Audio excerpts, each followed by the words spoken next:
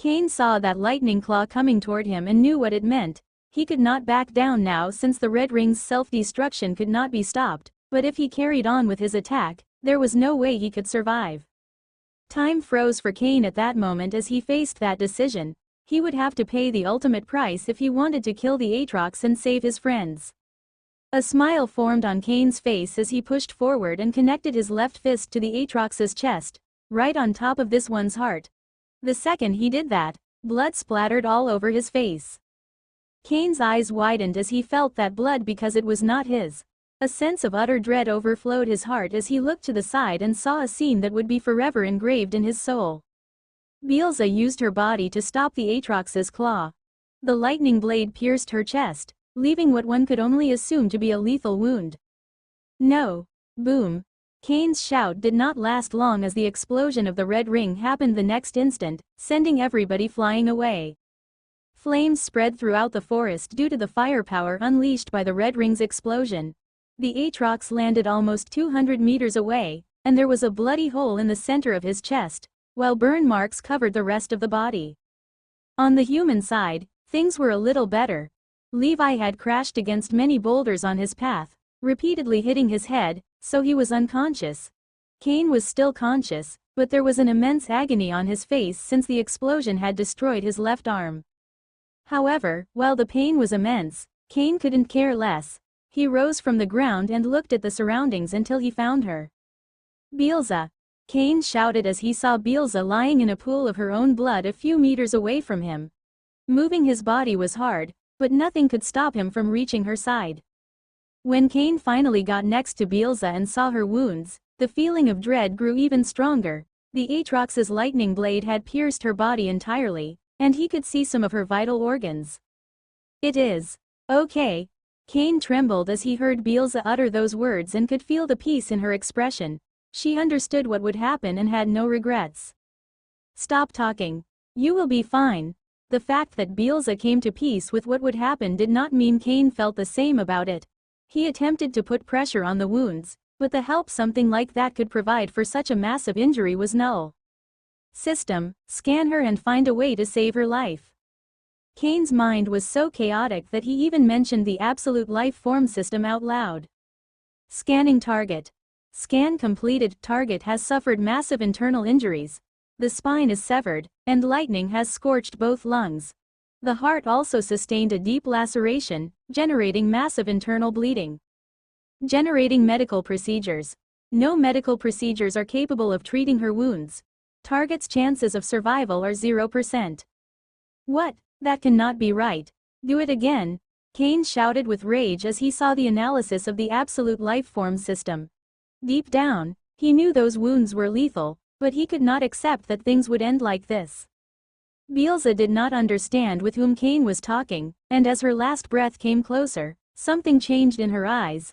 A feeling of aloofness emerged as if her condition mattered little.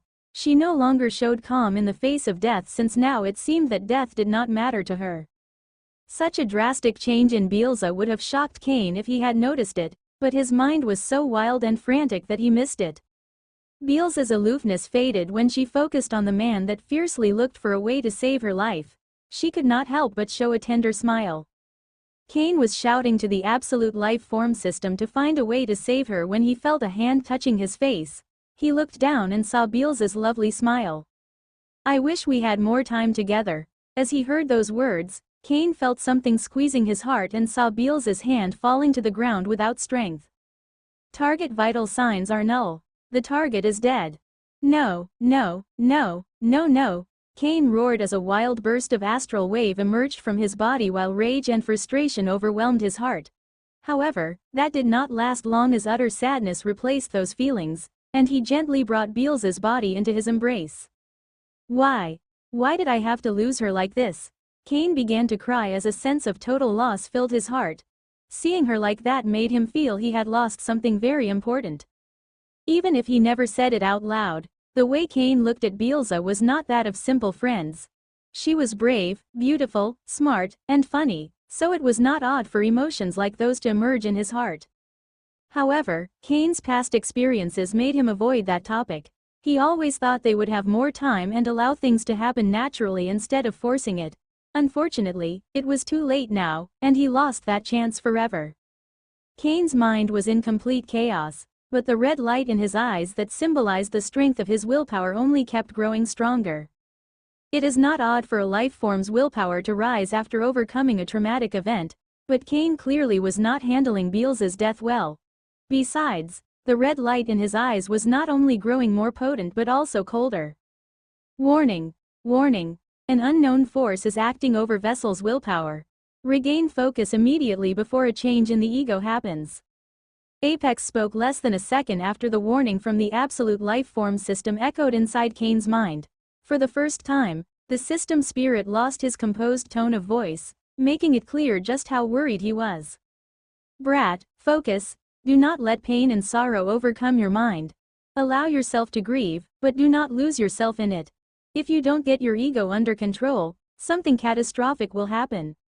Apex's voice carried the urgency of the situation, but Kane's mind was in such a chaotic state that he did not hear anything. He was all alone with his thoughts.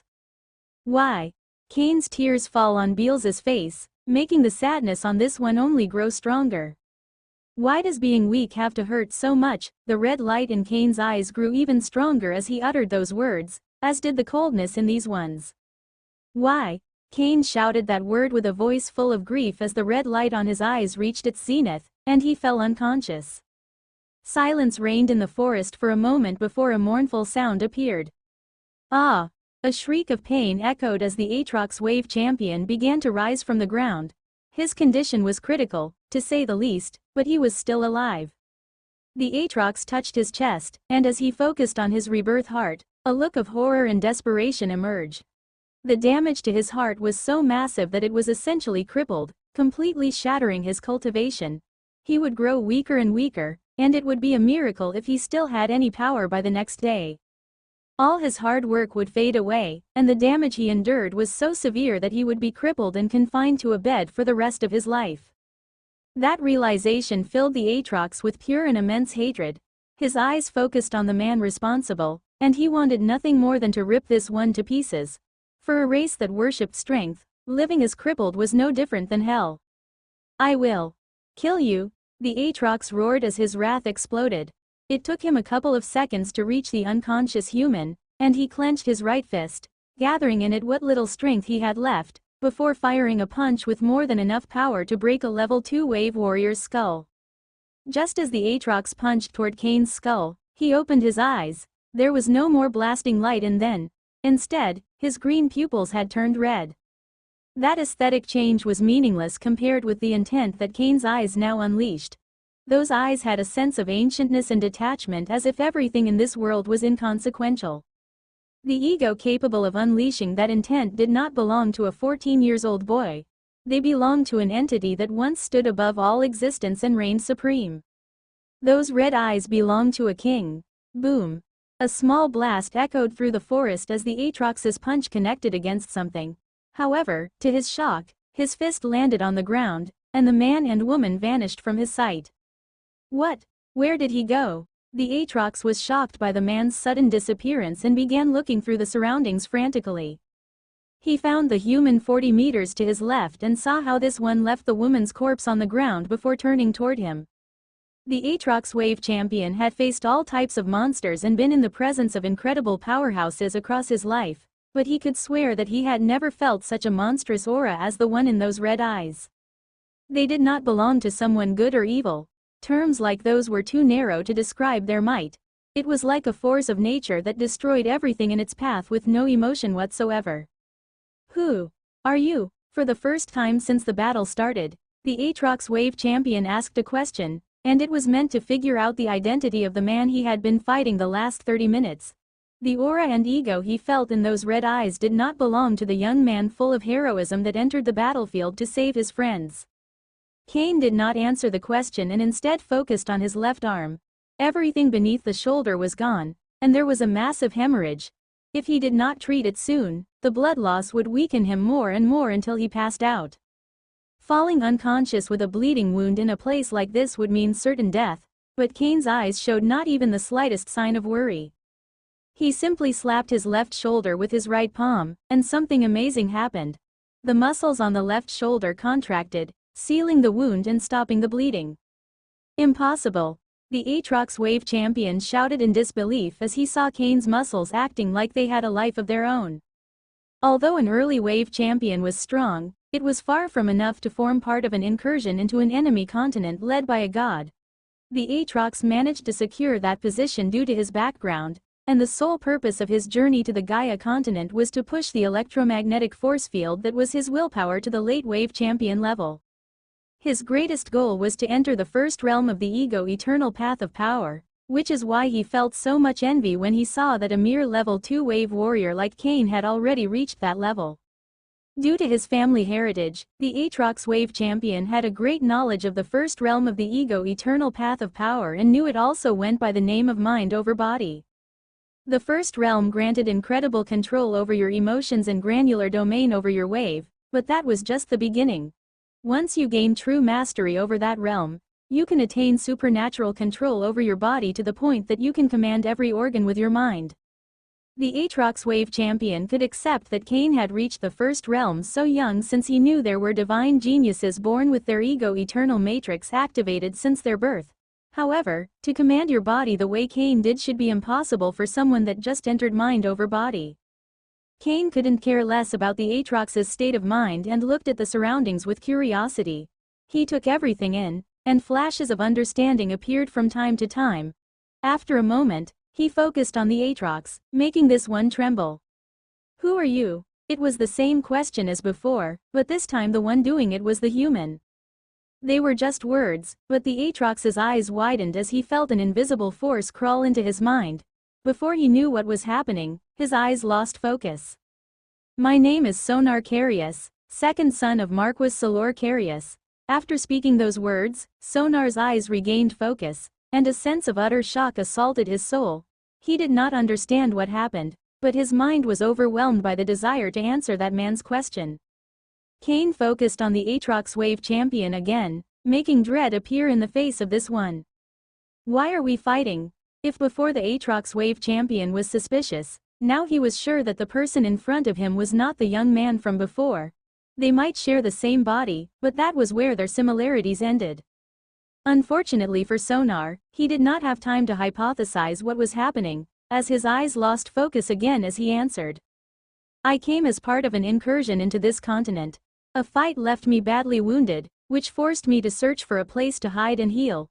My goal was to rest in the cavern beneath the toxic lake until I regained enough strength to escape, but 2 humans were already in it. I was about to kill that woman when you showed up and interfered." Kane stared at the woman on the floor and the unconscious man a few hundred meters away from his location. There were no emotions in his eyes, and he looked at them like they were complete strangers. No, it was even worse. You would show some sympathy or at least interest for a wounded stranger from your race, but in Kane's eyes was complete apathy. "Who is the ruler of this world?" Sonar attempted to fight the compulsion, but it was futile, and in the end, he answered the question. "There is no one absolute ruler. The only one that came close enough to that level was Adam, the emperor of humankind." As soon as Sonar's eyes regained their focus, an immense sense of shame and rage appeared in them. Those were his honest thoughts, but he could not believe he had just praised the emperor of humankind out loud. Adam. A sharp light appeared in Kane's eyes as he pronounced that name. It was impossible to say what thoughts emerged in his mind, but it was clear that the emperor of humankind caused an impression. Kane focused on the Aatrox again. This time, he spoke with a tone of voice with much greater power. "Kill yourself." The Aatrox's eyes widened with sheer terror as he heard those words, and he felt the intent reach the deepest parts of his mind, trying to overwhelm his survival instincts. Sonar's right hand moved on its own, flashing toward his neck and almost piercing it, but he managed to use his left hand to stop it. "Ah!" The Aatrox roared with rage and hatred, using everything he had to fight back against the idea planted in his mind that made him want to commit suicide. It took every iota of his willpower, but Sonar overcame the impulse and regained control over his body. Sonar's face was pale, and it was clear he was exhausted, but his eyes also showed immense resentment. Dying in battle was the most honorable ending for a member of the Aatrox Immortus race, but killing yourself was the most dishonorable of all. Forcing him to end his own life showed just how little Kane thought of the Aatrox Wave Champion. Even now that Sonar managed to resist it, Kane's expression did not change. His eyes were utterly emotionless, as if the Aatrox could do nothing that affected his mind. Kane saw the Aatrox's burning desire to fight and that this one was ready to die. He simply took a deep breath and closed his eyes. Sonar saw that and knew this was the perfect chance to strike, but he did not move. Fear had already overwhelmed his heart despite overcoming the impulse to kill himself, and he did not dare launch the first punch. The state of the Aatrox Wave Champion's mind was similar to that of a mortal that did not dare to fight back when threatened with a knife or gun, as the fear of retaliation and death was too great. Thump! Sonar could not believe what he had just heard. Kane was more than 40 meters away from him, but he listened to this one's heartbeat. Thump! Thump!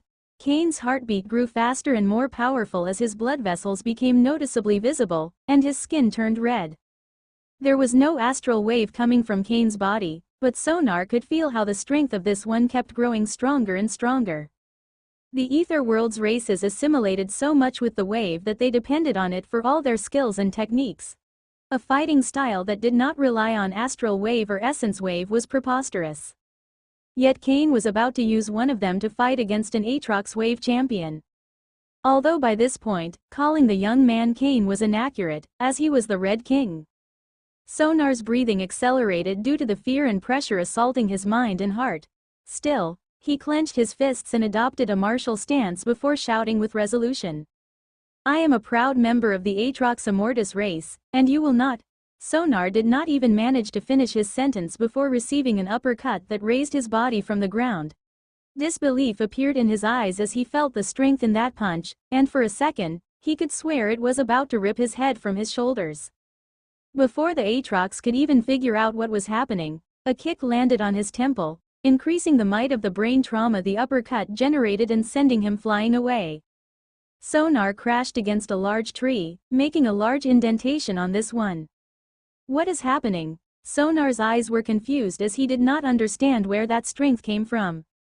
Not even when Kane unleashed a 1500% wave burst did his punches reach that level, but now he was not using a single iota of astral wave, yet his attacks were twice stronger. Sonar's battle instincts were still active, and he rose from the ground as fast as possible in order to face the next attack. Sadly, he had not even adopted a battle stance when a red hand grabbed his face. The strength in that grip seared the skin that was not protected by his armor. The only silver lining in that situation was that the fingers did not cover his eyes, allowing Sonar to see the key behind the Red King's power. The Red King held the Aatrox's head with his right hand, and then his entire body began to rotate.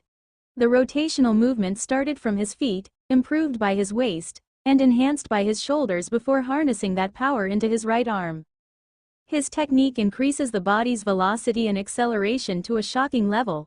That, combined with flawless martial skill and outrageous speed of thought, can be converted into torque, allowing him to display a physical strength many times higher than the theoretical limit of his body.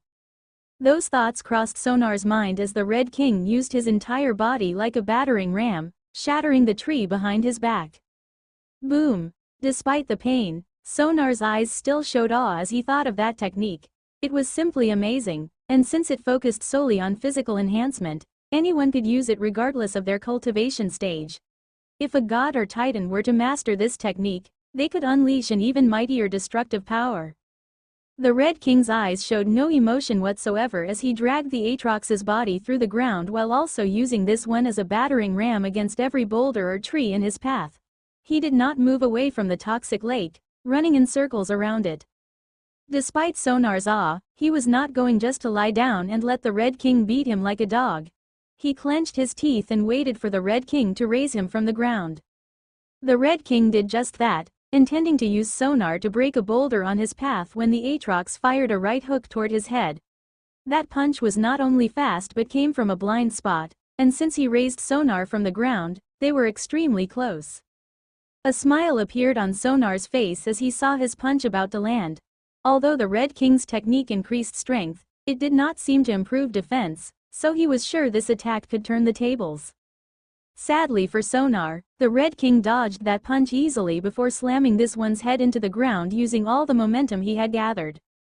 Sonar felt everything blurry, and his mind stopped for a second. However, pain allowed him to regain focus as the Red King rose him again from the ground before connecting a kick on his chest and throwing him more than 3 into the air. Ah! Sonar yelled in pain as he felt his ribs shattering under the might of that kick, and before he could even take a breath, the Red King appeared in the sky next to him. Even without a solid base where to put his feet, the Red King was able to generate a level of torque and connect a ferocious blow on Sonar's solar plexus, shattering all the diaphragm's muscles. Boom! Sonar crashed into the ground, and a wave of pain and panic assaulted his heart since he could not breathe. As a wave champion, he could spend several minutes without breathing without significant problems, but the feeling was still excruciating.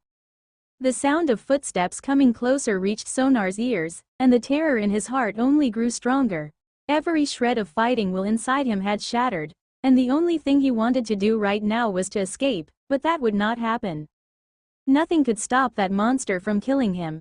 Another kick landed on Sonar's chest, making him puke blood and pushing him against a tree, where he landed sitting. The Red King stood in front of the Aatrox, and he could clearly see the fighting will of this one was gone. However, that changed nothing since he had won this fight before it started. Sonar lay there, waiting for death. He barely had any strength left, and nothing he could do or say would save him. However, instead of a finishing blow, what he received was a question. "What is this?" The Red King asked that question as he raised his index finger and released a small stream of astral wave. The confusion in Sonar's mind grew stronger as he heard that. Cain showed great mastery over his astral wave and the 4 basic wave arts, but the Red King seemed to have no knowledge whatsoever about it. Sonar's confusion mattered very little to the Red King since this one could not endure the power of his voice. That is astral wave. It is the energy we astral wave cultivators use to cultivate and grow stronger. It is the pillar of the astral rebirth path of power. And we obtain it after refining the wave through our rebirth hearts. Speaking provoked immense pain for Sonar, but he could not resist the compulsion that the Red King's voice implanted in his mind. So that is the name of this world's origin energy. It is surprisingly malleable. The Red King paused at this point, and his eyes narrowed as a flash of enlightenment emerged in them. It seems that I can enhance it through my willpower. When Sonar heard that, his entire body began to tremble as he could not believe what he had just heard. There was absolute shock and terror in his eyes when he saw that the stream of astral wave in the Red King's index finger grew stronger. Monster, Sonar uttered that single word as his mind could not process what was happening. The Red King did not even glance at the Aatrox as this one uttered that word and focused solely on the astral wave that was growing stronger as he infused more and more of his willpower into it. I assume that this is something impressive according to your standards, explain. Sonar's mind was still in shock, but that mattered little as his eyes lost focus, and he answered the Red King's question. Channeling the energy wave that is your willpower into your wave means that you are at the second realm of the ego eternal path of power, mind over wave. For that, your willpower must have reached a level equal to a late wave king, someone with the right to call himself a powerhouse in ether. The fact he had the power to call himself a powerhouse in this world did not provoke anything in the Red King. In his mind, it was like an ant telling him that he was now the king of ants. Why would he feel proud of such an insignificant accomplishment? The Red King kept sending his willpower into the astral wave stream before eventually stopping. Too little. That was all the Red King said before the life wave in the surroundings began to act erratically. Sonar's eyes just regained his focus when he saw how the Red King manipulated the life wave and sent it into the astral wave stream. The Red King kept sending more and more life wave into his astral wave stream until its energy reached an incredible level.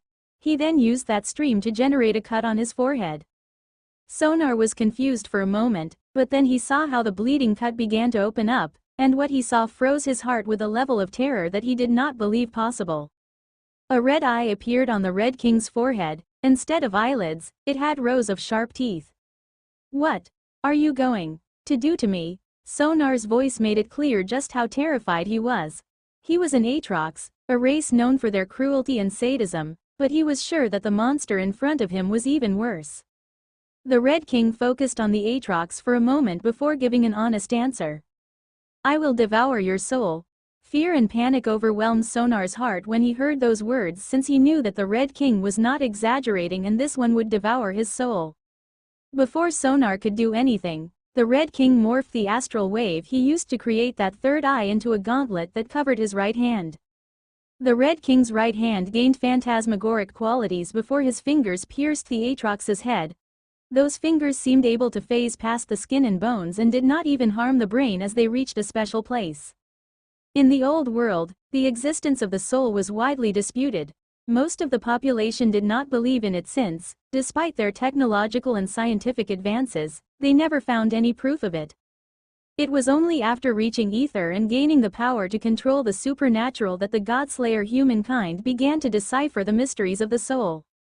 The human soul found itself inside the brain, but we were never able to find any trace of it because it was not in the physical plane of existence. It was in a place beyond the three-dimensional space, what some scholars called the fourth dimension. Humans in the old world could not access the fourth dimension, but with the mastery of the wave, the Godslayer humankind achieved that amazing scientific breakthrough.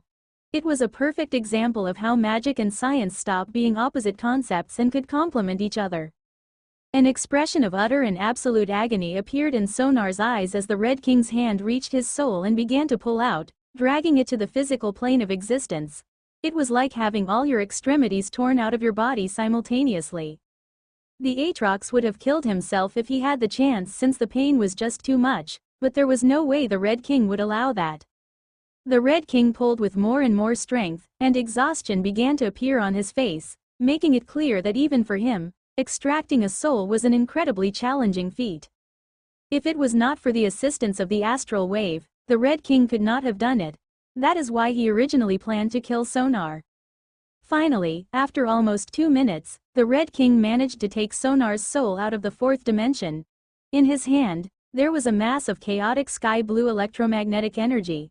At simple sight, it was not that impressive, but for those who could see its true nature, a soul was one of the most amazing things in the world. Sonar's soul was too weak to act on his own and would disperse in seconds if it wasn't for the Red King's phantom hand's tight grip. The Red King took a deep breath as his third eye focused on Sonar's soul before glowing and unleashing an energy wave. That energy wave was the Red King's willpower, and once it reached Sonar's soul, this one acted instinctively, fighting back. If the Red King were to lose the battle of wills, the backlash he would suffer might drive him into a coma.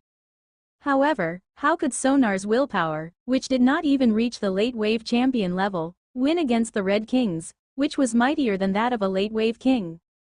After a few seconds, Sonar's soul trembled, and a cracking sound emerged from it. The Red King saw that and neared the sky-blue electromagnetic energy to his third eye. The Red King's third eye acted like a ravenous beast as it devoured Sonar's soul incredibly fast, not leaving a single iota of it left. Once the third eye devoured the soul, it closed, and the cut in the Red King's forehead vanished. Focus appeared on the Red King's face as he went through a sea of memories. All of Sonar's experiences, from birth to death, were open for him.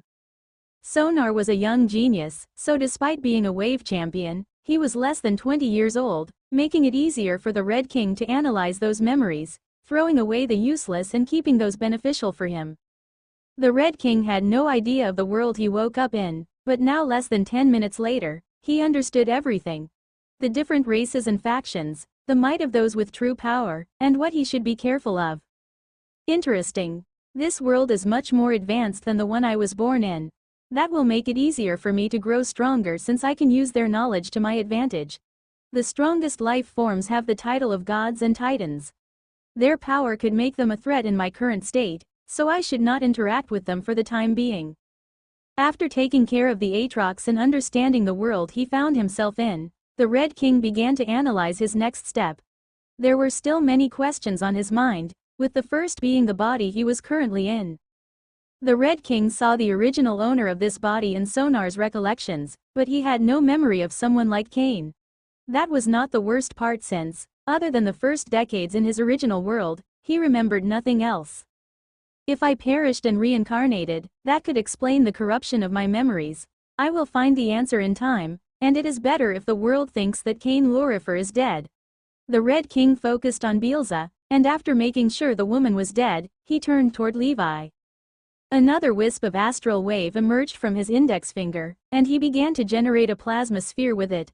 In a moment, it grew more than 2 meters large and had more than enough power to kill a wave champion, much less an unconscious level 3 wave warrior. For the world to think that Cain Lorifer died in the battle against the Aatrox wave champion, it was better if all the humans that took part in the fight also perished. The Red King knew that Levi was a close friend of Cain, but why would that affect his decision? Since he took control of this body, Cain Lorifer ceased to exist. Just as the Red King was about to fire the plasma lightning sphere, a flash of golden light appeared in his eyes, provoking immense pain and affecting his senses. Boom! The plasma lightning sphere missed its original target and crashed against some trees, obliterating them. The Red King could not care less that Levi survived his attack since a force that came from inside his body was affecting his mind. Even when he saw an army butchering his entire clan, he felt no rage, but now a sense of overwhelming wrath invaded him. Someone dared to act over his soul, an unforgivable sin in the Red King's mind. The pain grew stronger, and his senses began to shut down one by one. The Red King attempted to fight back, but the golden light was too powerful, and he could not defeat it. Finally, the Red King fell to the ground, and every sense went off, trapping him into complete darkness and silence. That state would drive even the mighties will into panic and terror, but there were no such emotions on his face. I don't know who you are, and I don't care why you are doing it. I only want you to know this. Sooner or later, I will free myself, and when that time comes, I will kill everybody that you care about in front of your eyes before sealing your soul inside my mind for all eternity.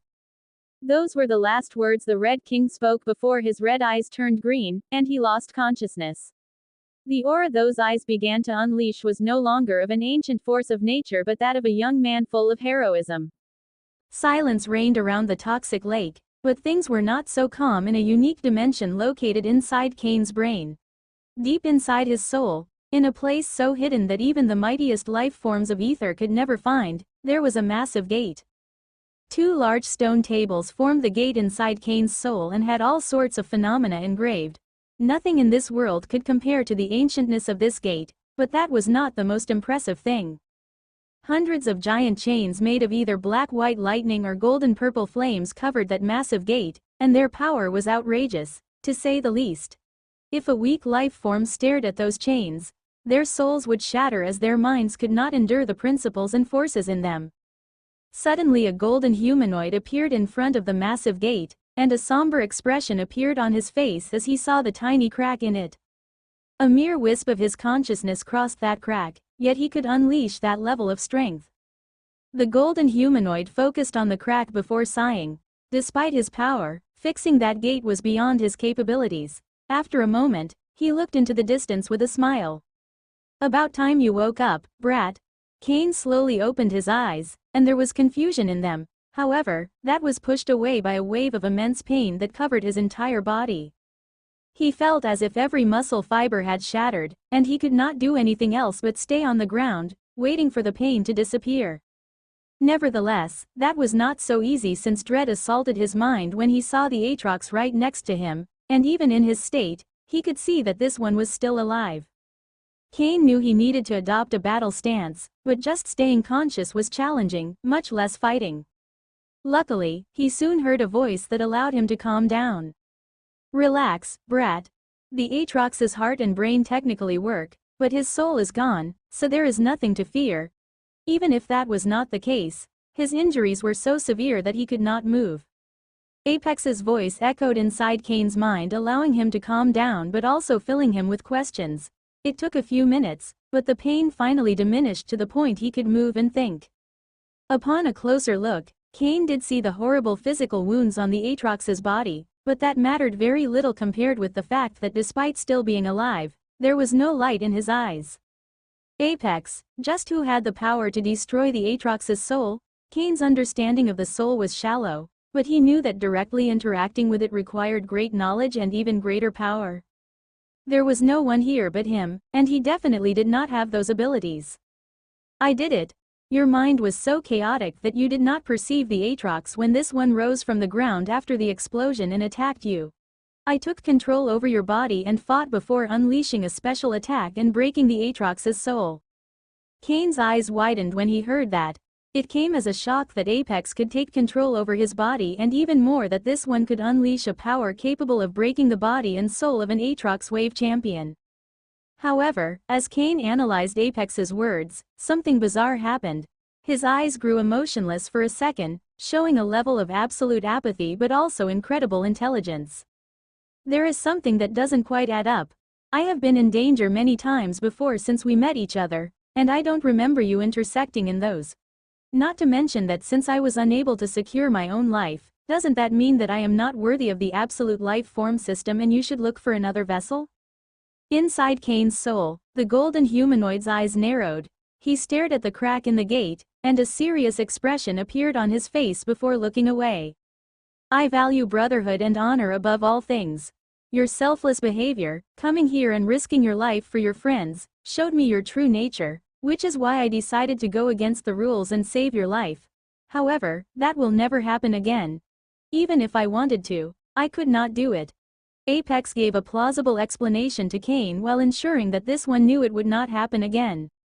That explanation made perfect sense for Kane since it was perfectly aligned with what he had learned from the system spirit up to this point. Emotions returned to Kane's eyes, and he showed a radiant smile as he was truly happy to have someone like Apex covering his back. However, the word friends make Kane remember something. He looked through the surroundings until he found Beelza. Immense pain and sadness assaulted Kane's heart when he saw Beelza's body. Unlike before, when those emotions overwhelmed his mind, he allowed the pain to flow this time. He did not hide from the pain but did not allow it to consume him. Well done, brat. It is all right to feel pain and sadness when we lose people important to us, but losing ourselves in the grief would be dishonoring their memories. Remember this. A person dies twice. The first is when you give your last breath, and the second is when someone mentions your name for the last time. Mourn her death and overcome your grief, but never forget her. Keep her memory with you. That way, she will never truly die. Kane engraved Apex's words in his mind before using all his strength to rise from the ground and walk toward Beelza. He sat by her side and gently caressed her face. Could I bring her back? As a reincarnator, Kane was the proof that death was not the end. If he could come back from death, why could others not? The truth was that this was not the first time he thought of reviving a person, since there was someone he missed very much and who would pay anything to have by his side again, his father. Kane had never contemplated the idea out loud before since he was sure it would be incredibly difficult and did not want to give himself false hopes. But now, as he saw Beelza's body lying in front of him, he could not help but ask that question. Apex could read Kane's thoughts and knew he needed to clear things, or else the young man would embark on a dangerous path full of flaws. It is not so simple. I don't know the rules of the eternal river of the afterlife in this universe, or if there is even a mightier reincarnation system put in place. What I do know is that not even gods or Titan can bring back the dead. Kane sighed as he heard that, and a sad smile appeared on his face. Gods and Titans could destroy old world's continents, yet not even they could revive someone. He took a deep breath and closed his eyes, allowing himself to be alone with his thoughts. The golden humanoid in front of the gate saw that and waited patiently. Kane was currently at an inflection point that could affect his cultivation path. After a few minutes, Kane opened his eyes, and a sense of pure determination emerged in them. I will never forget you, Beelza, but I cannot live my life for you. I will grow strong, stronger than everybody, and if I have the chance, I will bring you back. That is a promise. Apex smiled when he heard that and was extremely pleased. Kane's mentality was perfect for those that cultivated. Never forget your loved ones, but do not allow the dead to dictate your path. Kane showed a gentle smile as he caressed Beelza's face one last time before sending her into his space ring. He will return her body to her family, so they can mourn her and give her a proper burial. With that done, Kane was ready to call for assistance when a crushing pressure descended from the sky. He looked up and saw a large bulky man with short white hair, obsidian skin, and black armor. Abyssal Demon. Kane immediately recognized the one in the sky as a member of the Infernus demon race. Although he could not truly quantify that man's strength, Kane was sure that there was no way a wave champion could unleash that type of pressure. The abyssal demon focused on the Aatrox and was surprised to detect no soul on this one. He looked at the surroundings, but besides the unconscious Levi, there was only Kane. "Did you kill him?" the abyssal demon's voice echoed through the forest. Any wave warrior would have trembled nonstop in front of such a mighty being, but Kane's reaction was nothing like that. "Ha ha ha ha." Kane laughed with all his strength, surprising the abyssal demon. "Why are you laughing?" Apex's voice appeared inside Kane's mind. Like the abyssal demon, the system spirit was surprised by Kane's attitude. "Because my luck truly sucks." Kane answered the system spirit's question before rising from the ground and staring at the abyssal demon in the sky. "Yes, I killed him." Kane's eyes were fearless as he shouted those words. He activated his ego wave and gathered what little astral wave he had left in his right fist.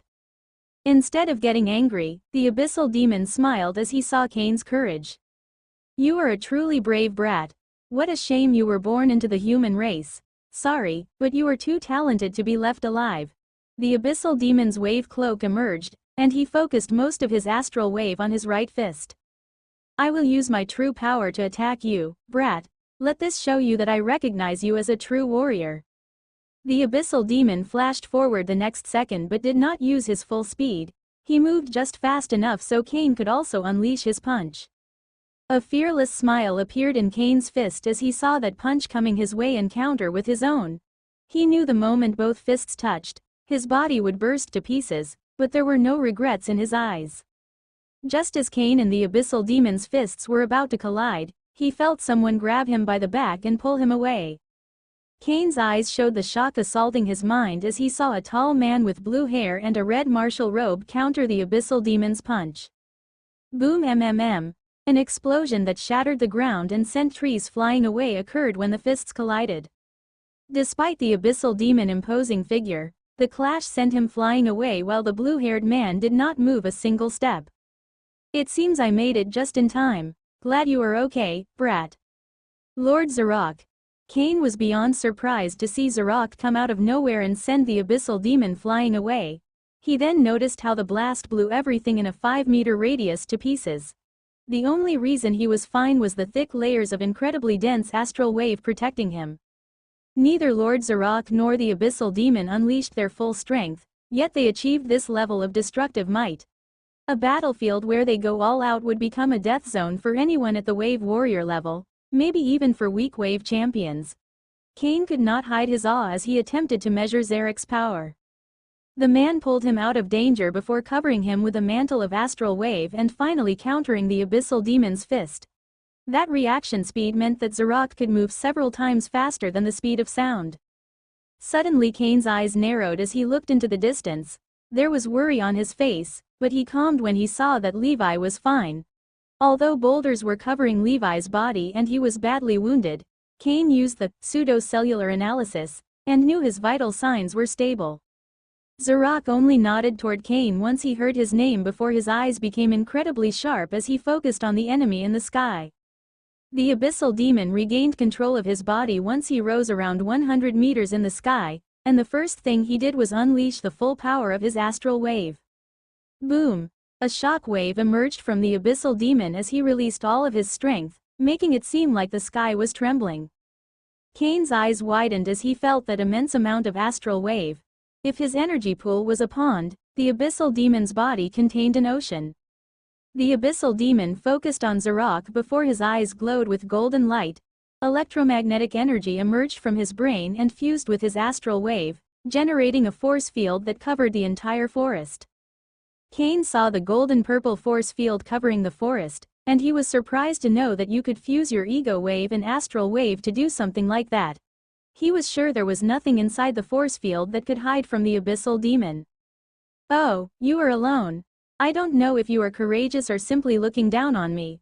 I will admit you are strong, but the only reason you won that last clash was that I barely used a fraction of my power to give that brat a proper death." The abyssal demon's wave cloak began to burst, generating violent winds with incredible might. He stood in the sky without moving a finger, but his power caused a natural phenomenon similar to an old-world hurricane. Our cultivations are in two different leagues, and there is no way you could face me alone. Zarok did not move his eyes away from the abyssal demon. There was no fear in his gaze, and he began to smile as he let go of Cain and began to walk forward. You are incredibly powerful, and if I were to rely on my body and astral wave, my chances of victory are slim to none. However, the astral rebirth path of power is not my main path. Zarek's eyes began to glow with blue light, and then earthquakes covered the entire forest, shattering the ground beneath his feet. Cain saw everything with shock and amazement. One stood in the sky, and the power in his body generated hurricanes, while the other walked through the earth, and the might of his mind triggered earthquakes. The abyssal demon's face grew solemn as he saw the forest trembling and breaking apart. His calm stance changed as he felt a great danger from the human. My name is Krollo Sarkin. What is yours, Zarok Valentine? As soon as Krollo heard that, the caution in his eyes grew even stronger, as did his astral waves output. So you are the infamous Soulbreaker Zarok. There is a large bounty on your head. Zarek's smile grew wider as he heard that. You are also infamous as well, Marquis Sarkin. When Cain heard that, his heart grew agitated. Although he did not know just how powerful Marquises were, he knew they were just beneath dukes, and just like in the Godslayer humankind, the Dark Race's dukes were supreme powerhouses. I have heard that you were a highly reclusive individual. I should count myself lucky to have the chance to fight you. Krollo's eyes glowed with even stronger golden light as his fighting intent exploded. HMPH, there is no way I could stand by and do nothing when your kind butchered weak and innocent people. Zarok sneered, and his ego wave burst with even greater strength. When Krollo heard those words, a complicated expression appeared on his face before he finally sighed. Every action has an equal and opposite reaction. That rule applies to all aspects of existence. Zarok did not say anything but understood the hidden meaning behind the abyssal demon's words. Without warning, Zarek's astral wave burst with incredible power, and his ego wave began to materialize around his body. Cain could not see the form Zarek's ego wave took before this one flashed toward the abyssal demon, pushing this 100 meters into the sky. Boom! Zarek's clash with the abyssal demon generated an explosion that seemed capable of breaking the sky. Despite the distance, the blast's shockwave sent Cain flying away. Cain was able to regain control over his body mid-air and land gently on the ground, but there was still a sense of awe in his heart. He was more than 100 meters away from the explosion's origin, yet he still was sent flying away. Boom! Boom! Boom! The explosions grew more distant as Zarok pushed Krollo higher and higher into the sky. The Godslayer human and the abyssal demon moved several times faster than the speed of sound, and each of their movements generated consecutive sonic booms. Cain attempted to follow the fight, but Zarok and Krollo were so far and moved so fast that he could only see the blasts generated by their collisions. He did not attempt to run away since that would be futile. The only place he knew that could resist the might of Krollo was the Imperial Lightning Fort, and there was no way he could reach it before this fight was over. Zarok and Krollo fought for over 2 minutes, generating more than 1,000 sonic blasts all over the sky until one of them finally flew away. Before Cain could even ask himself about the bottle's winner, Zarok appeared by his side. There were all sorts of wounds on his body, and it seemed that the abyssal demon had broken his right arm, but his aura was as strong as ever. You defeated that abyssal demon. Cain's voice was full of awe and admiration. Krollo was incredibly powerful, yet Zarok managed to force this one to run away after less than 3 minutes of fighting. It is not so simple. That man escaped because he knew that remaining here for a long time would immensely decrease his chances of leaving the Gaia continent alive. Zarok did not move his eyes away from the sky until Krollo's figure vanished. Zarok raised his hand, bringing Levi and the Aatrox toward him. The same invisible force grabbed hold of Cain's body. Cain felt that he could use his astral wave and ego wave to fight against it, but he obviously did not do it. According to my information, there was a woman with you too. Zarok noticed the sorrow in Cain's eyes as soon as he mentioned Beelza and understood what had happened. I see. The next second, Zarok rose to the sky alongside the 2 humans and the dead Aatrox. Boom! A sonic boom emerged from their previous location as Zarok flashed at the speed of sound toward Korean City, bringing everybody with him. For Kane, Levi, and Bielsa, the trip toward the toxic lake took several hours, but Zarok reached the center of Korean City in a matter of minutes, and he would have been faster had he been alone. Korean City faced the wave beast stampede, and thousands of beasts surrounded it. Kane could count more than 10,000 of them, and on the northeast battlefield, there was a large panther-like beast with arcs of lightning covering its body. Boom! Suddenly a shock wave spread across the sky as Zarok unleashed the full power of his astral wave and ego wave. When that incredible power appeared in the sky, beasts and humans stopped their fight, and all focused on it. Zarok took 100 obsidian needles from his space ring before reinforcing each with his astral wave. The blue light in his eyes grew even stronger as he waved his hand, sending them toward the wave beasts on the ground. Kane had a perfect vision of the several battlefields spread around Korean City from his position in the sky. He was utterly shocked seeing hundreds of wave beasts fall dead to the ground each second. In less than half a minute, all of the wave beasts, including the stampede's leader, were dead. "It's over," Zarok spoke calmly as if that massacre was nothing in his sight. A monstrous red light emerged in his eyes as Kane saw the more than 10,000 wave beasts' death. "I will have that power." End of Book 1. The Hidden Saga of the Red King. The state of Korean City changed drastically from one day to the other. Yesterday, warriors fought ferociously against an endless horde of wave beasts, but now there was no more fighting. Soldiers were still busy, but their current job was dissecting and storing the thousands of carcasses across the battlefield. Wave beasts were heavy and had tough skin and muscles, but the soldiers were more than happy with this job as it was safe, and they could keep a considerable amount of the meat for themselves. While they did their job, the soldiers looked toward the sky above Korean City with awe and admiration. Their eyes could not leave the floating structure made with the broken pieces of some buildings floating 100 meters above the ground. As for the way that structure did not fall to the ground, that was something beyond the realm of a wave warrior's comprehension. What the soldiers knew was that inside that floating building was the man responsible for killing more than 10,000 wave beasts in less than 30 seconds. Major Luma was in charge of taking care of the aftermath, and she was currently looking at the lightning panther with a complicated expression. This late wave champion beast had been a fierce rival and almost killed her more than once, but now it lay there dead. Zarek's obsidian needles were so fast that they took the lightning panther by surprise. The late wave champion beast did not even know how it died. Major Luma. Razman appeared by Luma's side the next second and gave a slight bow. "Your report." Luma was not in the mood for a small chat and went straight to the point. "Yes, Major. We have already secured everything in a radius of 5,000 meters around Korean City. Although some weak level 1 or 2 wave beasts are still around, their numbers do not even reach the hundreds. We can say with certainty that the stampedes are over." Luma nodded when she heard that, and she was able to relax a little. Although Zarok killed every wave beast, including the stampede leader, there was always the chance that a new horde could be hiding in the forest, waiting for the right moment to strike. Luckily for Luma and the soldiers, it seemed that was not the case, and things were finally over. Since the battles are over, it is time to start with the reconstruction efforts. Our first goal is to raise new walls around the city's periphery and fix the defensive mechanisms. Once that is over, we will let the civilians out of the underground tunnels so they can assist us from that point on. It was clear that Luma had a lot of experience with the military, as her commands followed the protocols flawlessly. "Yes, Major." Razman bowed again, but just as he was about to leave, his eyes focused on the floating building, and he could not hide the curiosity in his eyes. Luma knew that Razman had questions.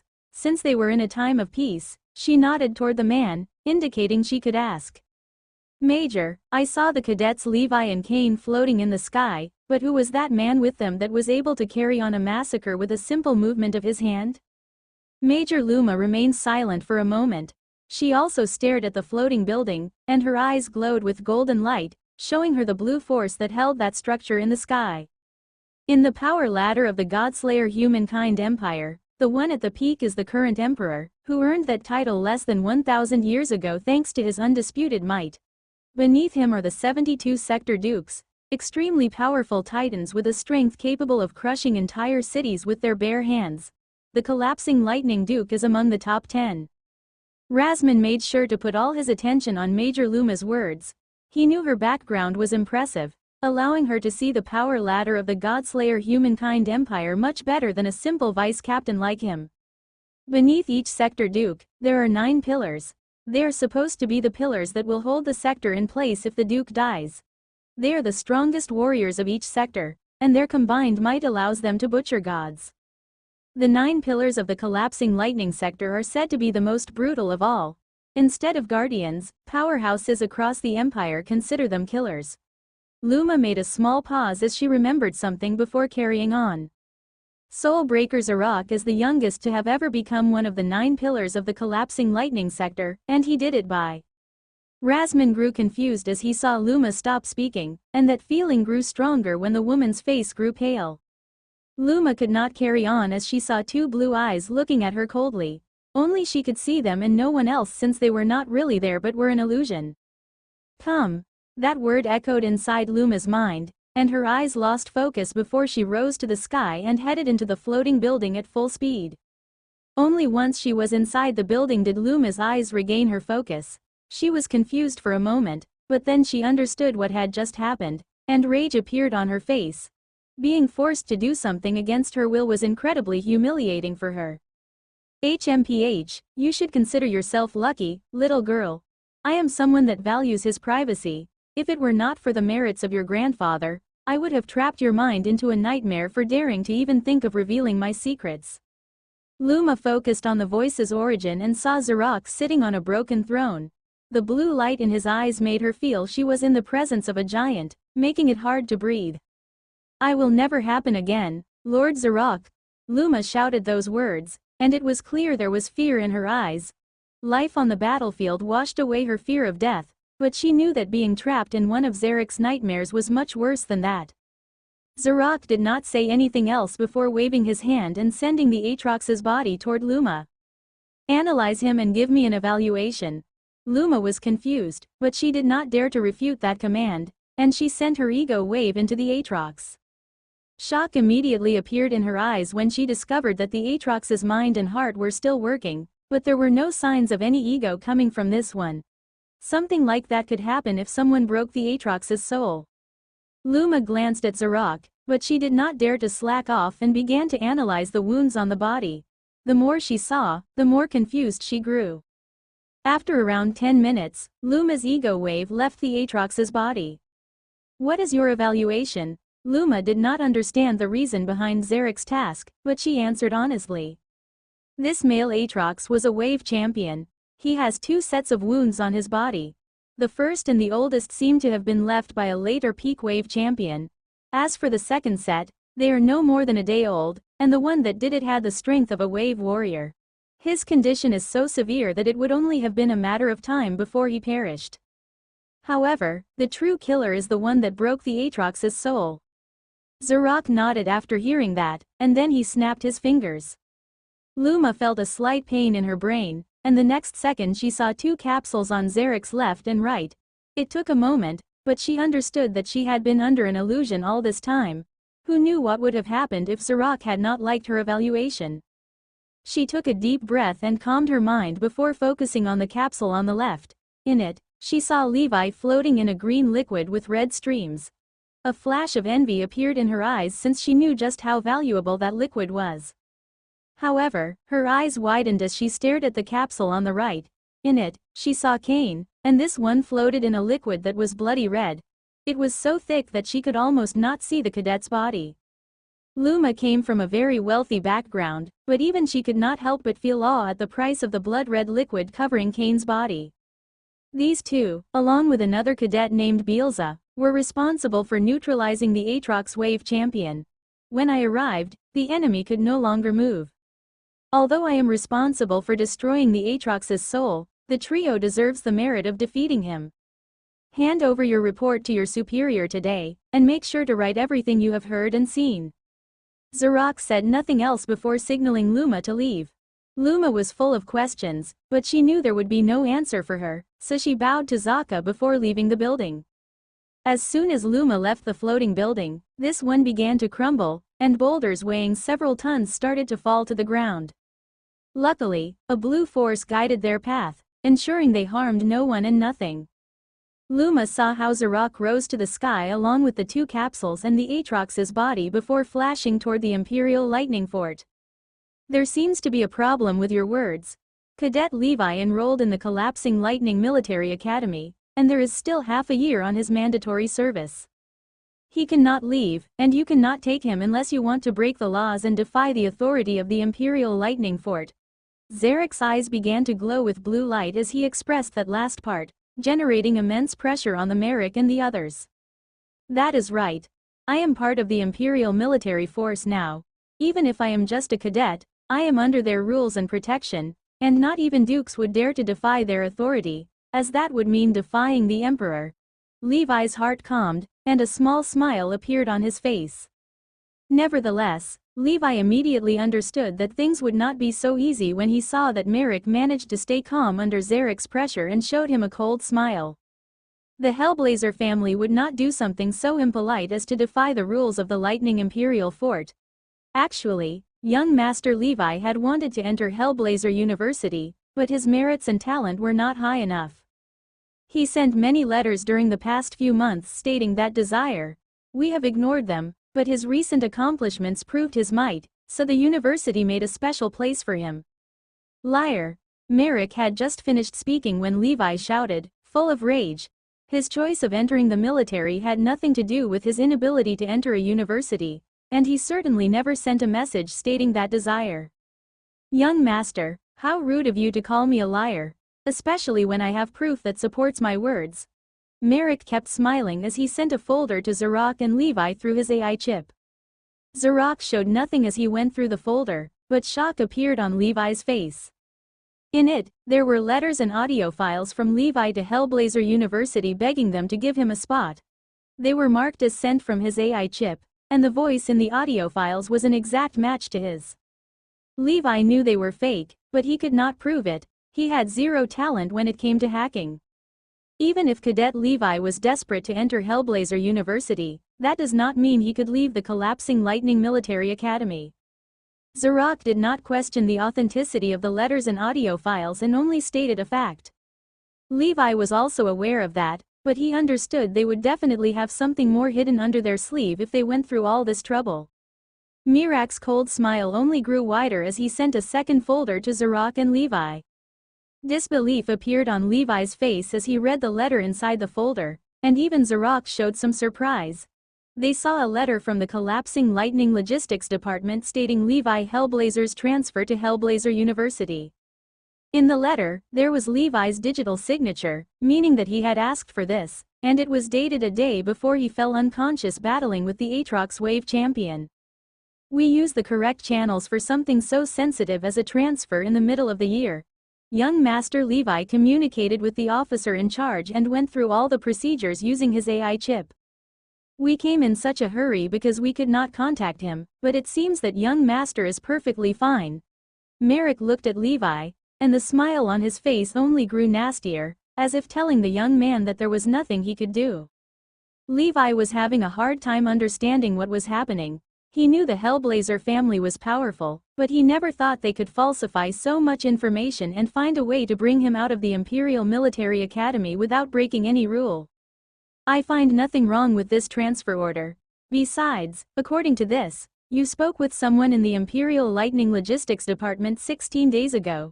Zarek's voice was calm, as if everything that happened had nothing to do with him. It is false. I have never contacted anyone in the logistics department, and much less express my desire to leave the collapsing Lightning Military Academy. Levi shouted with rage. He could not keep calm when something so outrageous was happening to him. Young Master, it is too late to change your mind. The logistics department has already emitted your transfer order, and you must leave with us immediately. If you refuse, we have the authority to make you comply. Merrick's voice was full of mockery, and it was clear how little he thought of Levi. Levi clenched his fist as he stared at Merrick. He knew he could not win against the middle-aged man but refused to go down without a fight. Do you have any proof that this is false? Levi heard Zarek's question and turned to this one before shaking his head. He had no way of proving the Hellblazer family's scheme. Since the cadet had nothing to say, I would like to ask a few questions before you leave. Of course, Lord Zarok. Merrick showed a smile toward Zarok as he bowed. Initially, he was afraid that the collapsing lightning pillar would interfere, but it seemed he was just being paranoid. The questions I have are not for someone currently in this room. Zarek's words confused Levi and the members of the Hellblazer family, but he just waited quietly, not offering any explanation for his actions.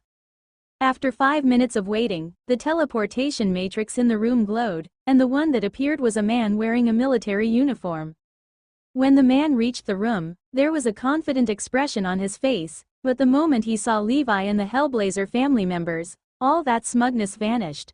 What replaced it was a sense of dread. The man seemed to want to jump back into the teleportation matrix, but an invisible force grabbed his body and brought him towards Zarok. Mirak was about to step forward when he saw that, but he stopped before doing it. There was no way he could interfere with someone so powerful as Zarok, and there was a clear apprehension on his face. As soon as the man in military attire saw Zarek's blue eyes, his entire body began to tremble, and his face grew deadly pale. Levi frowned as he did not understand what was happening. Who is that man, and why did Mirak and the others act like that? Something bad for Mirak was good for him, but Levi did not dare to lower his guard. Brat, have you ever seen this man before? Levi was confused by Zarek's question. He saw the pleading gaze in the man, but there was no way he would lie in a situation like this. I have never seen him.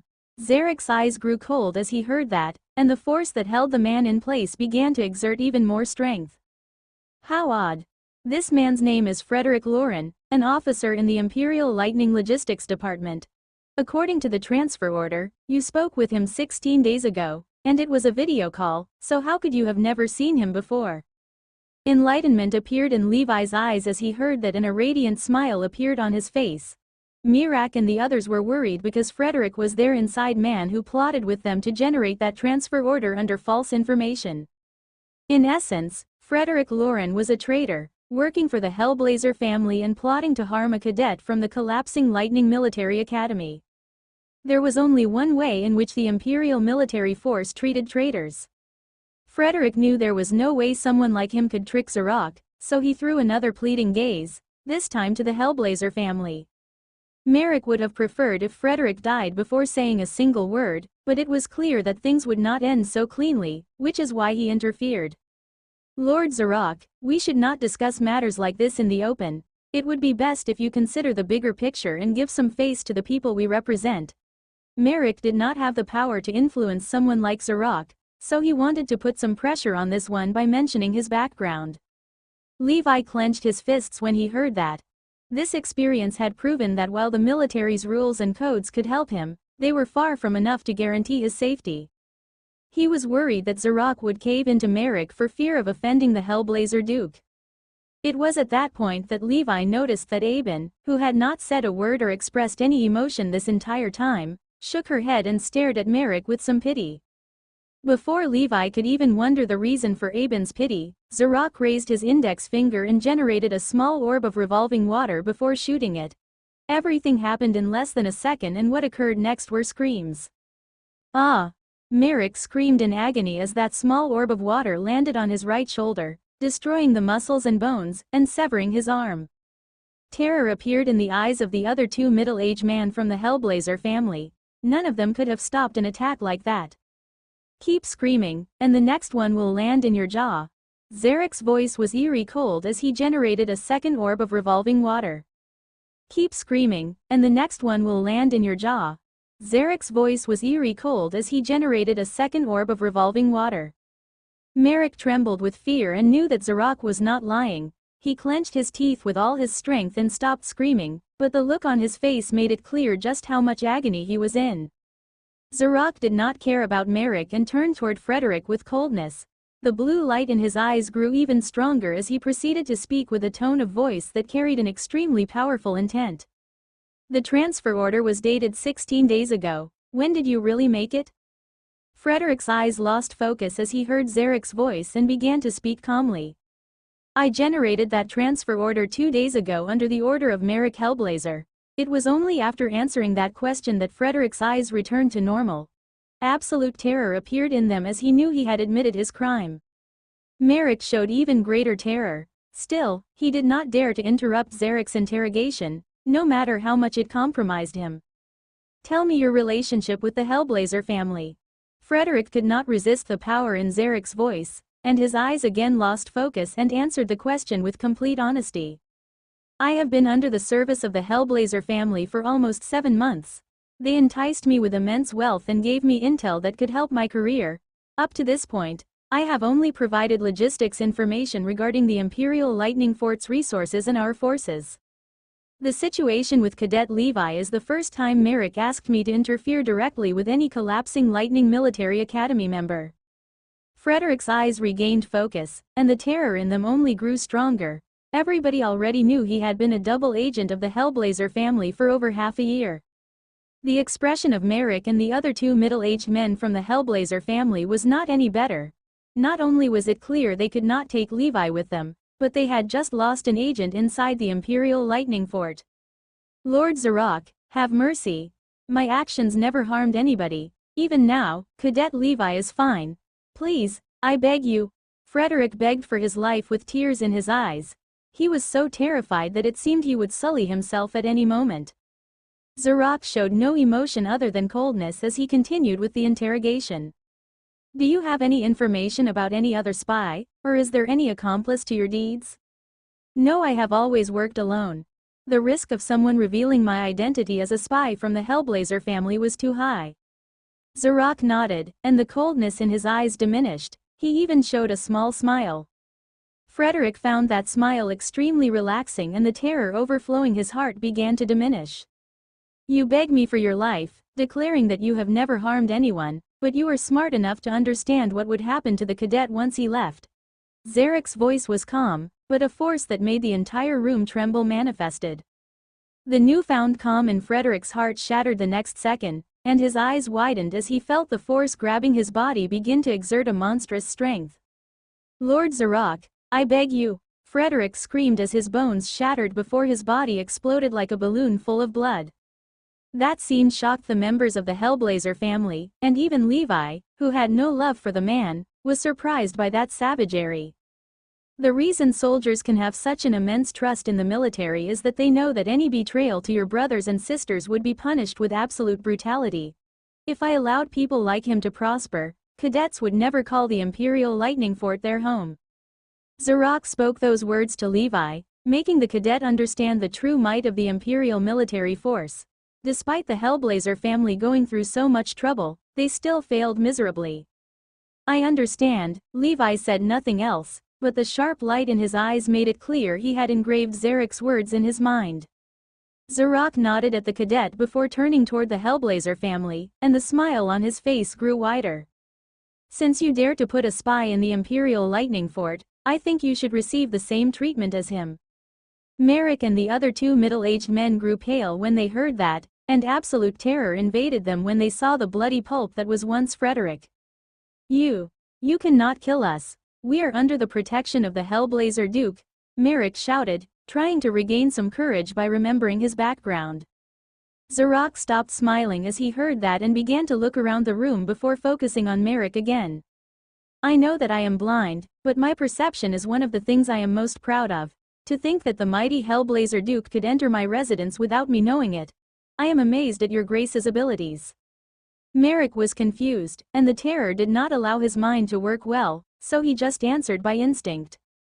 He is not with us. Zarok showed a cold and cruel smile as he turned toward Merrick. If he is not here, then how will he protect you from me? Zarok was mocking Merrick for thinking he could use the name of a man hundreds of millions of kilometers away. The blue light in his eyes burst with power, and it seemed he was ready to kill all the Hellblazer family members. At that moment, the person at the back of the group, whose face was covered by a hood and who did not say a word this entire time, walked forward. That young man took his hood, revealing a handsome face with jet black hair and eyes that seemed to glow with embers of flames. The light in his eyes was not the result of the ego wave but the power of his bloodline. Levi could not hide his shock when he saw that young man. He knew just how high that person's position was in the Hellblazer family and could not comprehend why someone like him would be in a place like this, trying to force him back to the Hellblazer sector. The young man did not even bother to glance at Levi and only focused on Zarok. He showed a calm smile despite the immense danger in which he found himself. Lord Zarok, allow me to introduce myself. I am Magnus Hellblazer, son of Gabriel Hellblazer and grandson of Azazel Hellblazer, Duke of the Hellblazer sector. Zarok was a little surprised to see that the young man could keep such composure in his presence. He did not retract his power but allowed this one to continue speaking. Lord Zarok, you already killed our man on the inside and punished one of my subordinates for his recklessness. If you allow us to leave now, I am sure my grandfather will send a token of his appreciation. Considering the current state of the Empire and the events that will happen soon, I am sure Lord Zarok knows that generating animosity with the Hellblazer sector would only make things harder. Magnus spoke with a calm voice, his eyes going from the bloody pulp that was once Frederick to Merrick's bleeding shoulder. He was very eloquent, stating the benefits of ending this peacefully. Zarek's smile became more natural after hearing Magus's words. The one that pulls the strings finally speaks. You are right that this is certainly not the time to sow bad will. Merrick and the other two middle-aged men from the Hellblazer family were about to relax, thinking that Magnus had handled things. However, the next second, they saw how the coldness returned to Zarek's face, and his eyes burst with even stronger blue light. But so what? What will you do if I want to ignore the bigger picture and kill you? Despite the imminent threat of death and the feeling of a force ready to crush him to a pulp, Magnus' smile did not vanish, nor did the calm in his heart. There is nothing I can do to stop you, but my death will trigger a series of catastrophic events that would be problematic even for you, Lord Zarok. That is not a threat but a plain fact. Magnus's voice showed no vacillation, and he had absolute confidence in his words. Zarek's eyes did not leave the young man for a long time before the power of his mind vanished from the room. The coldness in his face disappeared, and he began to laugh. Ha ha ha, not bad. It seems that the Hellblazer family found itself a good heir. However, I will tell you something, if you go after him, the only destiny that awaits you is a horrible death. Magnus kept smiling after hearing Zarek's threat, but a very sharp light appeared in his eyes. Is Lord Zarok going to protect him from now on and avenge him if he perishes? Zarok immediately shook his head, making it clear that Magnus had things wrong. I have never seen this brat before, so there is no way I would spend every waking moment protecting him. As for avenging his death, while I will kill any traitor in the army, I am not so free as to go around butchering every man that killed a soldier. Magnus' eyes grew even sharper as he heard that, and some confusion appeared on his face. If you are not the one that will make me regret going after him, then do you mean the son of a lowly concubine could defeat me? Levi's eyes burst with killing intent as he heard how Magnus referred to his mother. The wrath was so immense that it seemed he would jump forward at any second, but a hand landed on his shoulder before he could take a single step. The one that stopped Levi was Aben, and the young man was surprised to feel that he could not move a single muscle under the weight of that hand. Even after that, Magnus still did not look at Levi and kept his eyes on Zarok. You are also wrong in that. That brat's talent and wits cannot equal yours. Of course, that could change in the future, but as things stand, he has no chance against you. Magnus' smile vanished. It was clear that Zarok was playing with him, but he could only endure it as the difference in power was too great.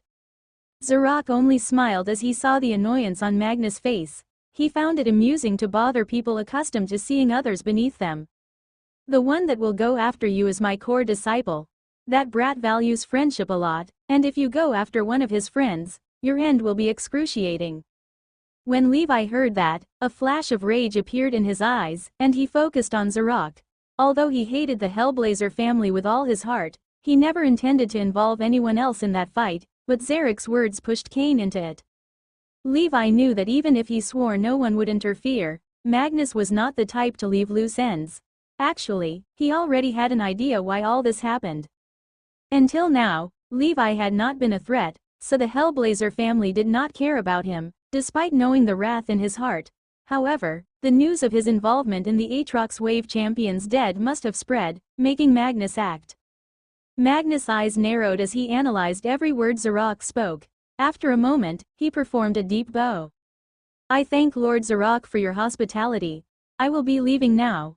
Magnus turned around and walked to the teleportation matrix with the rest of the middle-aged men from the Hellblazer family before vanishing. Zarok saw the group leave and waited for a few seconds before turning toward Levi. It is time for you to leave. Levi stared at Zarok for a moment before clasping his hands and bowing.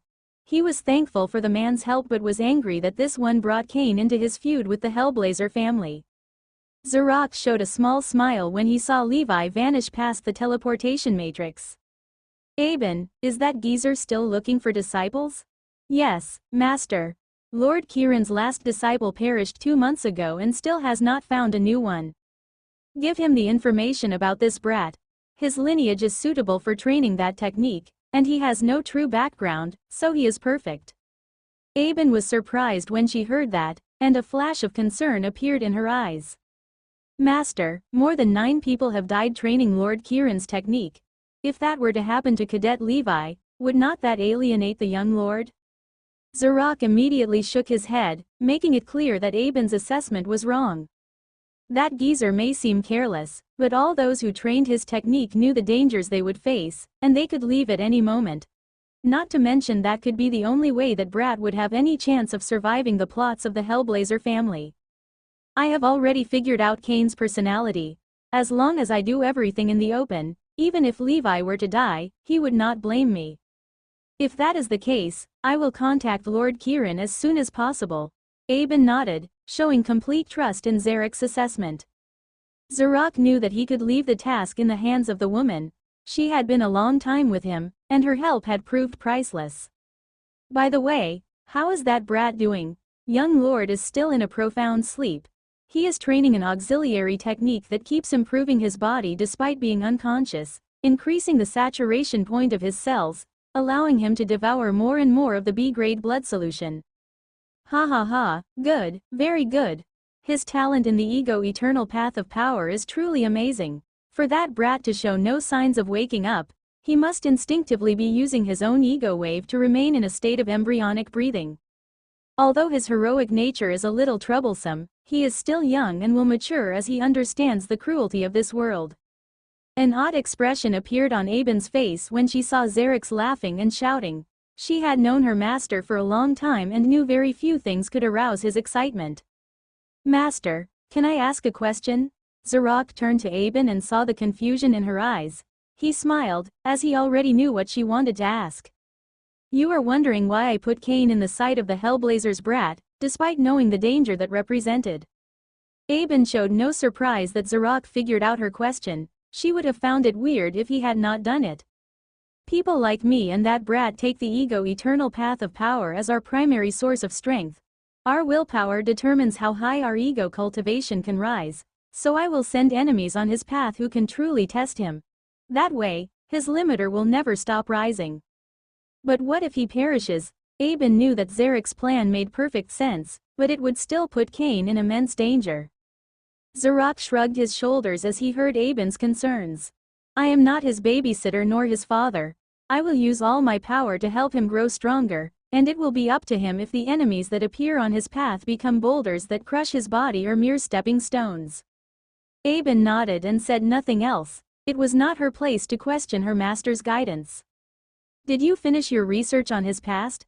Zarok had already made inquiries about Cain after learning of the youth's unique ego eternal matrix. Still, it was only after this one entered the first realm that he went the extra mile and commissioned thorough research. Yes, Master. His initial wave talent assessment declared him complete trash with a low tier 1 wave talent, but he suffered from the spontaneous awakening of a dormant bloodline. It was also around that time that it seems he killed a classmate named Kyron Urin. If Cain were here, he would have been shocked to know that Aben could figure out his involvement in the death of Kyron. Zarok showed nothing when he heard about Cain's assassination, however, interest did appear when he learned about the bloodline awakening. After that, he entered the military academy and showed no suspicious activity until around a month after the secret trial. Although I am not 100% sure, I believe he is responsible for the death of Nira and Dmitry Kalor, the last being a level 4 Essence Wave warrior. According to my information, the duo attempted to ambush the young lord, but things did not end their way. Once again, interest appeared on Zarek's face. Killing a level 4 Essence Wave warrior while only at level 2 was an impressive feat. Does the Kalor family know about it? I do not believe so. Young lord did an excellent job hiding his tracks, and Nira and Dimitri's bodies have still not appeared. However, they are working very hard to find the truth, so it is only a matter of time. Zarok remained silent for a moment as he considered things before giving a command. Keep an eye on the Kalor family. If they discover the truth before Cain reaches level 5, destroy them. Zarok had no problem sending enemies toward Cain so that this one could grow, but he was not reckless. Magnus Hellblazer was already a great threat, and adding another like the Kalor family so soon could be too much. Aben nodded and did not say a word. It was clear that for her, destroying a Viscount family meant nothing. After giving the highlights, she sent the rest of the file to Zarok through her AI chip. I need to rest. Bring that brat to me when he wakes up. Zarok said nothing else before closing his eyes. Aben stood in front of the capsule that contained Cain with her usual calm expression. Nevertheless, deep inside, she was amazed by what was happening. Unlike the state of the capsule that contained Levi, the liquid of the one with Cain was in turmoil. Cain's body was in a state of hyperactivity, with every cell growing stronger by the minute. Thanks to embryonic breathing, Cain could take full advantage of the immense energy contained in the B-grade blood solution, improving his astral wave cultivation in gigantic steps. And things did not end there since he could use the full power of his ego wave to revolve the blood refinement art instinctively. As their name suggests, blood solutions were made from the blood of wave beasts. A C-grade blood solution contained the blood essence of 10 wave champion wave beasts, so one could only imagine the might of a B-grade. The blood refinement art was working at full power, using the incredibly pure blood essence inside the B-grade blood solution to temper Cain's flesh and blood. It advanced at truly amazing speed, and the only thing slowing it down was Cain's cultivation. Aben's AI chip was connected to the recovery capsule, allowing her to monitor Cain's condition. She was impressed to see the speed at which his cultivation and body improved. All of Cain's wounds had healed over the past few weeks, including his left arm, which had regrown even stronger than before. Usually, while the regeneration of a missing limb was not impossible, it would drain a significant amount of vitality and affect an individual's cultivation. Nira had suffered from those side effects when she restored her missing arm since she could only use a D-grade blood solution, but Cain did not face that problem. Not only did the B-grade blood solution grant Cain all the vitality he could need, but his blood refinement art allowed that blood energy to infiltrate into every single cell. Suddenly, Cain's eyes began to twitch. His body and cultivation had reached their peak, fully excavating their potential, and it was time for him to wake up. Aben closely watched as Cain opened his eyes. Unlike Levi, despite being submerged in the thick red liquid, Cain did not lose focus, and his eyes immediately glowed with red light as he focused on the woman staring at his naked body. Even though Cain and Levi's starting points were not the same, with the first being conscious when put in the capsule, it was still impressive for him to show that level of focus and calm just after waking up. The recovery capsule began to collect the B-grade blood solution before opening itself, allowing Cain to walk out of it. Cain's eyes burst with red light as he stared at the woman without showing any emotion. He had no idea who she was and would not show any weakness in her presence. Aben saw how Cain raised his guard in front of her. She did not comment on it and handed him a blue robe with a raging ocean engraved on the back before performing a slight bow. Young Lord, allow me to introduce myself. I am Aben, Lord Zarek's assistant and her disciple. He is waiting for us, so please wear the robe and come with me. Cain stared at the woman for a moment, and when he felt no animosity from her, the red light vanished from his eyes. The coldness on his face disappeared, being replaced by a calm smile. He nodded before wearing the robe, and the moment he put it on, it instantly adapted to his body. Is this robe a wave artifact? Yes, young lord, although it has no special ability, it has great resilience and can provide a second layer of protection beneath your wave armor. It also has the Valentine family's emblem engraved in the back. Kane nodded as he heard Aben's thorough explanation, but an odd expression appeared on his face. Why do you keep calling me young lord? Kane's background was extremely humble, even more after losing his father and the initial assessment of wave talent. He was not used to people treating him like some sort of scion. Even though we are both Lord Zarek's disciples, you are a core disciple, the only one. You are now considered a member of the Valentine family, with a position just beneath the patriarch. Aben spoke with a respectful tone, making it clear the difference between their status. Kane was surprised to hear that. He knew that becoming Lord Zarek's core disciple would raise his background, but he did not believe it would be so much. Although the treatment of a scion made Kane feel weird, there was no way he would deny such a lucky chance. Please accompany me, we should not make Lord Zarok wait. Kane nodded and walked alongside Aben. Many thoughts appeared in his mind as he analyzed his new status. How many people are in the Valentine family, and who is the best among the young generation? Even though it was not his intention, Kane knew that his status in the Valentine family would displease many. There were bound to be some youngsters that thought he did not deserve his place and made things hard for him. It was better to know them ahead of time, so he could figure out a way to handle them sooner rather than later. There are only two people in the Valentine family, you and Lord Zarok. An awkward smile appeared on Kane's face when he heard that. He was forming all sorts of plans in his mind, and it turned out there was no enemy. How is Levi?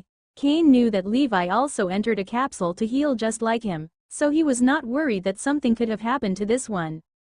Cadet Levi woke up 10 days ago. He is currently in the fort. Kane nodded before gazing at the ring in his hand.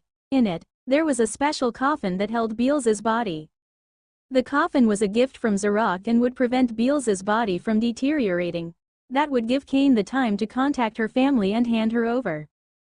Just as they were about to reach the teleportation matrix, Kane's eyes narrowed since the system had finished its analysis of him. Scan of vessel completed. Name: Kane Lorifer. Race: Godslayer humankind.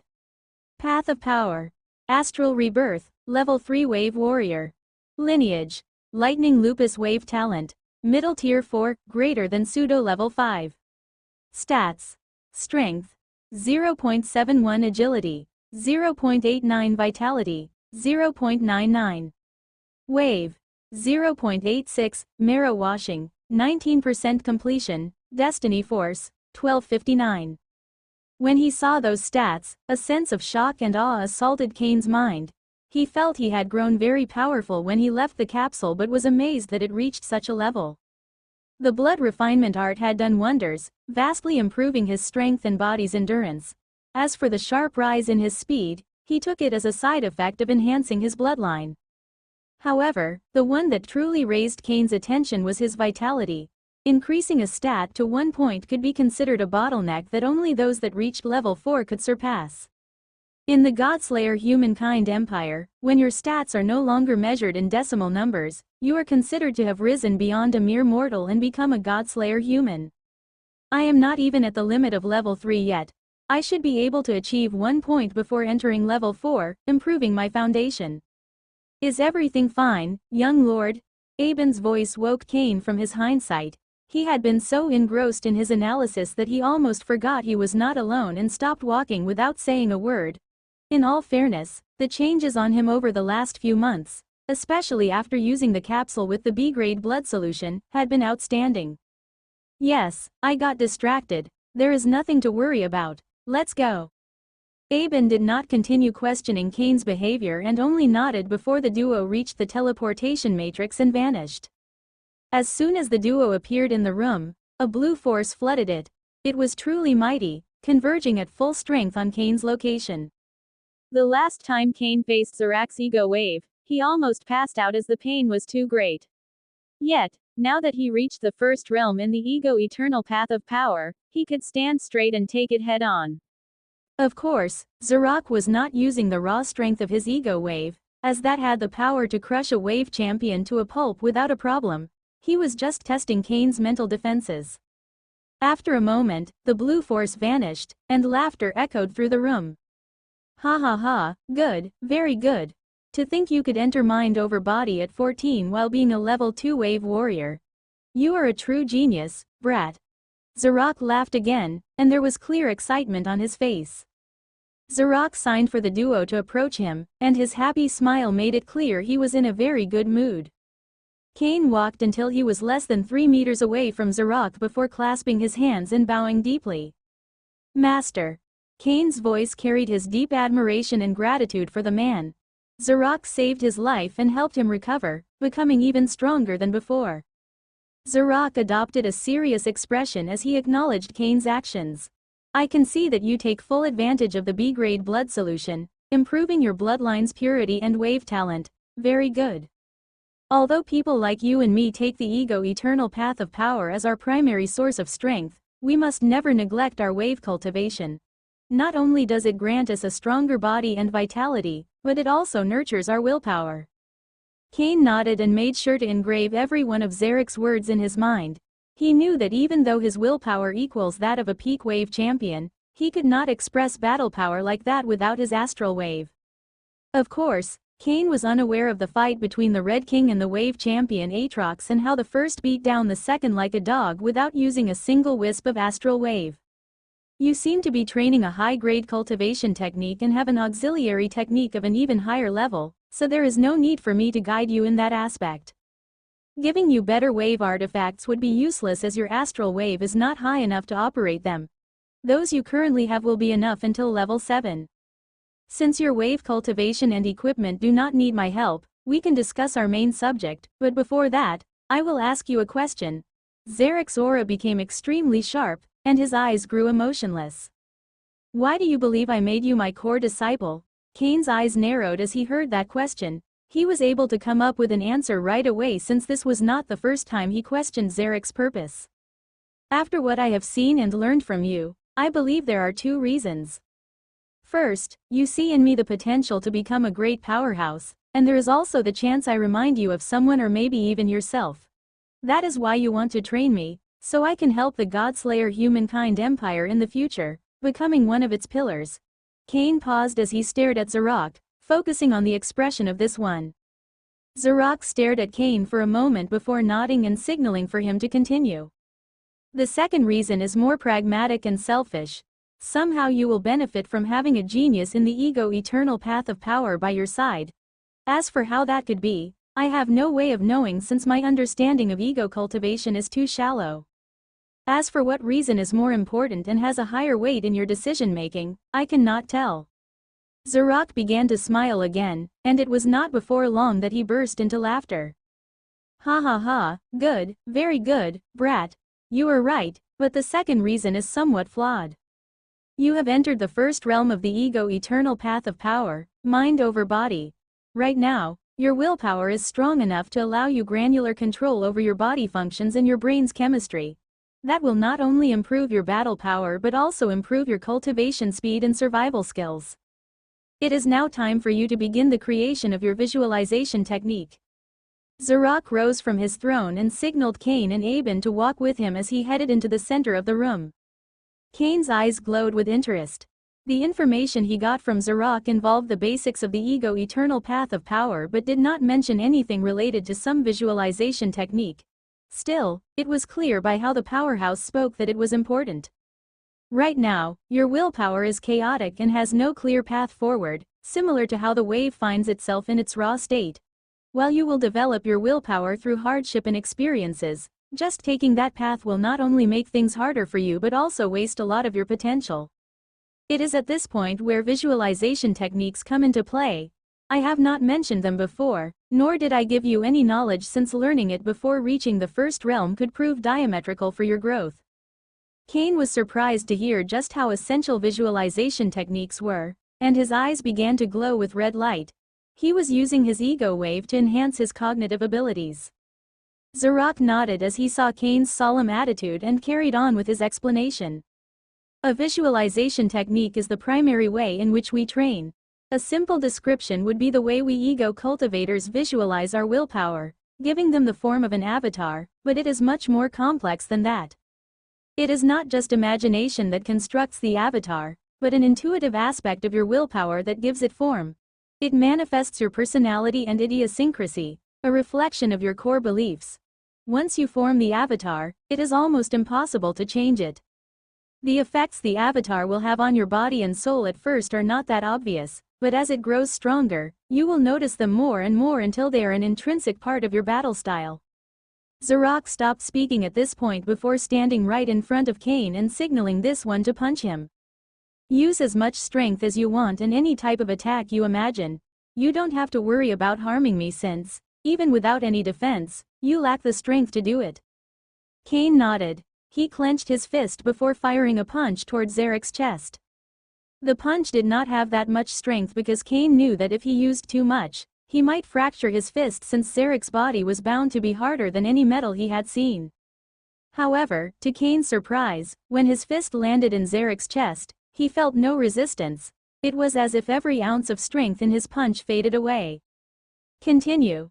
That word drew Cain back to reality. He took a deep breath before unleashing his wave cloak and making it burst with all its strength. He began to unleash punches and kicks towards Zarek's body, even enhancing his extremities with lightning to improve their piercing power, but nothing worked.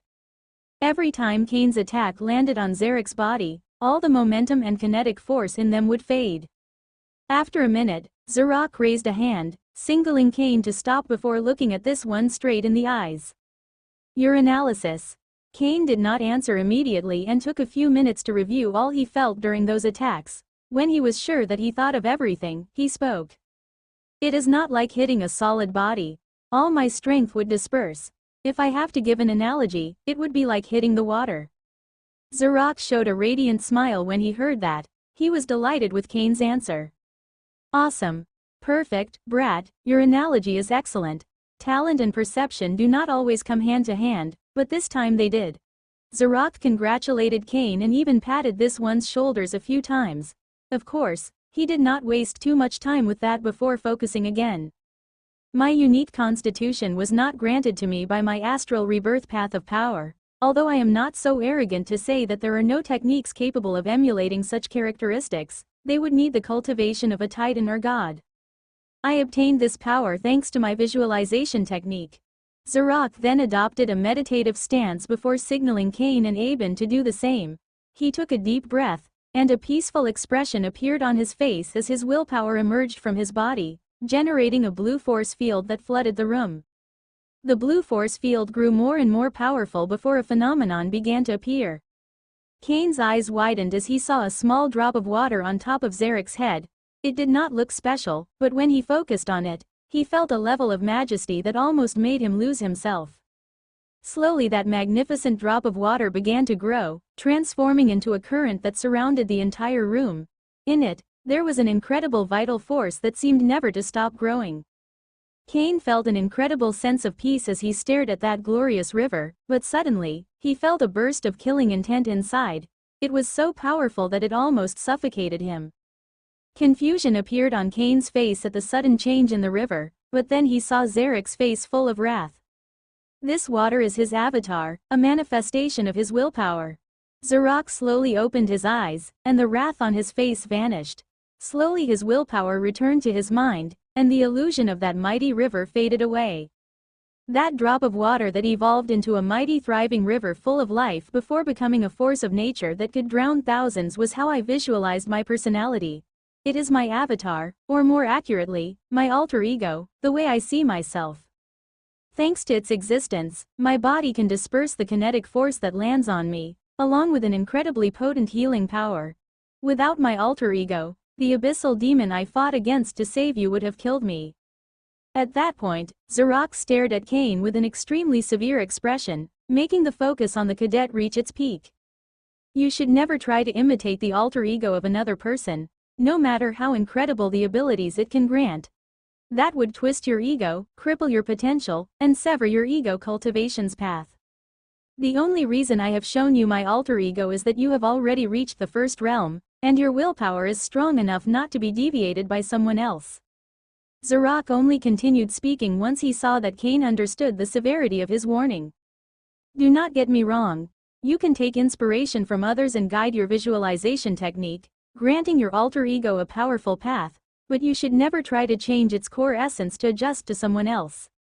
Analyze it as two masters of martial arts discussing the principles behind their schools. Each of them had their own path and would not change it for the other but would internalize what they learned, assimilating what is useful for them.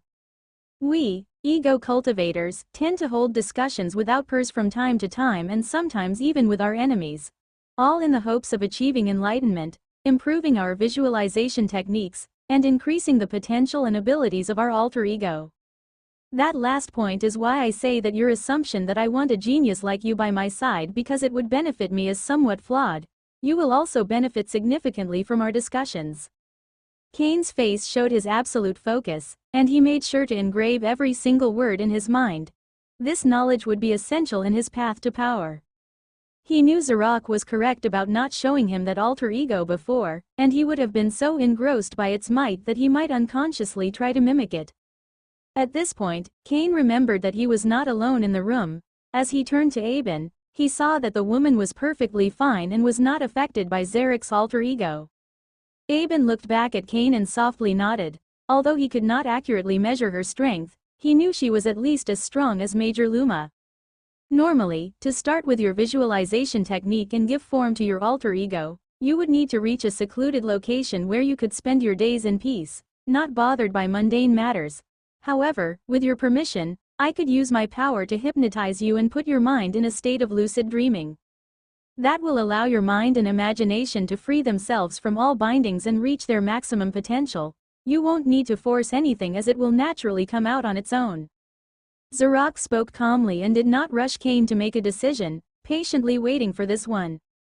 Kane could not hide the interest in his eyes when he heard the part about hypnosis. From the moment Zarok put him in a state of embryonic breathing, he had been fascinated by that power. He knew that hypnosis in ether was unlike anything that happened in the old world. They were not just some trick to put someone at ease and relax their minds. Zarok could use his hypnosis to grant supernatural abilities to the bodies of Kane and Levi, controlling their brain chemistry. It had incredible potential for good, but you could also use it to stop your enemy from breathing, suffocating them with nothing but your words. It was not hard for Zarok to notice the light in Kane's eyes and figure out why. He just laughed a little as he found it somewhat amusing. Ha ha ha, it is weird, but sometimes you behave as a brat should. After this, I can help teach you hypnosis if that is what you want. Oh, by the way, after forming your alter ego, your willpower would have gained enough order to unlock all sorts of standard abilities, one of them being embryonic breathing. Really, that would be awesome. Kane was truly excited by the idea, as hypnosis would greatly assist in battle and daily life. Okay, let's stay focused. Do I have your permission to put you under my hypnosis? Zarok asked one more time. He did not really need Kane's permission, but putting someone under your hypnosis without was considered a great offense. After all, you controlled their bodies and could force them to follow your desires. Kane took a deep breath and nodded. The next second, Zarok handed him 2 pills. They will sustain your body's need for food and water while you are unconscious. Kane swallowed the 2 pills, and then he saw Zarek's eyes glowing with a powerful blue light before falling unconscious. Master, is it all right if I wait with you? Aben's face was still calm, but her voice showed evident excitement. The creation of a visualization technique and the inception of a new alter ego would be when this one showed its most extraordinary might and purest nature.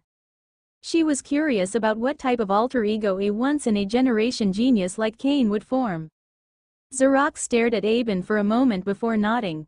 Although the characteristics of your alter ego were not something you should not show carelessly, he trusted the woman. He knew that she would not reveal any information about Kane to anyone.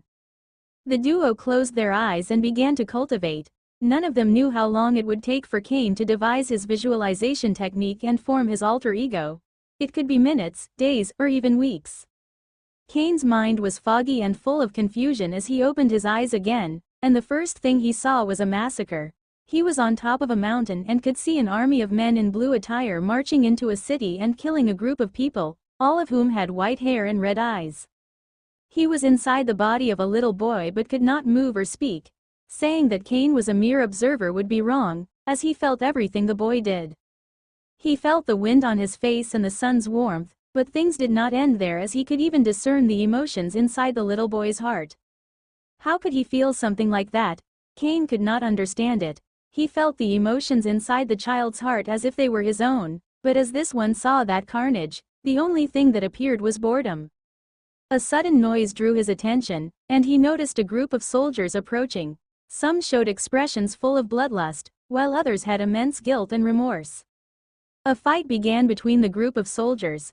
Some shouted for the child to run, while others wanted nothing more than to put a bullet in his head.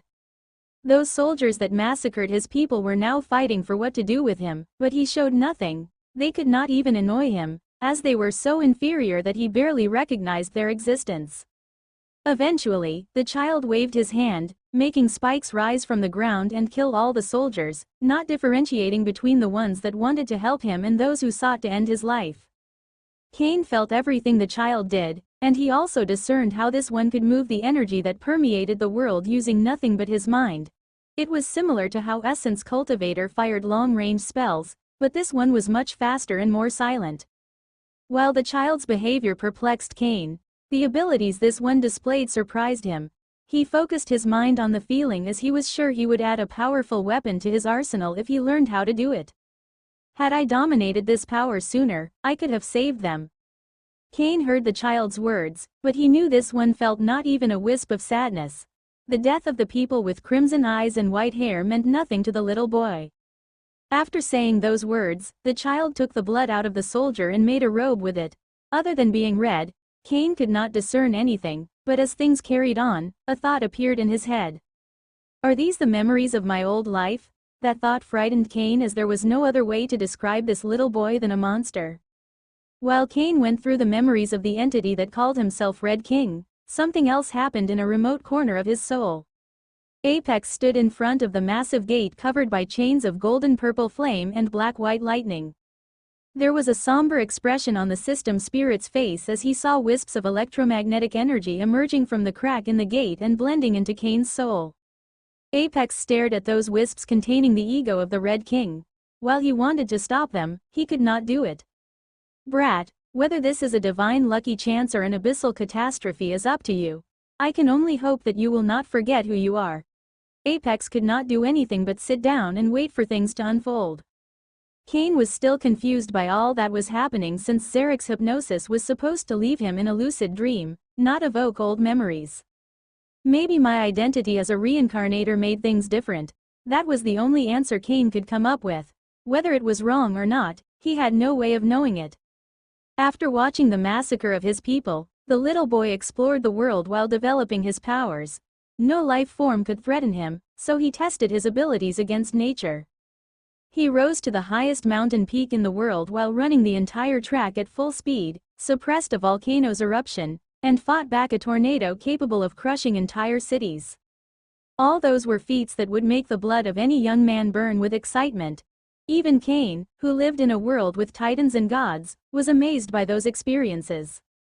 However, the only emotion in the boy was boredom. Nothing in this world could challenge him anymore, so there was no reason to feel excited about those feats. One day the boy remembered a certain anniversary coming up. He rose from the bottom of the deepest ocean and reached the sky before flying at full speed. Cain saw how the boy reached a large city full of millions of people. He was invisible to normal people and spent the next few days watching how they lived and learning from their culture. Cain could feel the boy's emotions and thoughts and knew that the way he looked at all those people was similar to how humans would look at chimps. They did not consider themselves superior, they knew they were superior. As the boy lived among those people, Cain could not help but have mixed emotions. Imagine yourself in a world where you could not form a bond or connection with anyone as they were all so primitive. Have the power to fight off natural disasters, but have no path ahead. A life like that would drive anyone mad. That thought crossed Cain's mind when he saw the boy interrupting a military parade. An ominous feeling assaulted his mind as he felt that what would happen next would be truly horrible. And it was. Cain saw and felt everything as the boy massacred the entire city, showing no mercy at all. Man, woman, and child exploded to pieces under the might of his spells. Some might think that the boy unleashed such carnage to obtain revenge for his people, but Cain knew this one only wanted to see if he would feel anything by performing this massacre. The answer was no. Even after killing the person directly responsible for the death of his entire clan, the boy showed nothing. On the other hand, Kane's soul burned with rage. He saw himself as a hero, and that level of cruelty was not something he could tolerate. The wrath in Kane's heart was only worsened by the fact he felt everything the boy did as if he was doing it himself. As Kane's mind was about to be overwhelmed by that rage, he felt something. For the first time since he awoke in these memories, he felt a genuine emotion inside the boy.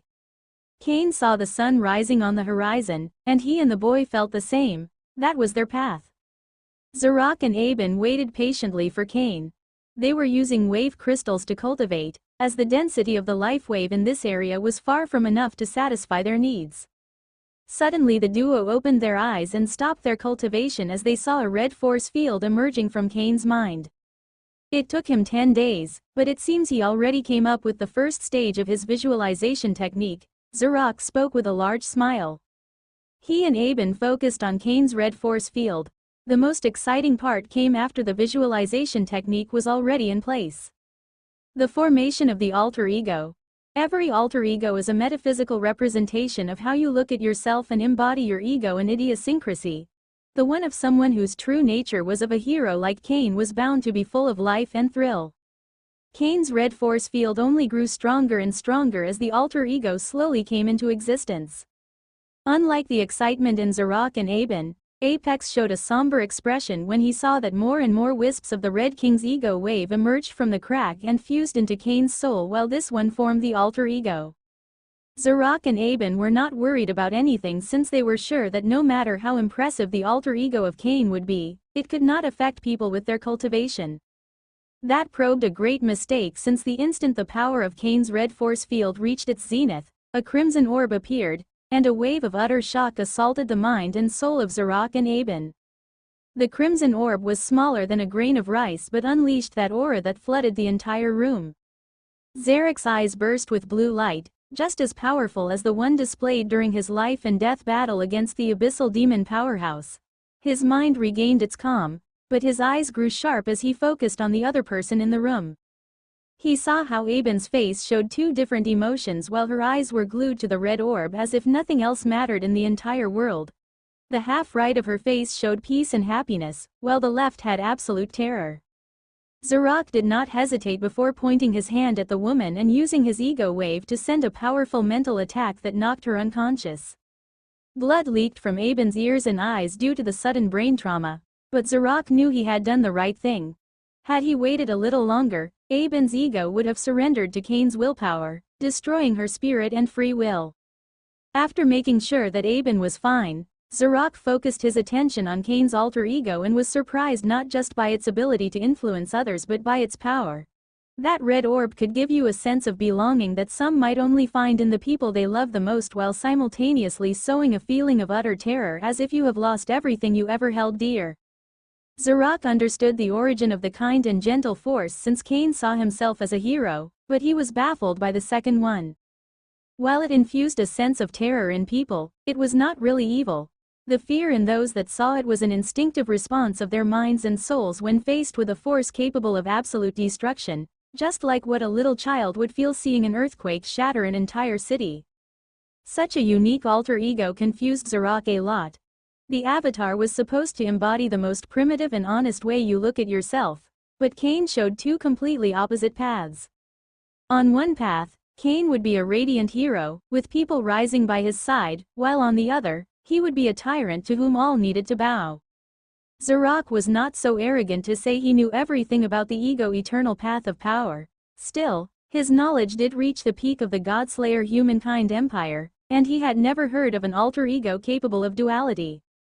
A serious expression appeared on Zarek's face as he stared at the alter ego and remembered the shock he felt when he came to this one's rescue and found out the Aatrox Wave Champion's soul was gone. Initially, he thought that some hidden powerhouse had taken care of the Aatrox, and since he was about to enter a fight to the death, he had no time to ask questions. However, now that he saw Kane's alter ego, another explanation came to his mind. A wave warrior capable of shattering the soul of a wave champion. Just what kind of secrets are you hiding, brat? Zarak could not help but wonder whether having someone like Kane as his core disciple was a good idea. Nevertheless, he had already made the decision and was not someone that would go back on his word. Finally, the energy sphere began to stabilize, unleashing a dual intent capable of both thriving and destruction. It was certainly impressive but no longer released that overwhelming aura that could corrupt the mind and will of others. It was not the raw strength of Kane's alter ego that almost corrupted Aben's ego but the unique nature and forces in this one. Those forces are in their purest state during the alter ego's birth, so they have a much easier time influencing others. As the alter ego finished its formation, Apex saw how electromagnetic force stopped emerging through the crack in the gate. Whatever goal was behind those actions, the Red King fulfilled it. Apex was very worried about all that had happened. The system spirit knew that the soul of anyone else would have shattered if it came in contact with the Red King's ego, but Kane's situation was unique, and it nurtured his soul. The problem was that Apex had no idea just how much it affected Kane's ego and personality. He already noticed changes after the Red King's awakening, and things might only grow even more severe. In the room where everything happened, Zarok noticed that Kane's eyelids were twitching and knew that this one was about to wake up. Zarok turned toward Aben, and his eyes glowed with a monstrously powerful blue light as he spoke. "Leave and forget what happened here. You had an important matter to attend to, which is why you were unable to see Kane's alter ego." The moment she heard those words, Aben stood up, and her eyes lost focus. She walked toward the teleportation matrix and vanished. Zarok made sure Aben would not be here since he did not want to explain to Kane the effect the Crimson Sphere had on the woman. That might involve some of Kane's secrets, and Zarok did not want the boy to know that he knew. It might not sound very honest, but he was wary of his new disciple and wanted to be careful. Kane finally opened his eyes, and they had a deep confusion. It took him almost an hour before he could focus again and remember what was happening around him. His facial expression changed multiple times before a radiant smile appeared in it. Zarok relaxed as he saw that smile since it was full of heroism. Before, he was not very happy with Kane's true nature, but now he was glad for it. The Crimson Sphere told him that boy had an immense potential for destruction, so it was lucky that this one did not take that path. "How long did I sleep?" That was the first question that came out of Kane's mouth. The memories from the boy covered 10 years, but Kane did not see every single moment. That was very lucky since spending 10 years inside a body he could not control could have shattered his mind. Although he did not have an exact number, Kane felt he experienced roughly 10 months inside that dream. It was still a lot, but not so much that someone like him with willpower at the first realm could not endure. "You sleep for almost 10 days. Kane nodded towards Zarok before looking around and seeing they were just the two of them. Aben left. She had important matters to attend to and could not wait. Zarek's words made perfect sense to Kane. After seeing that the boy was focused, he spoke solemnly. "Before anything, I will give you a warning. You should have your alter ego hidden at all times." Kane's eyes narrowed as he heard that. It was clear there was something special about his alter ego that could cause some trouble. He took a deep breath, closed his eyes, and saw it. A crimson orb the size of a grain of rice shone with a marvelous light. It released heat that could warm your body and fill you with energy, but at the same time, it could set you ablaze until nothing but your bones remained. Kane was surprised by what he perceived inside the Crimson Sphere. He felt the warmth belonged to him, but the destructive nature was foreign yet familiar. "It is similar to how I felt inside those memories." Kane opened his eyes once he was over with his retrospection. Zarok saw that Kane stared at him, waiting for an explanation. "An alter ego with duality is something I have never seen before. Technically there is nothing wrong with it, but it is impossible to tell what others might think when they learn about it, so it is better to be safe than sorry." Kane frowned when he heard that. "Master, your alter ego was also able to express duality. At first, it showed thriving life before manifesting a suffocating killing intent." Zarok understood Kane's misconception and immediately shook his head before clarifying things. "My alter ego indeed showed those states, but they were not simultaneous. Those were stages it went through while it developed throughout dozens of years. Your case is like two egos held inside the same avatar, like a small boat with a saint and assassin, each using one oar." With that explanation, Kane finally understood the uniqueness of his alter ego and was sure that those experiences inside the dream had something to do with it. "I will be careful, Master." Zarok nodded when he saw that Kane understood the severity of the situation. He wanted the boy to face complex challenges, but it would be stupid to draw the attention of powerhouses that not even he could fend off. You don't need to release the alter ego to use its powers, so there should be no problem regarding battle. We usually only display it when we talk to others about the principles of our visualization techniques, and no one can force you to do that, so you should be fine. Now that is out of the way, we should address a happier subject, like the powers you have just gained access to. Cain began to smile, and while the unique condition of his alter ego still bothered him, growing stronger was something that always made him happiest. Now that you have already formed the alter ego, you will use your visualization technique to make it evolve and expand its potential. The only thing that will limit the growth of your alter ego is your willpower, and the only thing limiting its abilities is its potential and your imagination. The special abilities and evolution of your alter ego will depend on you, so I can only provide some advice on that aspect. However, I can offer you a lot of information regarding the standard abilities you have gained access to. As someone at the first realm, you can use embryonic breathing and free ego. You have already come in contact with embryonic breathing, but there are different levels according to its potency and how difficult it is to enter it. As for free ego, that is the ability to allow our ego wave to emerge from our ego eternal matrix, allowing us to explore the surroundings with something other than our eyes and ears, and also helping us measure the cultivation of our enemies. You saw an example when the abyssal demon covered the entire forest with a force field. Zarok made a pause and signaled for Cain to attempt the last one. Cain focused, and his eyes glowed with red light before an electromagnetic force field of the same color emerged from his brain. Wonder immediately appeared in his eyes as he felt that he could see, hear, and even smell everything inside the red force field. He could manipulate it as if it was an arm and send it toward Zarek's body, but to his surprise, he could not reach it. Ha ha ha, brat. Your ego wave is too weak to surpass my energy defenses. As you grow stronger in the ego eternal path of power, your ego wave will gain all sorts of wonderful abilities. With enough training, you can make it invisible. Zarok laughed a little before guiding Cain.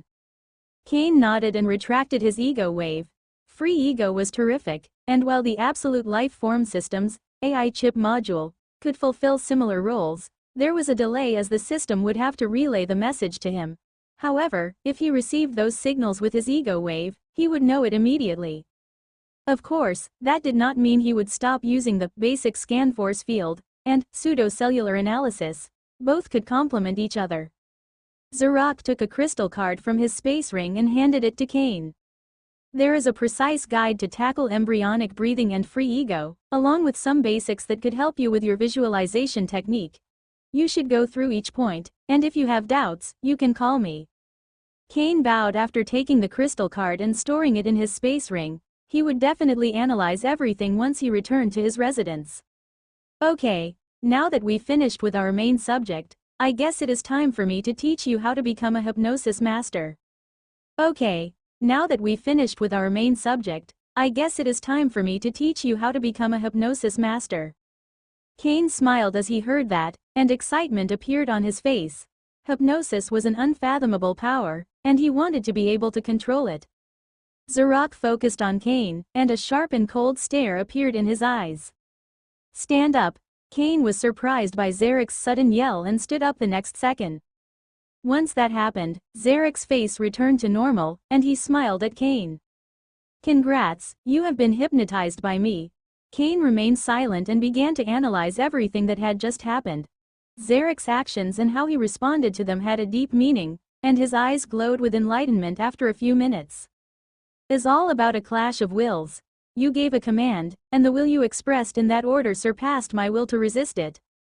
Ha ha ha, brat, you sure are a genius. That is exactly right. Hypnosis is all about a clash of wills. To become a hypnosis master, you need granular control over your ego wave, along with great intelligence and superb imagination. After that, Zarek's eyes began to glow with blue light as he focused on Cain's. Now I will show you true hypnosis. That was the last thing Cain heard before the room began to change. The walls and ceiling broke to pieces, and giant waves came crashing down on him. Cain understood this was an illusion, but the feeling of drowning and the pressure that assaulted his body were genuine. A sense of death attacked him, but the giant oceanic waves vanished the next second. He was back in the room, and despite everything being fake, he could not help but take deep breaths and have a pale face. A hypnosis master can make you see things that are not there, do things that you don't want to do, and they could even take control over your brain to induce cardiac arrest or stop your lungs from working. Zarok waited for Kane to recover before continuing with his explanation. You can perform hypnosis by taking different paths, with the most basic one being directly sending your ego wave toward your target to induce a clash of wills. With enough training, you can induce the clash of wills by speaking to your opponent. True masters can achieve it with nothing more than a simple gaze. Kane adopted a serious expression as he engraved every word in his mind. These are the basics one must never forget. Up to now, I have only spoken about the damage that hypnosis masters can do, but they are also capable of incredible good. For example, everybody with an alter ego can enter embryonic breathing, but a hypnosis master can help others into that state. Wealthy families constantly seek hypnosis masters to assist their children's cultivation or help those suffering from trauma, such as heart nightmares. The mention of heart nightmares made Kane understand just how valuable the help of a hypnosis master could be to some people. He was sure some would be willing to pay any price to get rid of them. Hypnosis masters are divided into ranks. Like most things, they are classified according to the strength of the target they can hypnotize. The lowest rank is pseudo-hypnosis master. They can only hypnotize ordinary people and are not considered true hypnosis masters. The first proper rank is elementary hypnosis master. They can hypnotize wave warriors and are divided into stars. A 1-star elementary hypnosis master can hypnotize a level 4 wave warrior, and so on. Next comes the Grand Hypnosis Masters, who can hypnotize wave champions. Even among noble families, they are treated with great respect and charge fortunes for their help. Zarok finished with the ranking of Hypnosis Master before moving on to the next point. Since the basis of hypnosis is being able to overcome the will of your target, facing someone that is purposefully lowering their guard is much easier than when they resist with all their strength. For example, a 3-star elementary hypnosis master can easily put a level 6 wave warrior into a state of embryonic breathing since the target knows it will benefit them. However, if that same hypnosis master attempted to hypnotize a level 6 wave warrior to do them harm, the target would resist, and the hypnosis would most likely fail. Of course, almost every elementary hypnosis master is a wave champion, so they could use their brute strength to defeat wave warrior. Not everybody is a freak like you. Kane only smiled as he heard that. To become a hypnosis master, you must be able to deploy free ego, something only those at the first realm of the ego eternal path of power can achieve.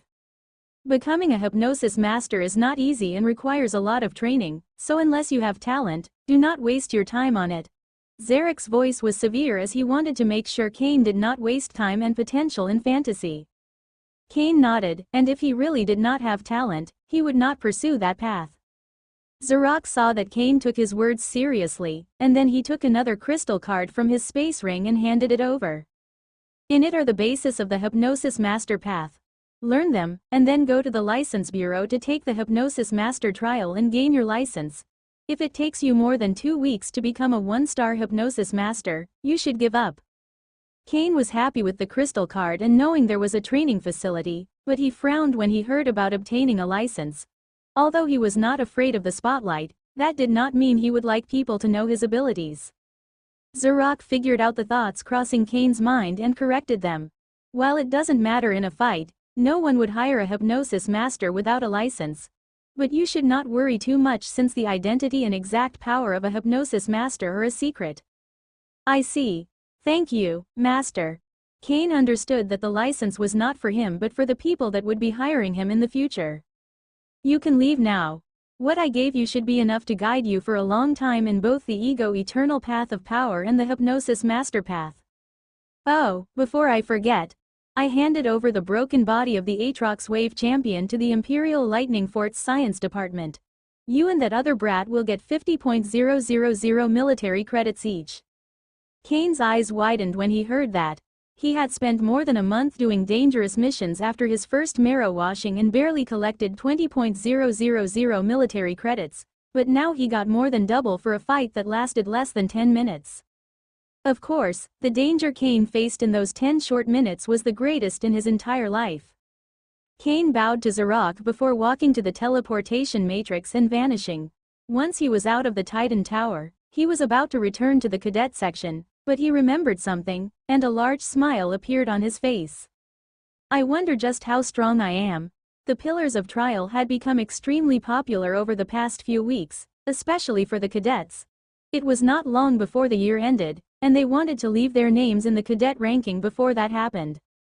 Lumir and Zamir were also here and were not with the other cadets but by the side of a handsome young soldier with blonde hair. There were smug expressions on the duo's faces as they glanced at the rest of the cadets, and while that drew the ire of many, none dared to offend them. Not only had the duo formed a relationship with a vice captain, but they were also both level 3 wave warriors. Lumir stared at the Pillar of Stret's cadet ranking with a cold expression when he saw the N-degree 10 position. HMPH, next week, I will reach the second level of my auxiliary technique, and my raw strength should rise to level 4.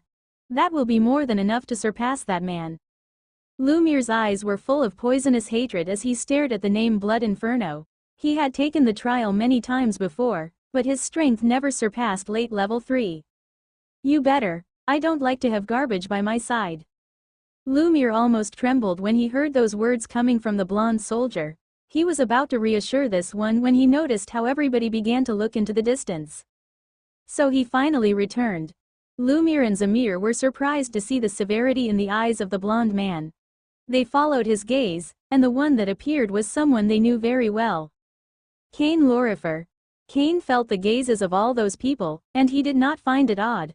The last time he came to this place, he made quite a ruckus, and things would not be different this time. Suddenly Kane's eyes narrowed, and he noticed someone. Coldness appeared on his face as he stared at the young blonde soldier that once attempted to incarcerate him. The blonde soldier was surprised when he saw how Kane looked at him. It was full of confidence and coldness. HMPH.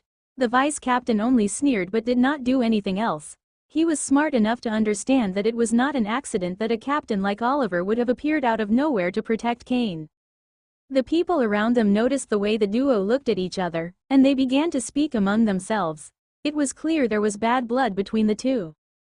Kane did not bother too much with the young man and walked toward the Pillar of Strength. He did notice Lumir and Zamir with the soldier but did not even glance at them. The duo was not a threat before he reached the mind over body, much less now. Lumir and Zamir noticed Kane's indifference, and their faces twisted with rage. The only thing worse than being disdained by an enemy was that person not even recognizing your existence. The thoughts of the duo meant nothing to Kane. When he reached the Pillar of Strength, he put a hand over it and vanished. Kane found himself in a white square room 2 meters wide. He looked up and noticed a metallic black ceiling. Cadet, prepare yourself. The trial of strength will begin in 2 minutes. The ceiling will fall, and every certain amount of time, more weight will be added. You must maintain it above the mark. That message reached Kane through the AI chip module, and then he saw a red line covering the walls, roughly 1.5 meters above the ground.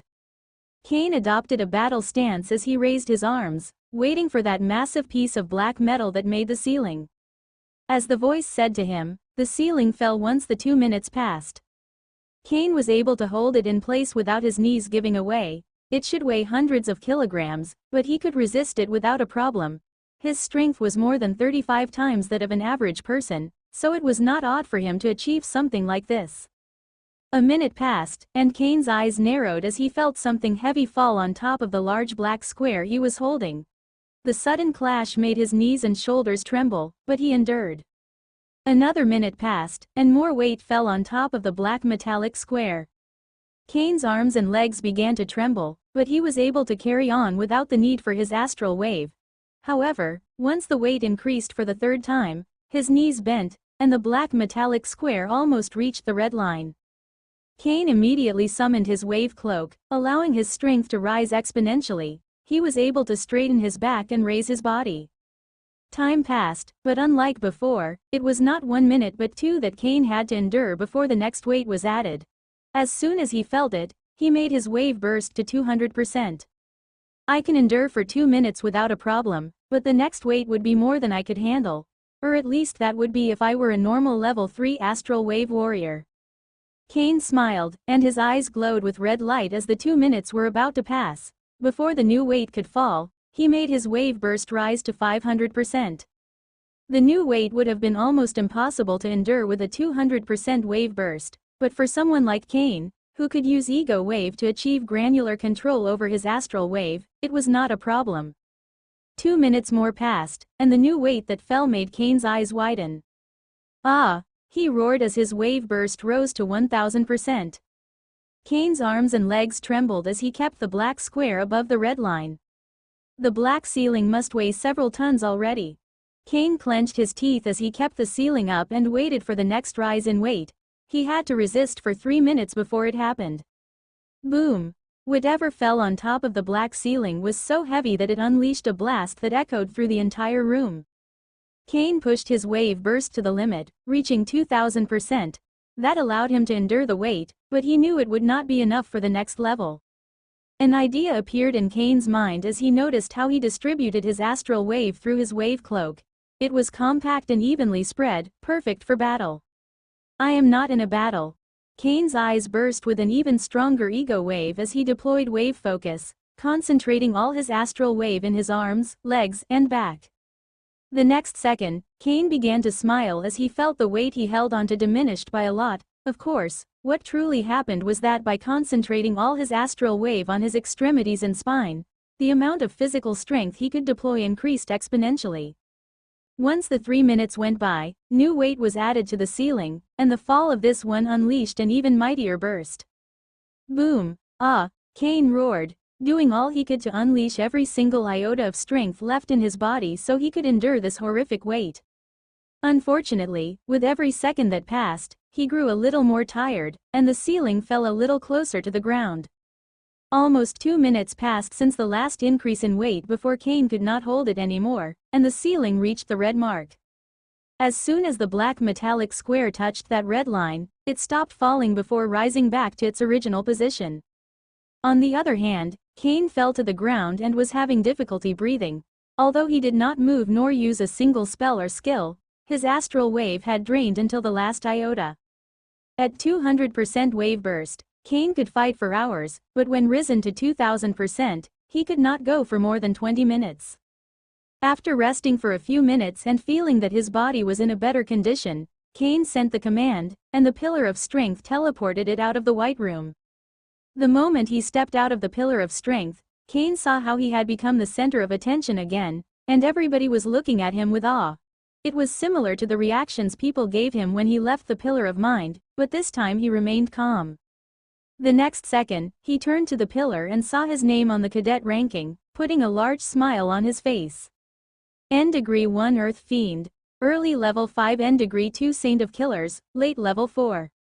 N degree 3 Gigantomachia. Late level 4 Kane had not taken the first place, and while he had the same mark as the number 3, he must have endured longer, which is why he was number 2. Although it would have been nice to take first place, Kane knew his physical strength was not that impressive. Thanks to blood refinement art, it rose to the level of a standard genius. If it wasn't for wave burst and wave focus, Kane suspected his strength could have barely reached the mark of late level 3 astral wave warrior.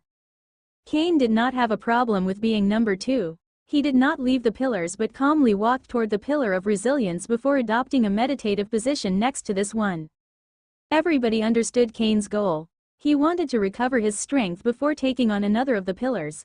There was nothing odd about that, but cadets and soldiers were shocked when they saw this one taking a wave crystal from his space ring. The wave crystal was of the lowest quality but still worth more than 10,000 military credits. While it would indeed help Kane recover exponentially faster, using it like this was too opulent. Some high-level soldiers could make tens of thousands of military credits each week, but that did not mean they could waste their entire savings on wave crystals that could only last a few hours. Lumir and Zamir were utterly astounded by that sight. Kane was able to show a strength none of them could equal and was using wave crystals without worries. Not even they, scions from powerful noble families, could match that level of strength and wealth. As they remember the animosity they had built with the young man, fear and apprehension emerge on their faces. What childish behavior. A mere level 3 wave warrior is incapable of using a wave crystal entirely, he is just wasting money. The blonde soldier sneered as he saw Kane using a wave crystal. Lumir and Zamir showed ugly smiles as they heard that. It was true that wave crystals were beneficial for cultivation, but if your body's ability to draw energy was not high enough, much of it would disperse. Usually, level 4 would be the minimum requirement to use wave crystals. One could understand the blonde soldier's criticism of Kane. HMPH, Lord Uriel, what could you expect from a brat that came from the slums? He might not even know what wave crystals are. Lumir did not lose the chance to mock Kane, trying to diminish the fame this one obtained by reaching such a high level in the Pillar of Strength. Zamir was about to join in when he noticed how Uriel and the other high-level soldiers looking at Kane showed surprise. He did not know what had happened. If he were strong enough, Zamir would have seen that Kane's body absorbed the energy from the wave crystal without letting any of it disperse. That baffled many soldiers as they did not understand how a level 3 wave warrior could do that. The answer was very simple. Kane entered embryonic breathing, exponentially increasing his ability to draw energy. The events in the Pillar of Strength spread like fire, and soon hundreds of soldiers and cadets arrived at this location. All of them focused on Kane, waiting to see what he would achieve once he took the trial of resilience. Many cadets, especially those with the highest talent and scores, recognized Kane. The tales of this one had already reached the ears of all of them. Everybody knew of Kane's amazing display of martial skill and wave mastery during a fight against a teacher and how he led a group of cadets and soldiers against a wave beast horde for almost 2 weeks. There was even a more fantastic rumor about him being part of a force that fought and killed an Aatrox wave champion. Lumir and Zamir saw how the other cadets looked at Kane and felt like they were eating dirt. They could not accept that a mere commoner would draw that much attention, taking the spotlight away from them. It would be hard to tell what the duo's expressions would be if they knew that Kane's background had recently risen to a level none of them could even dream of achieving. Zamir heard the cadets whispering among each other, praising Kane's abilities, and his face twisted before he shouted. HMPH, many people perished under his watch, including one of his close friends. Those words echoed around the pillars of trials, making everybody silent for a moment before beginning to whisper again. Yet, this time they were not praising Kane but discussing his failures. That is the way mob mentality works. It only goes to the most exciting topic, not caring about what is true or not. Zamir's smile grew wider as he saw the effects of his words. He saw that Kane continued training as if nothing had happened and carried on with his poisonous words. He does not even defend himself. I am sure the guilt does not let him. Who knows, he might have sacrificed some people to save his life. Zamir began to spout allegations without any form of evidence, but he did not care. This place was not a court, and he only needed people to speak of it before it became a reality in their minds. Just as he was about to keep ranting about Kane's despicable behavior, he heard a voice. A boy that had never entered a true battlefield dares to question the actions of a soldier who did it. How pathetic. Zamir was surprised to hear that voice coming from where the cadets had gathered and showed immense rage. He could question and insult Kane, but others could not do the same to him. That was the mentality of the Scion. Who dares to mock a proud son of the Jarkin family? Zamir shouted his family name, immediately putting his background forward. The one that spoke did not hide and immediately rose from the group of cadets. He was a young man with black hair and blue eyes. I did it, but I am only mocking you. Of course, if you want us to bring on our families, I have no problem with that either. Zamir's eyes widened as he saw that the young man was Lurin Siner, and apprehension appeared on his face. Not only was Lurin's cultivation similar to his, but this one was also the son of a count. Actually, Lurin's background could be considered even higher than that of Zamir. If it were any other cadet, Zamir would have used a combination of his strength and background to push them, but that would be futile against someone like Lurin. The only path that he could take now was using words. HMPH, did I say something wrong? We all know that the cadet Bielsa died fighting beneath him. Lurin did not hide his disdain as he stared at Zamir before turning toward Kane, and then his eyes glowed with mighty respect. We all fought by his side and not beneath him. More than once, he put his life on the line to secure the life of those following his command. You blame him for one person's death but do not consider all those he saved. Lurin's voice grew increasingly cold as he turned towards Zamir. I assume you are ready to say that if you ever led people into the battlefield, no one would ever die, and if they do, you should be the sole responsible. Zamir froze when he heard that and saw everybody focusing on him. There was no way he could say yes, but that was precisely the standard he was using to blame Cain. Just as Zamir was about to try and use some excuse, his face grew pale. He felt like a monster was targeting him, and when he looked into the distance, he saw two eyes glowing with red light. Cain's red eyes unleashed a clear intent. He heard everything that Zamir said and did not care about any of it, but everything changed when this one mentioned Beelz's death. There was no need for words. That time had already passed. Cain would take care of Zamir the moment the chance presented itself. Since he could not act here, with so many witnesses, Cain no longer focused on the cadet but instead analyzed his embryonic breathing. Unlike the one that Zarak put him into, his embryonic breathing could not make every single cell on his body enter a state of hyperactivity. Cain's embryonic breathing put his body in a state of complete relaxation, making 1 hour of rest count as half a day of sleeping and improving the speed at which he drew wave into his body. While those effects could not compare to the one drawn by Zarak's embryonic breathing, Cain understood that after enough training, he would reach that level. Once I am over this, I will carefully look at embryonic breathing information. Cain did not let his thoughts wander off for long before putting his hand on the pillar of resilience and vanishing. Cadets and soldiers saw Cain's figure vanish and waited to see if this one would perform another impressive feat or if his tale would end with just the pillar of strength. Cain had just appeared in a small white room before a voice arrived in his mind through the AI chip module. Cadet, prepare yourself. The pillar of resilience will begin in 2 minutes. You will be submitted to increasing levels of heat while the oxygen diminishes. Please store all your protective equipment and do not activate any wave artifact during the trial. Cain understood the rules of the trial and stored his blue robe in his space ring along with his gauntlets and boots. He did not remove the wave artifact covering his spine since there should be no problem with it as long he did not activate it. After 2 minutes, the room was set ablaze while the oxygen diminished very fast. Cain felt his skin burning and immediately noticed how hard it was for him to breathe. Although it would be easy for him to hold his breath for several minutes, that would be unwise since it would only work to exhaust him faster. The heat would force an average level 2 astral wave warrior to push their astral wave to the limit so they could endure it, and their lungs would be working at full capacity. Luckily, Cain's vitality was already impressive for a level 3 astral wave warrior, so while he was not comfortable, it was far from enough to push him to the limit. Cain's eyes glowed with red light as he monitored his body, ensuring his lungs, heart, and brain worked adequately. The pillar of resilience was said to be the hardest as it forced you to push yourself to the absolute limit. The heat in the room slowly increased while the oxygen took the opposite turn.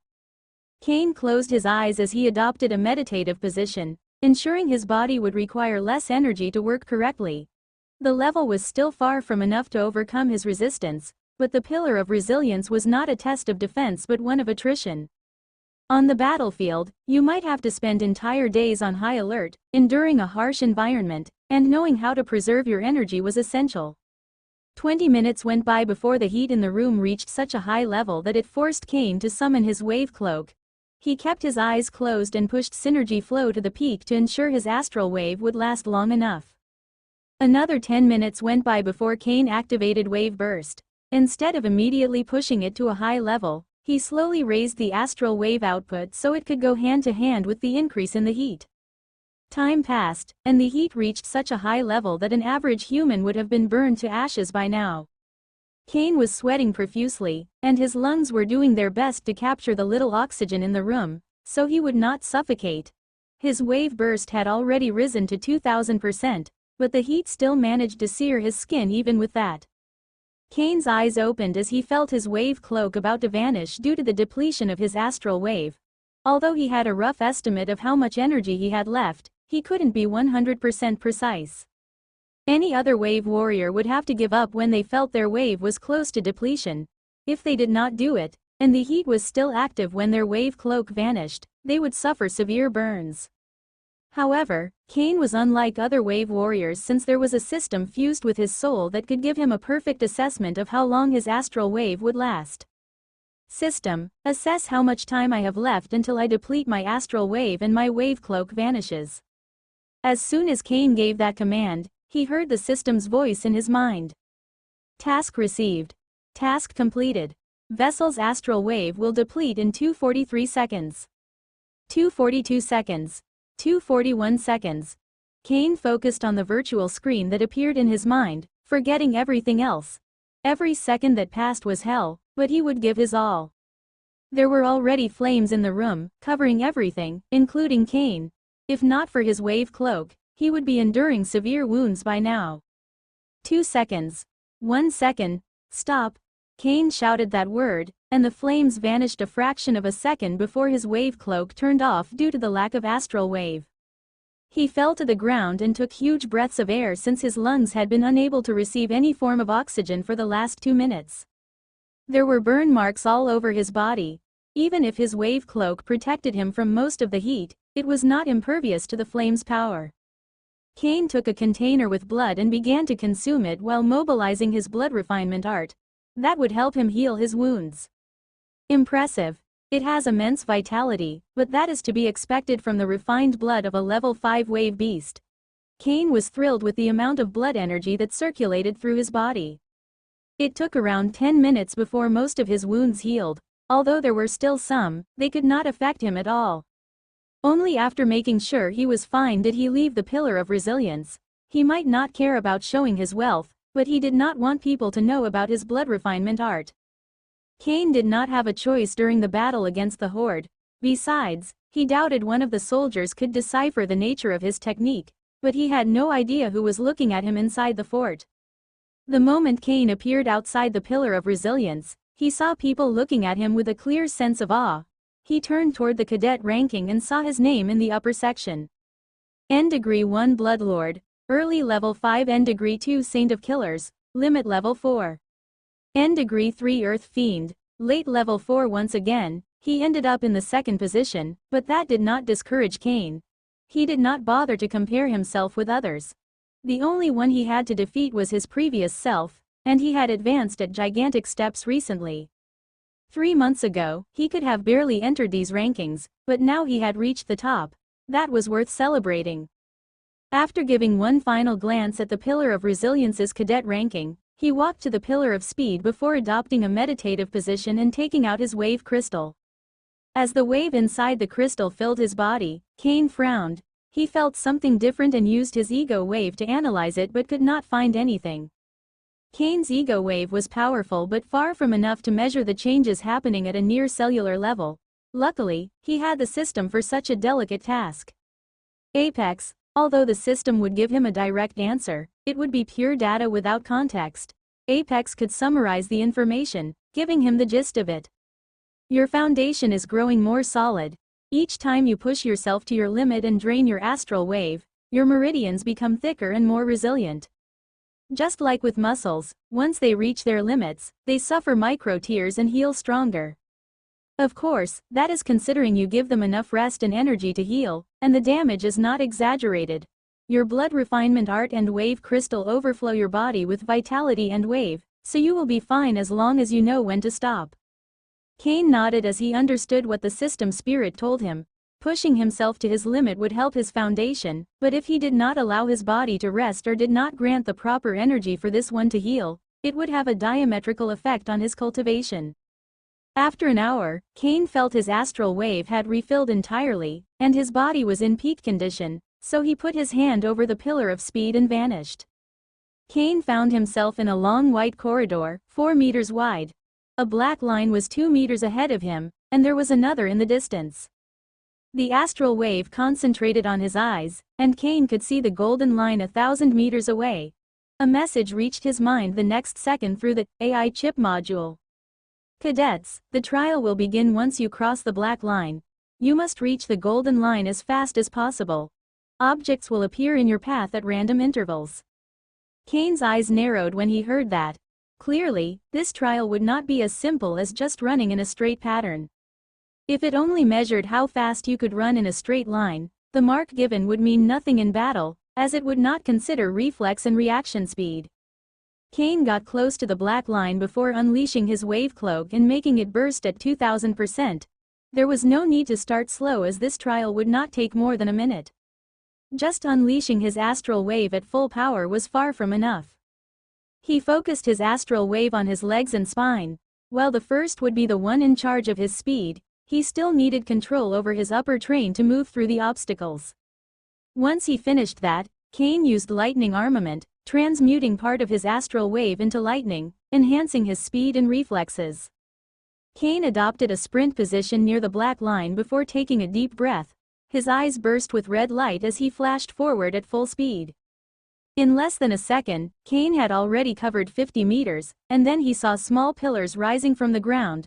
Although they were fast, thanks to lightning armament and his ego wave, Cain's speed of thought was outrageous for a wave warrior.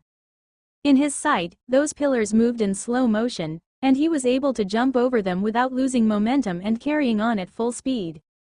More and more obstacles appeared in Cain's path, each faster and more complicated than the previous one, but he managed to pass through them without slowing down. Cain carried on like that until reaching the 600 meters mark when he saw a wall descend from the ceiling, leaving a small aperture less than 30 centimeters high. Cain's speed of thought was high enough to react to the wall, but his body was not. He had to slow down a little before sliding down beneath the wall. Things only grew harder from that point on. Cain moved as fast as he could, but while his mind was quick enough to perceive the obstacles coming his way and figure out a path through them, his body lacked the speed to do it. Eventually, Cain reached the golden mark, but there was a deep frown on his face. Unlike the previous trials, this one felt different for some reason. It was as if he had yet to reach his limit. It doesn't make sense. I gave it everything I had. After some thought, Cain sent the command and was teleported out of the pillar of speed. He did not even bother to glance at the cadets and soldiers watching him and immediately focused on the cadet ranking. N degree 1 Swift Air, Early Level 5 N degree 2 Silent Lightning, Limit Level 4. N degree 3 Saint of Killers, Late Level 4 A speed equal to a Late Level 4 Wave Warrior was very impressive, but when Cain saw that, his frown grew. Cain couldn't care less about his position in the ranking, but he felt dissatisfied when he saw that his top speed was still within the boundaries of level 4. Unlike the previous pillars that drained every iota of astral wave in him and left him completely exhausted, there was still plenty of energy left in Cain after the trial. He did not wait a second before putting his hand in the pillar of speed, vanishing again. That behavior surprised the cadets and soldiers looking at Cain. Nothing would change in a few minutes, and they saw no point in doing it again. A couple of minutes later, Cain appeared outside the pillar and immediately turned toward the cadet ranking. He could not help but clench his fist when he saw that everything remained the same. Cain put his hand in was sent back into the pillar, only to appear again a few minutes later. He did it again and again, making odd expressions appear in the people watching him. HMPH, despite his talent, he is just a child. The blonde soldier with Lumir and Zamir did not hide his voice and ensured everybody listened to him. Uriel saw that people focused on him and showed a dignified expression before continuing with his words. On the battlefield, someone that doesn't know how to recognize his limitations and take the same flawed path would only lead people to their death. Everybody already knew that Uriel had bad blood with Cain, but that did not mean his words were wrong. There was no perfect leader, and everybody made mistakes. But someone who could not recognize them was definitely no one they would want to follow. Despite the change in the way most people were looking at Cain, a group still showed nothing but respect. Lurin and the small group that fought by his side against the horde of wave beasts had absolute faith in his abilities. They knew that every action he took had deep meaning behind them. Cain noticed how the soldiers and cadets began to look at him, but he did not stop and kept trying. He did it almost 30 times before being forced to rest due to his depletion of astral wave. As he refilled his astral wave, he took a deep breath and went through all his endeavors. I don't understand. Why do I feel so firmly that I can do better? Cain was not stupid and knew he would gain nothing by retaking the trial. No technique or skill in his memories could help him with it. Wait, my memories? A flash of enlightenment appeared through Cain's eyes. He had nothing that could help him move faster, but there was something in the boy's memories that was useful. The boy could do all sorts of wonders with his mind, manipulating elemental forces better than any essence wave cultivator and enhancing his body with the world's energy with more proficiency than any astral wave cultivator. Cain would have gained nothing from them if they had been only images, but in those memories, he felt everything the boy did and knew how this one manipulated flesh and energy. Cain could not do most of those things as he could not mimic the outrageous mental power of the boy, but there was one technique he could try. It was very basic and only involved control over the heart and brain. Slowly, a smile appeared on his face as he went through those memories and remembered every tiny detail. As someone that reached the first realm in the ego-eternal path of power, he had a terrific memory. Although he was eager to train it, Cain would not do it in the open, so he put his hand over the pillar of speed and vanished. As soon as Cain entered the pillar again, the cadets and soldiers continued with their derogatory remarks. Of course, since he did not care when he could hear them, why would they bother him now? Cain adopted a meditative position inside the white corridor. Since the test would only begin once he crossed the black line, he could stay here as long as he wanted. Slowly, he went through every single second of the memories during which the boy created the technique. As he analyzed it, Cain noticed a wonderful thing.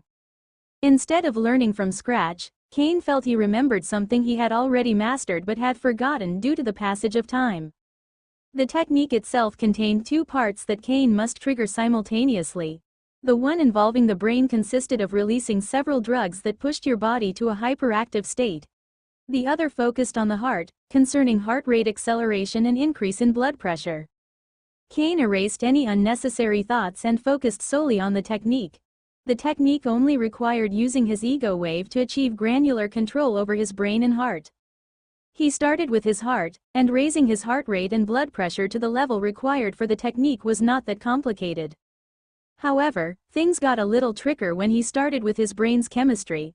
Luckily, he just had to mimic the boy's actions, and everything went smoothly after a few attempts. After roughly an hour, Cain stood up and took a deep breath before triggering the technique. Cain's heartbeats grew louder by the second and soon were so mighty that they echoed through the white hall. He saw his skin growing red, giving him a ferocious appearance, and felt he could achieve incredible speed even without using a single iota of his astral wave. A large smile emerged on Cain's face when he felt the changes in his body and perceived the might he had gained. Ha ha ha, this is awesome. Cain began to laugh, making him look like a fiendish creature, and as he saw his new appearance, a contemplative expression appeared on his face. What should I call this technique? Although the original creator was the boy, this one never gave it a proper name. Cain found nothing wrong with naming the technique since he and the boy were supposed to be the same person. Cain thought for a moment before coming up with a name that, according to him, was perfect. Asura form. First gear. After patting himself on the back for coming up with what he considered a name worthy of generating awe in all who heard it, Cain walked to the black line. Cain made his wave cloak explode at full power and focused his astral wave on his legs and spine before activating lightning armament. He then adopted a sprint position before flashing forward with all he got. The soldier and cadets were waiting for Cain to get out, but as the minutes went by, the gossip only grew worse. The trial of speed did not take more than 2 minutes, but Cain had been there for over an hour. Ha ha ha, he must be too embarrassed to show his face and doesn't dare to come out. He is arrogant and conceited, yet at the slightest setback, he falls into a spiral from which he cannot return. HMPH, that temperament is not fit for a soldier of the Imperial Military Force. Following someone like that into battle would only get you killed. Lumir and Zamir did not waste the opportunity and had been yelling negative remarks about Cain this entire time. The duo then saw how the young man appeared outside the pillar, with a pale face and blood leaking from the corner of his mouth. Ha ha ha, what a pitiful look. He must have run into a wall inside the trial. So foolish, don't you think, Lord Uriel? Zamir continued laughing as he spoke to the blonde soldier but immediately noticed something weird when this one did not reply. Lord Uriel? Zamir saw the shock in Uriel's eyes, and as he followed this one gaze, he saw the changes in the cadet ranking. I am. Impossible. Zamir could not believe what he saw. N-1 Saint of Killers. Middle level 5 N degree 2 Swift Air, early level 5. Kane showed a radiant smile as he saw his mark. Combining the boy's skill with his astral wave allowed his speed to reach middle level 5, granting him the N degree 1 position. Silence reigned among the pillars as all the cadets and soldiers stared at Kane with awe. Many of the ones that achieved one of the top 3 positions in the cadet ranking did it because their bloodlines and techniques specialized in one aspect. Those like Earth Fiend that did it in more than one were legends that had reached high levels in the military and positions of great power. None among them had outrageous and yet balanced power like Kane, taking the second spot in both the Pillar of Strength and Pillar of Resilience while securing the N degree 1 in the Pillar of Speed. Their shock only grew stronger as they saw Kane moving to the Pillar of Destruction and adopting a meditative position next to this one. Slowly chatter reignited among the cadets and soldiers, but this time none dared to utter the slightest negative remark against Kane. Some soldiers and cadets went away, as they did not have the face to remain present after insulting the new genius. Kane couldn't care less about those people and solely focused on recovering. Asura form puts immense stress over my circulatory system, increasing the already excessive pressure I endure when pushing my wave output beyond my body's natural resistance.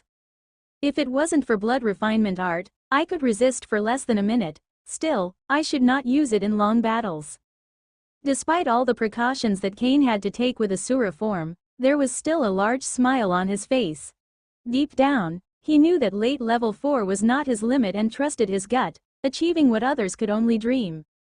Minutes passed as Kane used the wave crystal to refill his astral wave and revolved the blood refinement art to heal the damage to his blood vessels. Once he was back in his peak condition, he put a hand on the Pillar of Destruction and vanished. All the cadets and soldiers remained silent and focused on the cadet ranking. Members of the military considered the Pillar of Destruction the most important, as it involved just how much battle power they could show on the battlefield. Impressive strength did not necessarily mean you could display that same level of destructive power. For example, Earth Fiend had strength at early level 5, taking the N degree 1 position in the strength pillar, but his mark in the Pillar of Destruction was just middle level 4 and was the N degree 6. The reason behind that low mark discrepancy was the lack of speed and martial skill of this one. Kane was teleported to a white room roughly 200 meters wide, with 3 faceless puppets near him.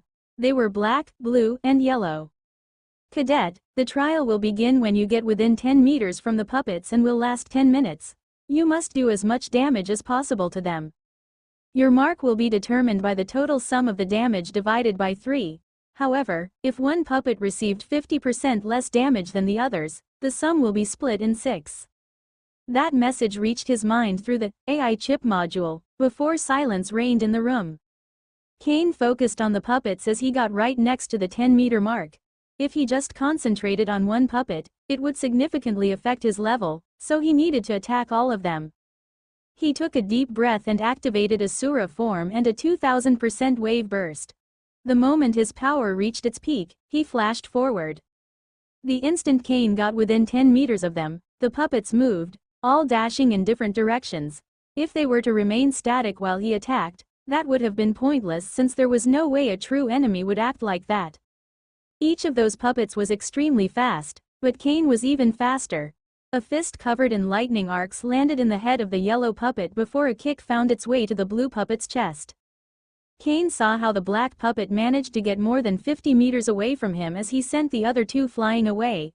Thanks to Asura form, he got near this one in less than a second and unleashed a ferocious barrage. Besides Asura form, Kane also gained a lot of martial knowledge from the boy's memories, and every attack carried his body's full weight and momentum. Boom! Boom! Boom! Every punch and kick from Kane carried so much strength that they unleashed small blasts, just like the sound of small missiles landing on buildings. Kane's eyes burst with red light as he attacked the black puppet. He then connected a kick on the puppet's head, which sent this one flying away right toward the blue puppet. The blue puppet managed to dodge the black one but could not evade that red hand that grabbed its head and used its entire body as a hammer. Kane crashed the blue puppet against the black one, rotating his entire body to generate a massive torque that would increase his brute strength. After hammering for roughly 10 seconds, Kane sent the blue puppet toward the yellow one with such strength and speed that this one could not avoid it. Before the yellow puppet could get up, Cain dived into its chest, unleashing a blast. The blue puppet was about to run when a hand grabbed its head and pushed it back to the ground, hammering it again and again. Cain was crashing both puppets when suddenly, the blue managed to push him away before flashing at even greater speed. The more damage they receive, their resilience and speed become greater. Cain's eyes narrowed as he saw that. He did not pursue the blue puppet but continued striking the yellow one before sending it flying away toward the black one's path. A little over 10 minutes went by, and when Cain emerged from the pillar, everybody focused on the Pillar of Destruction's cadet ranking. What they saw left them in a state of utter shock. N-1 Saint of Killers. Late Level 5 N-2 Lightning Death. Early Level 5. N-3 Divine Flame. Early Level 5 N-1 Saint of Killers. Late Level 5. Cain looked at his mark and showed a radiant smile. He was far from reaching Level 4, but his destructive power neared Level 6. Although there was immense pride and a powerful sense of accomplishment, he did not let that get over his head. Cain had seen many times what being complacent with your own strength could get you. Not to mention that his current power would still amount to nothing compared with the Aatrox god that almost destroyed the entire fort. Cain glanced at the Pillar of Mind, but there was no point in him taking it as his name was already on the N-1 position. As for retaking the Pillar of Strength and the Pillar of Resilience, now that he had Asura form, he knew that would be pointless. Asura form improved his speed and allowed him to generate an impressive torque that could transform into brute strength. However, that would not help him carry a higher weight or improve his resilience.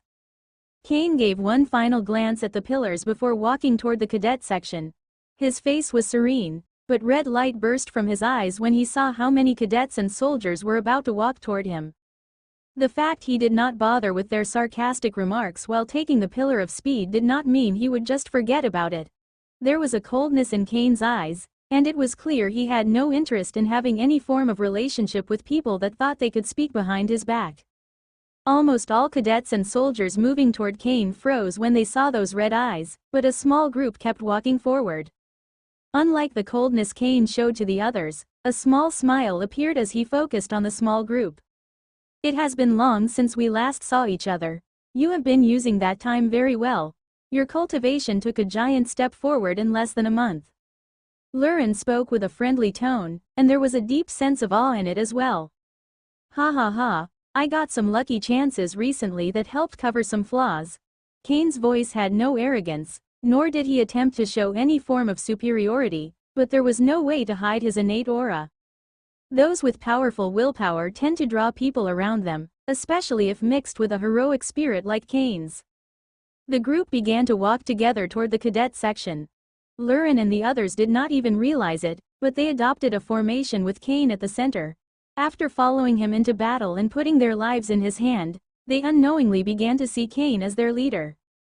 Did you all come to take on the pillars? When they heard Cain's question, the 6 cadets that came with Lurin showed odd smiles. Lurin only sighed as he saw that and glanced at the Pillar of Strength's cadet ranking before shaking his head. I was going to take on the Pillar of Strength and was sure I could take the N-10 position, but now that one has risen to early level 4. Ha ha ha, sorry about that. Cain laughed as he heard that since he found it funny. His addition to the Pillar of Strength's cadet ranking took away Levi and made it much harder for Lurin to get in. You don't seem very sorry. Lurin sent an annoyed look toward Cain as he heard this one laugh and how the others giggled at his misfortune. Of course, he was not really angry. There was still time before the year ended, and he was sure he could enter level 4 before that. Cain, Lurin, and the others made small talk as they walked away under the gaze of the cadets and soldiers around the pillars. Many cadets and soldiers showed envy toward Lurin and his group as it was clear they formed a good relationship with one of the rising stars of the Imperial Lightning Fort. The way they looked at Lurin's group was the complete opposite of the gazes they directed toward Lumir and Zamir. The duo had formed a deep animosity against a genius capable of showing a battle power that allowed him to fight level 5 Wave Warrior while being at level 3. Lumir and Zamir knew they had gotten into serious trouble. While in their minds, their background was mightier than Cain's, it would not be very useful in the military. Unlike in any other profession or field, a powerful background was diametrical in the Imperial military force. When it came to granting positions of power and influence, the higher-ups would first choose those from humble origins since they would truly give their heart to the military and not other forces. Lumir and Zamir knew they could return to their homes after the year ended, but that would forever leave them in the shadows of their older brothers. The only way to rise after making a powerful enemy was to hold on to a stronger backer. The duo looked toward Uriel since they knew this was their only chance. No one else would side with them against a genius like Cain. Uriel remained silent for a moment as he focused on Cain before glancing at the duo. You two will tell me every single interaction you had with that man. After that, I will decide how to proceed. Uriel wanted to know more about Cain and what kind of man he was. If Uriel could fix the bad blood between them, he would certainly do it since there was no gain from him antagonizing a genius, but if not, he had other plans. Lumir and Zamir were wise enough to see the hidden meaning behind Uriel's words. While it would certainly help their case if they lied, they did not believe they could trick the soldier. Their only path now was telling the truth and hoping that, in the end, Uriel would side with them. Cain kept walking when a boy from the group spoke to him. He had a bulky body and long black hair. By the way, have you considered enrolling in a profession class? What? That is still going on. Cain was honestly surprised by that question. According to the original schedule, the time for profession class enrollment was 2 months ago. The attack of the Dark Race's powerhouses clearly messed up the whole thing. Cain was not interested in taking any profession as they would drain much of his time, and he did not find any useful. What truly drew his attention were military specializations, and since the enrollment for profession classes was still open, it should be the same with these. Although the courses originally were meant to last for 6 months, the higher-ups decided to change things, generating crash courses that will only last 3 months. You still have a month to enroll in one of them. Lurin deduced that Cain was unaware of that information, so he shared it. When the other cadets saw Cain smiling, they mistook it as this one being excited to take on a profession, so they all began to share their thoughts. Since you were interested, how about becoming a wave crafter? No matter where you find yourself, everybody needs wave artifacts. A young man with a thin frame spoke to Cain. Although he was the smallest of the group, his cultivation was the second highest, having reached level 3. Green, are you stupid? Wave crafters need insane precision over their wave to form the matrices that give the weapons and armor their power. That is a profession that only essence wave cultivators take, not someone like Cain. That is an astral wave cultivator. The same bulky man from before berated the thin one named Green. Despite his thin body, Green was not a pushover and shouted back. HMPH, the only idiot here is you, Joseph. It is true that most wave crafters are essence wave cultivators, but is not Cain's mastery over his astral wave better than almost every wave warrior? When Joseph heard that, he knew that Green was right. Still, instead of backing down, he shouted even louder. How did you just call me? Lurin and the rest of the group only laughed as they saw that. It was clear they were accustomed to the duo fighting over anything. Cain only shook his head as he saw that but did not plan to intervene. He knew they meant well but was not interested in taking a profession. A girl from the group moved closer to Cain. She had a small face and short golden hair. Although she was not as gorgeous as Bielsa, she was still very pretty. Would you be interested in becoming a genetic coder alongside Lurin and me? The girl's name was Ophelia, and she was one of the few astral wave cultivators from the group. She did not think much of the proposition and just wanted to take her chances. There was no way she could have imagined that the moment she finished speaking, Cain would turn toward her with sharp and cold eyes. What did you just say? Ophelia began to tremble as she saw 2 red eyes focusing on her. Cain immediately noticed the girl's state and knew he had made a mistake. He was not angry or anything like that. It was just that when he faced something that shocked him, he would enter that default state as it would be easier to handle things. He took a deep breath, calmed his bursting ego wave, and smiled radiantly at the girl. I am sorry about that. The words genetic coder have a deep meaning for me, but I was unaware there was a profession like that. Could you please explain it to me? Emotions can change rapidly according to the circumstances. All the fear in Ophelia's heart vanished the moment she saw the radiant smile and green eyes. Although Cain was not originally too handsome, his looks improved drastically after going through marrow washing. That, plus his magnetic aura and strength, made him very attractive to the opposite sex. Yes, Ophelia could not help but shout before thoroughly describing what a genetic coder was. A genetic coder is someone that can manipulate the fundamental blocks of life. Back in the old world, humans already had the ability to influence our genes, but our technology still limited us. However, after reaching ether and gaining control over the wave, we have advanced to the point where all genetic diseases are long gone. And a genetic coder's skills are more than just fixing mistakes. They can generate all sorts of wave viruses capable of granting extraordinary abilities and expanding your lifespan. Some are even able to synthesize or even modify bloodlines. Ophelia just described the basics of the genetic coding profession, but it was what Cain needed. Lurin could see a meaningful light in Cain's eyes as this one heard that description. If you are interested in becoming a genetic coder, I could share some knowledge my father shared with me. Lurin wouldn't normally make an offer like that, but forming a good relationship with a martial genius and master strategist like Cain would only bring good things to him. Originally Cain had no interest in any profession, but things changed drastically after finding out there was one similar to one of the Absolute Lifeform Systems modules. I will think about it. Cain said nothing more before making his way back to the cadet section with the rest of the group. Once they were there, he said goodbye and went to his residence. Apex. There was no need for more words as the system spirit knew what Cain wanted to ask. Brat, I told you from the beginning that the absolute life form system cannot make something out of nothing. That goes for its modules as well. You will learn more in the future if you grow powerful enough. Cain could only sigh and nod after hearing that.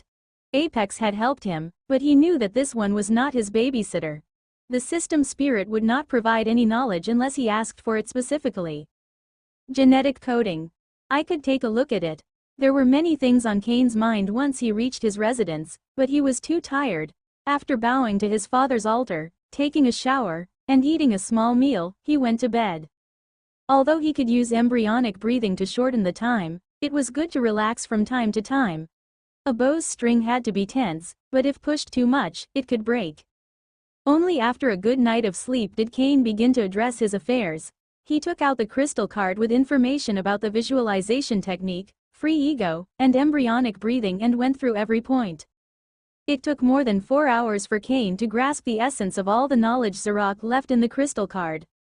Embryonic breathing has different levels. I am currently at the first level, where my body recovers much faster, and my mind can find tranquility with little effort. I can also revolve my astral wave much faster, improving my cultivation and energy recovery. As for free ego, it is more than just allowing my ego wave to leave my brain. I can train it to grow stronger and more resilient. With enough training, I can make it invisible and silent to the point that it could enter the body of someone, and that person would not even notice it. Currently, there is not much I can do with my visualization technique. I need to give some time for my alter ego to grow and show its nature and power. After that, I can begin to harness it. Cain took a few deep breaths, and soon he entered embryonic breathing. He could achieve that state without much effort as long as there were no threats nearby affecting his concentration. He stood in that state for a few minutes and felt that all the fatigue from reading for several hours had vanished. After that came his free ego training. A red electromagnetic force field emerged from Cain's brain and moved around the room. Everything it touched appeared in his mind clearer than if he was seeing it with his own eyes. It took him around 3 hours for the red color to fade slowly. Cain had to focus all his mind on that task, and any flaw would make it visible again. Cain practiced his free ego for an hour before allowing his ego wave to return to his brain. It will be long before I can make it invisible without effort, and much longer before it is imperceptible for anyone with a weaker willpower than mine. After practicing the knowledge he gained from the first crystal card, Cain took the second Zarok gave him. The information about the hypnosis master path was very obscure and complex, but its essence was simple. Cain needed to generate a clash of wills with the opponent. The key was not just defeating the opponent. He had to leave it susceptible before uttering a command that would carry an impulse. He would have to ensure that impulse would reach the target's psyche and force this one to act a certain way. There were even ways to generate powerful illusions or implant specific commands that would activate with a keyword.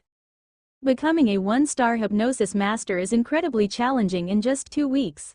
Cain understood the task's difficulty, But he trusted Zarek's guidance. If he could not do it, that meant he had no talent in the hypnosis master path and would not waste his time in it. After going through the information in both crystal cards and grasping his new abilities, Kane addressed a different subject. How many military credits do I have? One of the reasons he went through the pillars was to test his strength but also secure as many military credits as he could. Military credits. 194.340. Kane showed a great smile as he saw that massive quantity of credits. The pillars' rewards, Wave Champion Aatrox's body, and the ones he gained for battling Wave Beast's hordes added up to a massive number. He almost laughed as he had no idea what to do with so many military credits. Of course, the military's network had things much more expensive than 190.000 credits, but none of them were useful for a wave warrior like Kane. It did not take long for Kane to pick up the things he needed. He bought several wave crystals along with dragon grass. Those would help his cultivation and training in blood refinement art. Even for scions that had the full power of their noble families behind them, Kane's purchase was insane.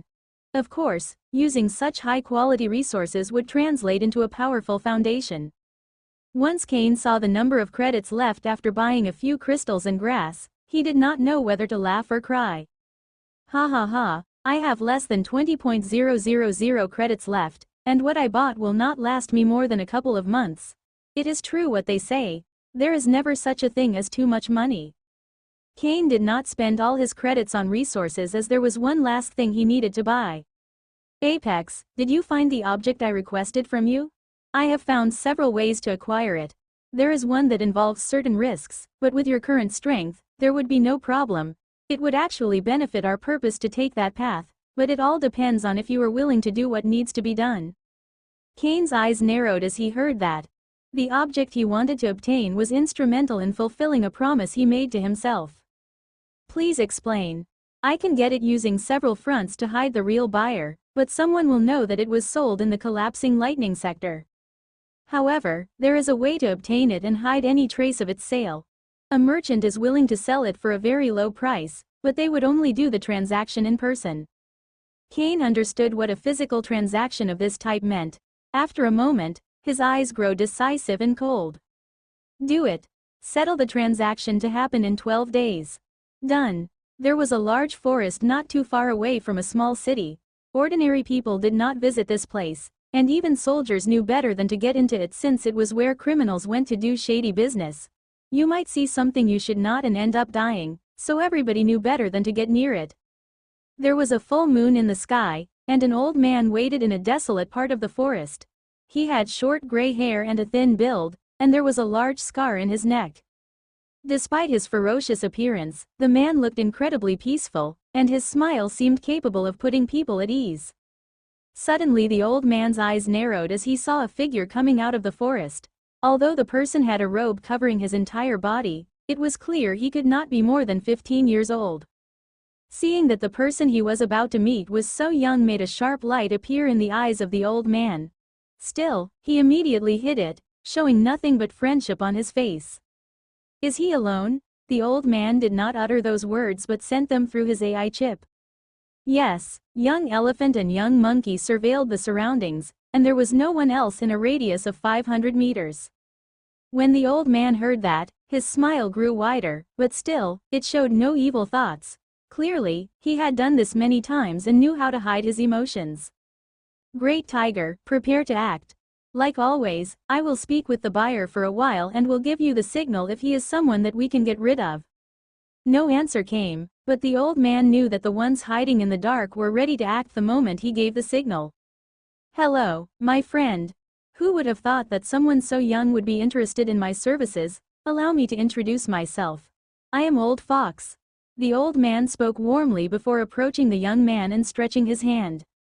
When the young man grabbed Old Fox's hand, a small device was activated and scanned him, sending the information about his cultivation to the old man. Old Fox was surprised to see the information that reached his AI chip. Less than 15 years old and already a level 3 astral wave warrior. A scion of a noble family? Deep inside his gut, Old Fox felt great resentment as he saw such a young genius. He was also a level 3 wave warrior, but his age had already neared 70. Of course, as someone that had lived long in this business, Old Fox knew how to keep a cold head. Some people could disappear with no one bothering to look for them, while the vanishing of others could raise hell on earth.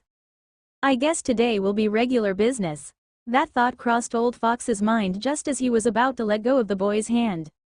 However, Old Fox's eyes widened when he felt the boy hold his hand in a tight grip, and the next thing he saw were two red eyes looking directly at him. The man who had spoken with Old Fox and watched everything from the shadows could not help but frown as he saw Old Fox staring blankly into the boy's eyes before talking in a low tone. Just as he was about to ask what was happening, Old Fox again communicated with him through the AI chip. He is a level 3 essence wave warrior, but he is just some bastard with no background. We can act without fear. Tell young elephant and young monkey to cover the escape routes. You will come into the open and display your strength, destroying his fighting spirit and making things easier for us. I have already activated the jamming device, so no communication will go in and out of this place. Great Tiger was confused by that command. Everything would be easier if he attacked from the shadows and killed the boy before this one even noticed that something was happening. Still, he did not dare to refute Old Fox's words. Just as Old Fox got away from the boy, Great Tiger emerged from the darkness. He was a middle-aged man with a large body covered in green armor, holding a dagger and sword. What is the meaning of this? The young man shouted as he saw Old Tiger's figure. Great Tiger found the boy's reaction extremely normal, but something bothered him. His body language is that of a terrified man looking for a way out, but his eyes show no fear. Something is not right. Great Tiger was no newbie, and his instincts were top-notch, but there was not much he could do now other than go ahead with the plan. This is the price of doing business in the dark. There is nowhere to run for you. The only thing you gain by fighting will be making things harder for you. Old Fox spoke calmly while moving away from the young man and positioning himself safely behind Great Tiger's body. Great Tiger's instincts kept telling him something was wrong, so he decided to end this as fast as possible. He took a deep breath as his essence wave burst with power, generating powerful gales. Brat, I am a level 5 essence wave warrior. The difference between us is like heaven and earth. There is no way you can escape this place alive. If you don't resist, I promise to make it painless. Great Tiger's dagger and sword began to glow as a sharp wing circulated them. The boy only showed greater fear as he saw the strength of Great Tiger and moved back, ready to run away. Great Tiger only shook his head when he saw that, and he dashed forward at an incredible speed. He was less than 20 meters away from the boy in a second, ready to fire a spell that would kill this one in a swift movement. However, it was at that point that everything went south for Great Tiger. He had just raised his weapons and loaded them with his essence wave when a red force field emerged from the boy's head and clashed against him. Great Tiger was surprised and felt a powerful force crashing against him, making its way to his brain. After a second, the force managed to overcome his willpower and put him in a susceptible state of consciousness. Sleep. That command reached the deepest part of his mind and instilled in him an intense desire to let go of everything, close his eyes, and fall asleep. No! Great Tiger shouted as he fought with everything he had that compulsion. A harsh life had granted Great Tiger a powerful will, so he was able to overcome that drive implanted in his mind. Actually, he could have resisted from the beginning, but he was so sure of his victory against the boy that he lowered his guard. Although Great Tiger regained control of his mind, that did not mean everything was fine. Fighting off that compulsion granted the boy all the time he needed to burst with immense power. Not only was the boy unleashing a wave output equal to a late level 4 wave warrior, it wasn't essence wave but astral wave. Great Tiger saw how a black armor extended from the boy's back and covered this one's body, just as two fists charged with an immense amount of astral wave and lightning came toward him. Even if the amount of wave that Great Tiger could unleash surpassed the boy's, essence wave was unsuitable for physical defense. He directed much of his essence wave toward the front of his body while raising his weapons. I will take that blow. It will harm me, but after that, I will be able to put some distance between us before unleashing a barrage of wind blades. Great Tiger was a seasoned fighter, so he devised a plan in a fraction of a second. Unfortunately, he was unable to predict what would happen next. Great Tiger's eyes widened as he felt a sharp pain on his back and saw that Old Fox had just buried a knife in it. The old man had charged almost all his essence wave into the knife, which did a lot of damage. Damn it! Great Tiger shouted as he stuck Old Fox with the back of his hand, sending the old man flying away. Great Tiger did not understand what was happening but did not have time to think as the lightning fist was about to reach him. He could only put his free arm on its path, protecting his chest from the blows that would have undoubtedly shattered his sternum. When those fists landed on him, Great Tiger felt as if a massive truck was about to run him over, but things only worsened.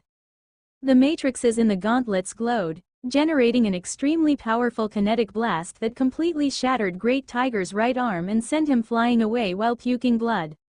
Boom! Great Tiger felt how every single one of his internal organs trembled and was sure that his right arm would have exploded if not for his armor. Despite the immense pain and damage he endured, the man managed to shout an order in midair. "Young elephant, young monkey, kill him!" By this point, everybody could tell that the young man responsible for all this mayhem was no other than Cain. Cain's arms trembled for a moment as they went over the backlash of triggering a double level 2 kinetic blast. The last time he used it, the bones on his hands almost broke, and it drained most of his astral wave. Although he coped with it much better this time, it still temporarily froze him. Less than a second after Great Tiger's shout, two figures emerged from the darkness. One was a thin woman wielding a metal staff, while the other was a large man wearing brown armor full of spikes. The first was an essence wave cultivator, the second an astral wave cultivator, and both were level 4 wave warriors. Cain did not even glance at the duo coming at him full of killing intent, but his ego wave dashed toward them, generating a clash of wills. Young Monkey and Young Elephant were shocked by the sudden clash. Although they were on high alert and aware of their danger, none could face off Cain's willpower. Freeze! The duo wanted nothing more than to kill Cain, but their bodies froze when they heard that command. What they desired did not matter since the order Cain implanted in their minds was stronger. Cain's ego wave showed him how the duo froze 30 meters away from him. Once his body recovered from the backlash, he took a deep breath and activated it. First gear. Cain softly uttered those words as his flesh turned red. Thump! Great Tiger was just about to rise from the ground when he heard a powerful heartbeat that echoed through the forest. He saw that sound coming from the boy's chest. Before he could overcome the shock, this one appeared in front of him. What a monstrous speed! That was the last thought that crossed Great Tiger's mind before a fist carrying outrageous strength landed on his chest, overwhelming his armor's defenses and shattering his ribs and sternum. Ah! Great Tiger screamed in pain as blood carrying pieces of his inner organs came out of his mouth.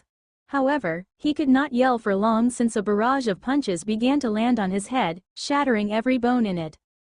Cain's entire body rotated after every punch, generating a greater and greater momentum and torque that would enhance the next blow with even more strength. Young Monkey and Young Elephant could do nothing else but see as a young boy punched the head of their leader with so much strength that small blasts echoed every time the fists connected. It was not long before they heard the sound that marked the end of the massacre. Crack! Great Tiger's skull finally gave up under that barrage and shattered, marking the end of the man. Cain's eyes showed no mercy at all as he turned toward the duo with bloody hands. The way Young Elephant and Young Monkey reacted to Great Tiger's skull cracking was very different. Absolute terror invaded the woman's heart while the man's eyes burst with pure rage. Bastard! Young Elephant roared with rage as his astral wave burst with immense strength, making a golden light cover his entire body. Cain saw how the man managed to overcome the compulsion and dashed toward him with immense strength. He was in no position to counter or dodge that attack, so he could only block it. However, that was not all Cain did. As he raised his guard and focused his astral wave in his arms, he turned toward Young Monkey. Stop breathing. Emotions have an effect on a person's willpower. Anger could drive your focus to the point that you could break a weak compulsion, while fear could make you even more susceptible to it. Young Elephant's burning rage allowed his willpower to rise to the point where he could resist Cain's control, but Young Monkey was so terrified that the moment she heard those words, her lungs stopped working. Young Elephant did not notice the plight of his ally. There was nothing more in his eyes than the young man in front of him. He knew deep inside that the only way to come out of this place alive was to kill that person. Boom! A blast echoed through the forest as young elephant's fist clashed with Kane's arms, sending this one flying away. Kane's eyes remained calm, but he was inwardly surprised by the strength of that attack. That yellow light seems to improve his body's hardness and increase the weight behind each punch. As he figured out the enemy's skill, Kane rotated his body midair, recovering control before landing on his feet. Young elephant was shocked by Kane's martial skills, but he threw away all those useless thoughts and dashed forward, full of killing intent. Stop moving, Kane uttered that command again, but it had no effect other than making young elephant frown. Your tricks will no longer work on me, young elephant shouted, trying to give himself more courage while the golden light that covered his body grew even stronger. Kane noticed that the enemy's mental fortitude had risen to a level where this one could resist the compulsion of a one-star elementary hypnosis master. Although it would make things harder, he showed no fear toward an enemy like young elephant. His wave burst went down to 1000%. That diminished his raw power but allowed him to fight for a longer time. Young elephant's fury grew stronger when he saw Kane's astral wave output diminished. He thought the young man was looking down on him. Die! Young elephant sent a vicious punch toward the boy's head, showing surprisingly good martial skills. Unfortunately for young elephant, Kane easily dodged the blow, and things did not end there. Kane used young elephant's momentum to counter with his own punch to the head. Young elephant felt his head would fly away from his body, but he clenched his teeth and sent another attack. Sadly, things repeat themselves. Kane countered every attack that young elephant fired. The level 4 astral wave warrior had immense strength and durability but severely lacked speed. Having lower speed than your opponent did not mean you could not touch them, as you could use superior martial skills, feints, or attack from blind spots. However, the AI chip module generated a small virtual screen in Kane's vision, showing him a prediction of young elephant's following movements. Kane used it for the first time against the Aatrox Wave champion, and there was no way he would let such a powerful tool go to waste. He had even given it a name. Virtual Sight. Kane continued countering young elephant's punches, adding the strength of this one to his own attacks. After a few minutes, he saw the man's eyes beginning to lose focus due to all the blows to the head. He dodged another strike but did not fire a counter this time. Instead, he lowered his body and struck young elephant's knee with his elbow. Young elephant's eyes widened with pain as he felt his right knee almost shattering due to that blow. However, he endured the agony and used that same leg to strike back. That attack surprised Kane as Virtual Sight showed him that young elephant's stance would crumble after that strike. Of course, Kane did not blindly trust what Virtual Sight showed him since he knew the predictions were not 100% certain. He moved back and put his arms in front of his chest just before that kick sent him flying away. Young elephant would have wanted to carry on with his attacks, but the damage he had received was too much, and his right leg no longer worked. He could not rest for even a second before Kane flashed back to the fray and landed a ferocious kick on his jaw. Kane saw young elephant's eyes grow dim after that kick due to the brain trauma and immediately continued with another kick toward the temple. That second kick sent young elephant crashing to the ground before a third kick connected to the back of his head, destroying the cervical vertebrae and cutting the spinal cord. Kane's deactivated his wave burst, lightning armament, and Asura form the moment he killed young elephant. He kept wave cloak activated since it would not be wise to lower his guard in a place like this. The battles against Great Tiger and Young Elephant were short but drained almost all of his astral wave and pushed him to his limit. He focused on Old Fox and saw that the man was unconscious before turning toward Young Monkey. The woman was twitching on the ground while grabbing her neck, desperately attempting to breathe. Even if a level 4 wave warrior could go for several minutes without breathing, it did not mean asphyxiation did not affect them. Kane walked to the woman and saw the terror in her eyes that pleaded for mercy. He put his hand over her chest before whispering 2 words. Stop working. Young Monkey heard those words before her heart stopped beating, and she perished. Kane's ego wave vanished as he looked around the battlefield. He saw the Great Tiger, Young Elephant, and Young Monkey corpses and showed nothing in his eyes. After experiencing killing millions in his past life memories, murder could no longer affect Kane's mind. especially if the ones he killed were people that would not have hesitated to end his life so they could take his belongings. Kane's true nature was that of a hero, but his own version of what a hero meant. He would protect the people he cared about, save any innocent he found on his journey, and butcher all evil in his path. Kane went toward Old Fox, and after ensuring that the man was unconscious, he sat by this one's side and rested for a little while. He felt mentally exhausted. Although hypnosis was an extremely powerful technique and seemed very easy to display, nothing could be farther from the truth. It required immense mental effort to place someone's mind under hypnosis, and just the most basic command required all of Kane's focus. After a few minutes, Kane was able to recover a little and turned toward Old Fox before putting a hand over this one's head. "Wake up." The target being unconscious did not mean Kane could not put this one under hypnosis since the brain still worked perfectly fine. In any case, it only made things easier as this one's mental defenses were lower. Old Fox opened his eyes, but they had lost their focus, making it clear to everybody who saw him that his mind was in an altered state. "Who else knows about you coming to this place and doing this transaction?" Old Fox showed no resistance and immediately answered Kane's question. "No one else in the organization knows about it. The only ones privy to this deal were the men I came with." Kane's eyes narrowed when he heard those words. He did not doubt that Old Fox belonged to some criminal group, but the fact that this one used the word organization disturbed him. "Explain to me what organization you belong to." "I am part of the Ancient Feral Organization. We are a criminal group with our headquarters in Jharkhand County. We use animals as our code names, and the prefix determines our status in the organization. Juvenile, young, and great are used for warriors, while those that handle logistic affairs use aged. Those with the old prefix are special, meaning they have a strong background within the organization. A council formed by 9 people lead our organization. Each is called an ancient beast, with my big sister being one of them. I am unaware of the strength of the other 8, but my sister is a level 9 essence wave warrior." Kane showed an awkward smile as he heard all that information. "It seems I have kicked a hornet nest. My luck is truly unbelievable. Well, there is nothing I can do about it now." Although Kane was a little annoyed that the criminals he had just killed had such a complicated background, there was no way to turn back time now. Besides, even if he could, he would not change anything. Before, an organization with level 9 wave warriors and possible wave champions would have been an existential threat to Kane, but now they were just a problem. Usually, in a criminal organization, the higher-ups will always get their cuts from anything the underlings did. I guess Old Fox did not share this endeavor with anyone else because he wanted to secure all the profit. Kane confirmed his guess after asking it directly to Old Fox before asking more questions about the Ancient Feral Organization.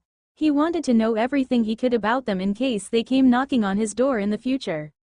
After roughly 30 minutes, Kane was able to get a comprehensive understanding of the Ancient Feral Organization. Last question. How many people have you killed with this type of scheme? 48. I see. Kane said nothing else before slapping Old Fox's head with all his strength, making it explode like a balloon full of blood. There were many ways to handle Old Fox, but Kane chose to use the more definitive. Everybody from the Ancient Feral Organization that came to this forest was dead, and no one could reveal Kane's involvement. During the interrogation, Kane had asked for Apex to hack Old Fox's space ring, and he could now use it. He stored the old man's belongings in it before doing the same with the trio's artifacts and blasting their heads. The blood will attract the wave beast from the surroundings, and they will not leave a single hair of those energy-rich bodies. Kane could have also stored the corpses in his space rings, but he had no idea if there was a way for people to track them somehow, so it was better to be safe than sorry. Once he finished handling the corpses, Kane scanned the surroundings with his ego wave and basic scan force field, making sure there was no evidence of his presence here before leaving. Kane jumped from one tree to another on his way back, ensuring he left no tracks on the ground. As he left the battlefield, he issued a command to the Absolute Life Form System. "System, how much destiny force did I gain from this last encounter?" Immediately a robotic voice echoed inside Kane's mind. "Destiny force obtained. 2.3 points." Kane's eyes widened as he saw how little he had obtained. He could understand that Old Fox would not grant him much since the old man did not have much time left and was weak, but the other three were relatively young and with high cultivations. Brat, do not expect much from people like that. For starters, low-level criminals have weak destinies. Most are considered nothing more than disposable pawns in the eyes of the higher-ups. Not to mention that your destiny had risen a lot, so the fact you gained anything from them was already impressive. Kane showed an awkward smile as he heard that. He had forgotten just how much he had grown over the last few months. Kane knew he could steal the destiny of the people he killed. However, the stronger his destiny, the less destiny force he would gain. That is why he earned almost nothing despite having killed a level 5 and 2 level 4 wave warriors. How much is my current destiny force? Destiny force, 1664. Kane was surprised by that large number but immediately figured out the reason for the sudden rise. The fame and glory he obtained in the cadet ranking helped him improve his destiny. He had not gone to the Pillars de Trial for that, but it happened nonetheless. Figuring out my destiny's growth is too hard. If I try to do it, the only thing I will do is waste my time. The best path is to carry on with what I usually do, always striving to improve. Well thought, Brat. You are too young and weak to attempt and decipher destiny's mysteries. You are on the right path. Just keep walking forward. Kane showed a small smile as he heard Apex's encouraging words. As he saw the massive amount of destiny force he had gathered, ideas came to his mind. System, show me the genetic coder module. Less than a second after Kane uttered that order, a virtual screen appeared in his sight. Genetic coder module. Basic genetic stimulation, basic genetic suppression. Basic genetic enhancement. I have no use for basic genetic stimulation, since I have already awakened my dormant bloodline. Basic genetic suppression could help me with my bloodline's emotional outbursts, but that is no longer a problem after I reached mind over body. The only one usable right now is basic genetic enhancement. Kane did not look down on the genetic coder module, by no means, as he knew that the only reason he was able to shine in the early months of the military academy was his bloodline that he obtained thanks to basic genetic stimulation. However, 2 of its 3 tools have lost their use. Of course, that would change once Kane evolved the module to the next stage. Although he would have wanted to do it right now, things were not so simple. He had already obtained the 1000 destiny force points needed to evolve the module, but his soul was not strong enough to endure the pressure of an evolved genetic coder module. That is why Kane focused on basic genetic enhancement. He had always been interested in the tool, but each use cost 100 destiny force, so he was not in a position to use it before. However, things have changed now. Display the possible genetic enhancement I can obtain. The absolute life form system carried on with the command immediately. Displaying available genetic enhancements. Due to the genetic coder module's current capabilities, enhancing specific genes would negatively affect others. The projected outcomes are specific to the lightning lupus bloodline. Different bloodlines will generate different outcomes as the effect on the genome will vary. Enhanced genetic strength. Enhanced genes focused on physical strength. Projected outcome. Increase strength by 9%. Diminish speed by 7%. Enhanced genetic speed. Enhanced genes focused on physical speed. Projected outcome. Increase speed by 5%. Diminish strength by 1.2%. Enhanced genetic vitality. Enhanced genes focused on vitality. Projected outcome. Increase vitality by 10%. Diminish speed by 3.5%. Diminish strength 3.5%. When Kane saw the available enhancement, he did not know whether to laugh or cry. Increasing his vitality by 10% or strength by 9% would be immensely helpful, but the drawbacks were not worth it. The only one that was cost-effective in Kane's mind was enhanced genetic speed, as a rise of 5% on his already high speed would greatly improve his battle power, and he could endure a 1.2% loss in his physical strength. Nevertheless, paying 100 destiny force for it was not something that Kane was willing to do. Each point was incredibly difficult to obtain, and he never knew when he would need them. I am in no urgent need to improve my speed right now, so I will save the points. I should gain even better outcomes after evolving the genetic coder module, and there may be even better tools at my disposal at that time. Kane made the virtual screen vanish as he continued running, and after another 2 hours, he finally left the forest. He appeared close to his military truck and got up on it before commanding the vehicle to drive back to the Imperial Lightning Fort.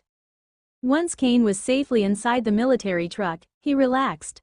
The journey had been bloody, but he came out of it immaculate. Time to see the real gains. Kane thought with a smile as he began to analyze all the wealth in his new space ring. The wave artifacts he took from Old Fox, Great Tiger, Young Elephant, and Young Monkey were not that impressive, but they could amount to roughly 15,000 military credits. Just like he did with all the other artifacts, he would leave them to Apex so that this one could exchange them for resources using the Empire's network.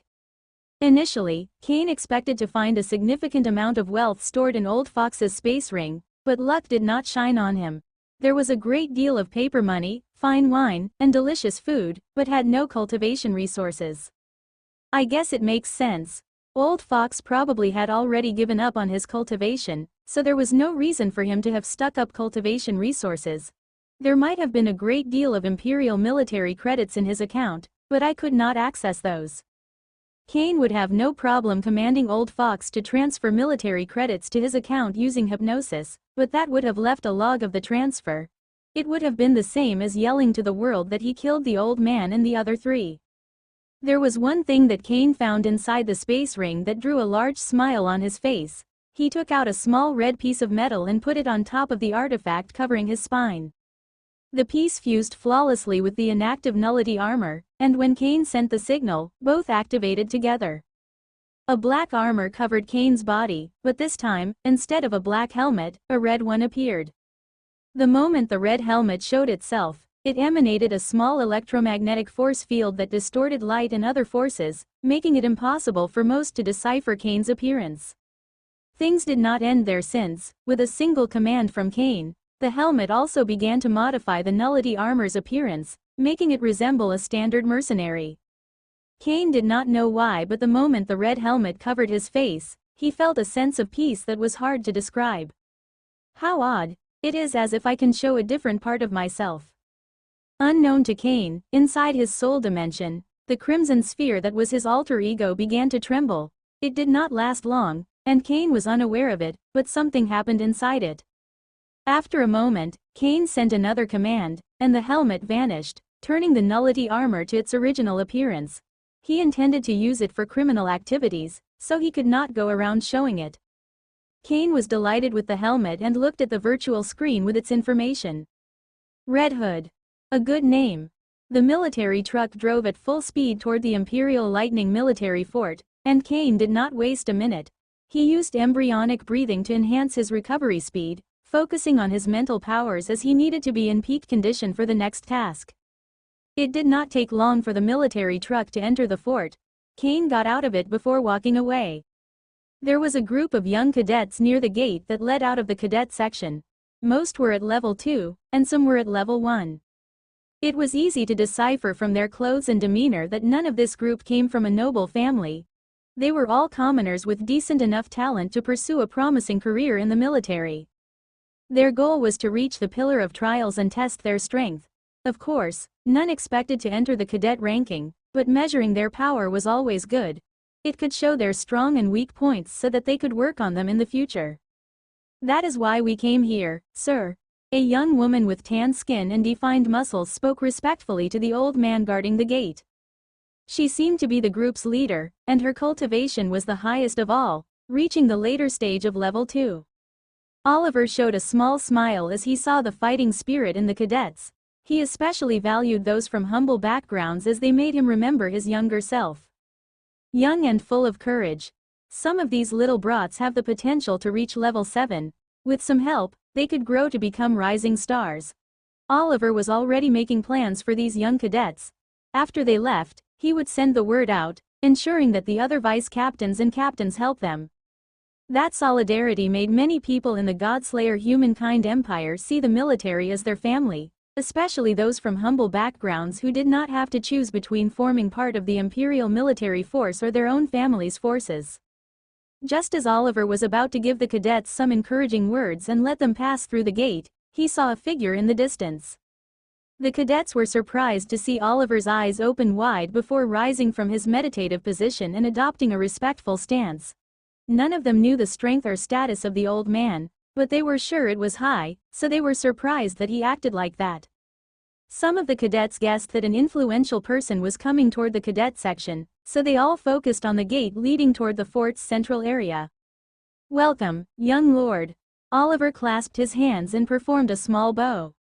The cadets were shocked to see that the one that provoked such a reaction from Oliver was not a big shot from the Imperial military force but another cadet that was walking toward them. "There is no need to call me like that, and much less bow toward me. I understand why you do it, and I appreciate your respect, but I don't like to see elders bowing to young people." The one that spoke was a young man with black hair and green eyes wearing an impressive blue robe. You are Kane Lorifer." One of the cadets could not help but shout as he saw Kane, making the eyes of all the others glow with interest and awe. A few months ago, Kane Lorifer was just one of the many talented cadets in the Collapsing Lightning Military Academy. Still, there was nothing truly remarkable about him. Although he had made a name for himself by showing a late-wave champion's willpower, taking the N-degree 1 position in the Pillar of Mind, none of the cadets understood the true meaning of strong willpower as they knew nothing of the ego-eternal path of power. However, everything changed in the past few weeks after displaying a speed and destructive power worthy of the N-degree 1 position in the cadet ranking. It did not take long for rumors about Kane to begin circulation, like how he almost killed one of the teachers and the amazing military skill that allowed him to lead 100 men against thousands of wave beasts. The most famous legend around Kane was his involvement in the killing of an Aatrox wave champion. Kane turned toward the cadets and smiled at them before nodding. He had no idea who they were since they had different classes, and he was not precisely the sociable type, but there was no reason to show coldness toward a group of future comrades. "Good day to all of you." Kane greeted the group before turning back to Oliver. "I need to pass. Open the gate, please." Unlike the other cadets, who needed to state their purpose before leaving the cadet section, Kane did not need to say anything else for Oliver to wave his hand and open the gate. "Do you need company, you, Kane?" Oliver corrected his words midway. He would never show this type of deference toward a scion from a noble family, but Kane was the core disciple of his teacher, one of the strongest life forms in the entire Collapsing Lightning sector. "No, thank you." Kane did not say anything else before arcs of lightning covered his body, and he flashed away. The cadets saw Kane run into the fort's central area, and their eyes were full of admiration. Their reactions were quite common, as the Godslayer humankind's culture valued strength above all things, and Kane Lorifer was the strongest cadet in the Imperial Lightning Fort. "So that is Kane Lorifer. He is around the same age as us, but I hear he can easily kill level 4 wave warriors. And according to the rumors, he is also a commoner." The same cadet that shouted Kane's name before spoke again, and those last few words made the eyes of the other cadets glow with excitement. If someone from a humble origin could reach such a high level, would that not mean they could also do it? Do not let rumors get over your head. I doubt that someone so amazing as him could be a commoner. He might have hidden his background so people would not approach him with false intentions. The young woman that led the group poured cold water into the cadets' spirits. She was not trying to be cruel but did not want them to chase impossible dreams under false information. Actually, she had also grown excited the first time she heard the N-degree 1 Collapsing Lightning cadet came from a humble background, but now that she saw him, his demeanor was too striking. When she saw Kane's eyes, it was like looking at a man that had been groomed from birth to rule. Kane Lorifer is an orphan. Regarding backgrounds, Kane's was as humble as you could get. The cadets turned toward Oliver as those words reignited their dimmer spirits. "Is that true?" The group's leader spoke with shock in her voice. She found it hard to believe that an orphan could have that royal aura. Oliver was not fond of gossip, but he saw the light in the cadets' eyes when they heard about Kane's background. Talent was important, but the will to rise and an objective to follow were just as essential in your cultivation path. Kane Lorifer is an orphan that came to the Collapsing Lightning sector, and at that point, he was nothing more than a newly advanced level 1 astral wave warrior. That young man had no wealth when he arrived at the military academy, but he never allowed his origin to dictate how high he could rise, and neither should you. A large smile appeared on Oliver's face as he saw the burning fighting spirit in the cadets. Good, very good. Kane flashed through the streets at an impressive speed, leaving residual arcs of lightning on his path. Although his figure was startling, it was not odd to see something like that in the main area of the Imperial Lightning Fort. Many other soldiers ran through the streets incredibly fast, showing great control and not touching anyone else. The Imperial Lightning Fort was massive, being one of the greatest cities in the entire sector, so it would take days to reach from one end to the other just walking. The higher-up incentivized soldiers to move throughout the city using their own power instead of vehicles. It was good training for the battlefield, as driving anything through it was practically suicide. After roughly 1 hour of running, Kane reached a massive building with the words "License Bureau" in the front. Many people were coming in and out, and the one thing they all had in common was that none was a cadet. The moment Kane entered the building, many people focused on him. There was no reason for a cadet to be in this place, so the people working there did not understand what he was doing. Kane looked around the building and saw 2 soldiers on the corners of the first floor. Their auras told him they were possible level 4 wave warriors. Less than half a year ago, that strength was something that Kane would have to push himself to the limit and risk his life to fight. Now, he could paralyze both guards with nothing more than his words. Of course, Kane knew that they were just for show. The building itself was the true guarding, and it could surely display a crushing pressure that could shatter his body. Despite his current background, possibly the highest of any cadet in the entire fort, Kane was not an egomaniac and walked calmly toward the reception before greeting the woman behind the table. "Hello, I came here to obtain a license. Could you show me the way?" Like everybody else, the receptionist was surprised by the presence of a cadet in the building. However, since Kane was so courteous and had the demeanor of a scion, she did not make things harder for him. "Sure. You just need to use that teleportation matrix and your AI chip to determine the floor you want to reach. What type of license are you hoping to obtain?" "I am not at liberty to say that information. Could you show me the information about all the floors?" Kane wanted to hide the fact he was a hypnosis master for as much time as possible. Although the ones handling the license would know, Zarak assured him they would not reveal any information. The woman's interest rose when she heard those words, but she knew better than to ask questions about things unrelated to her. The building's AI protected everybody in this place but also monitored the employees' activity. If any of them were found lacking, they would be fired and replaced. Although that work behavior could incite wrath in some people, the Imperial military force did not care about their feelings. The only thing that mattered to the higher-ups regarding logistic jobs was efficiency. "Sure, I will send the information to your AI chip immediately." A second after the woman said those words, Kane saw that a file reached his AI chip module. He opened it and saw a description of each license type and what floor he should go to apply for one of them. "Thank you." Kane thanked the woman for her assistance before walking toward the teleportation matrix and vanishing. A blinding light hindered Kane's vision before finding himself on a large white floor. There were paintings on the walls, all unleashing a strange aura, giving the illusion that the pictures would come out at any moment. Kane had never liked things like paintings, but the ones here seemed capable of grabbing hold of his mind and even generating feelings of peace. "What are you doing here?" However, all that serenity shattered when Kane heard those words, and his eyes widened as shock assaulted his heart. The reason for his reaction was that the words came from behind him, but even now, he perceived no one. Kane looked back, and his shock grew even stronger as no one was there. "I will ask one last time, what are you doing here?" The voice was even louder this time, and Kane felt it yell right next to his ear, making him frown.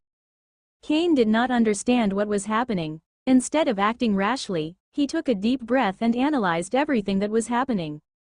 After a few seconds, a flash of enlightenment crossed Kane's eyes.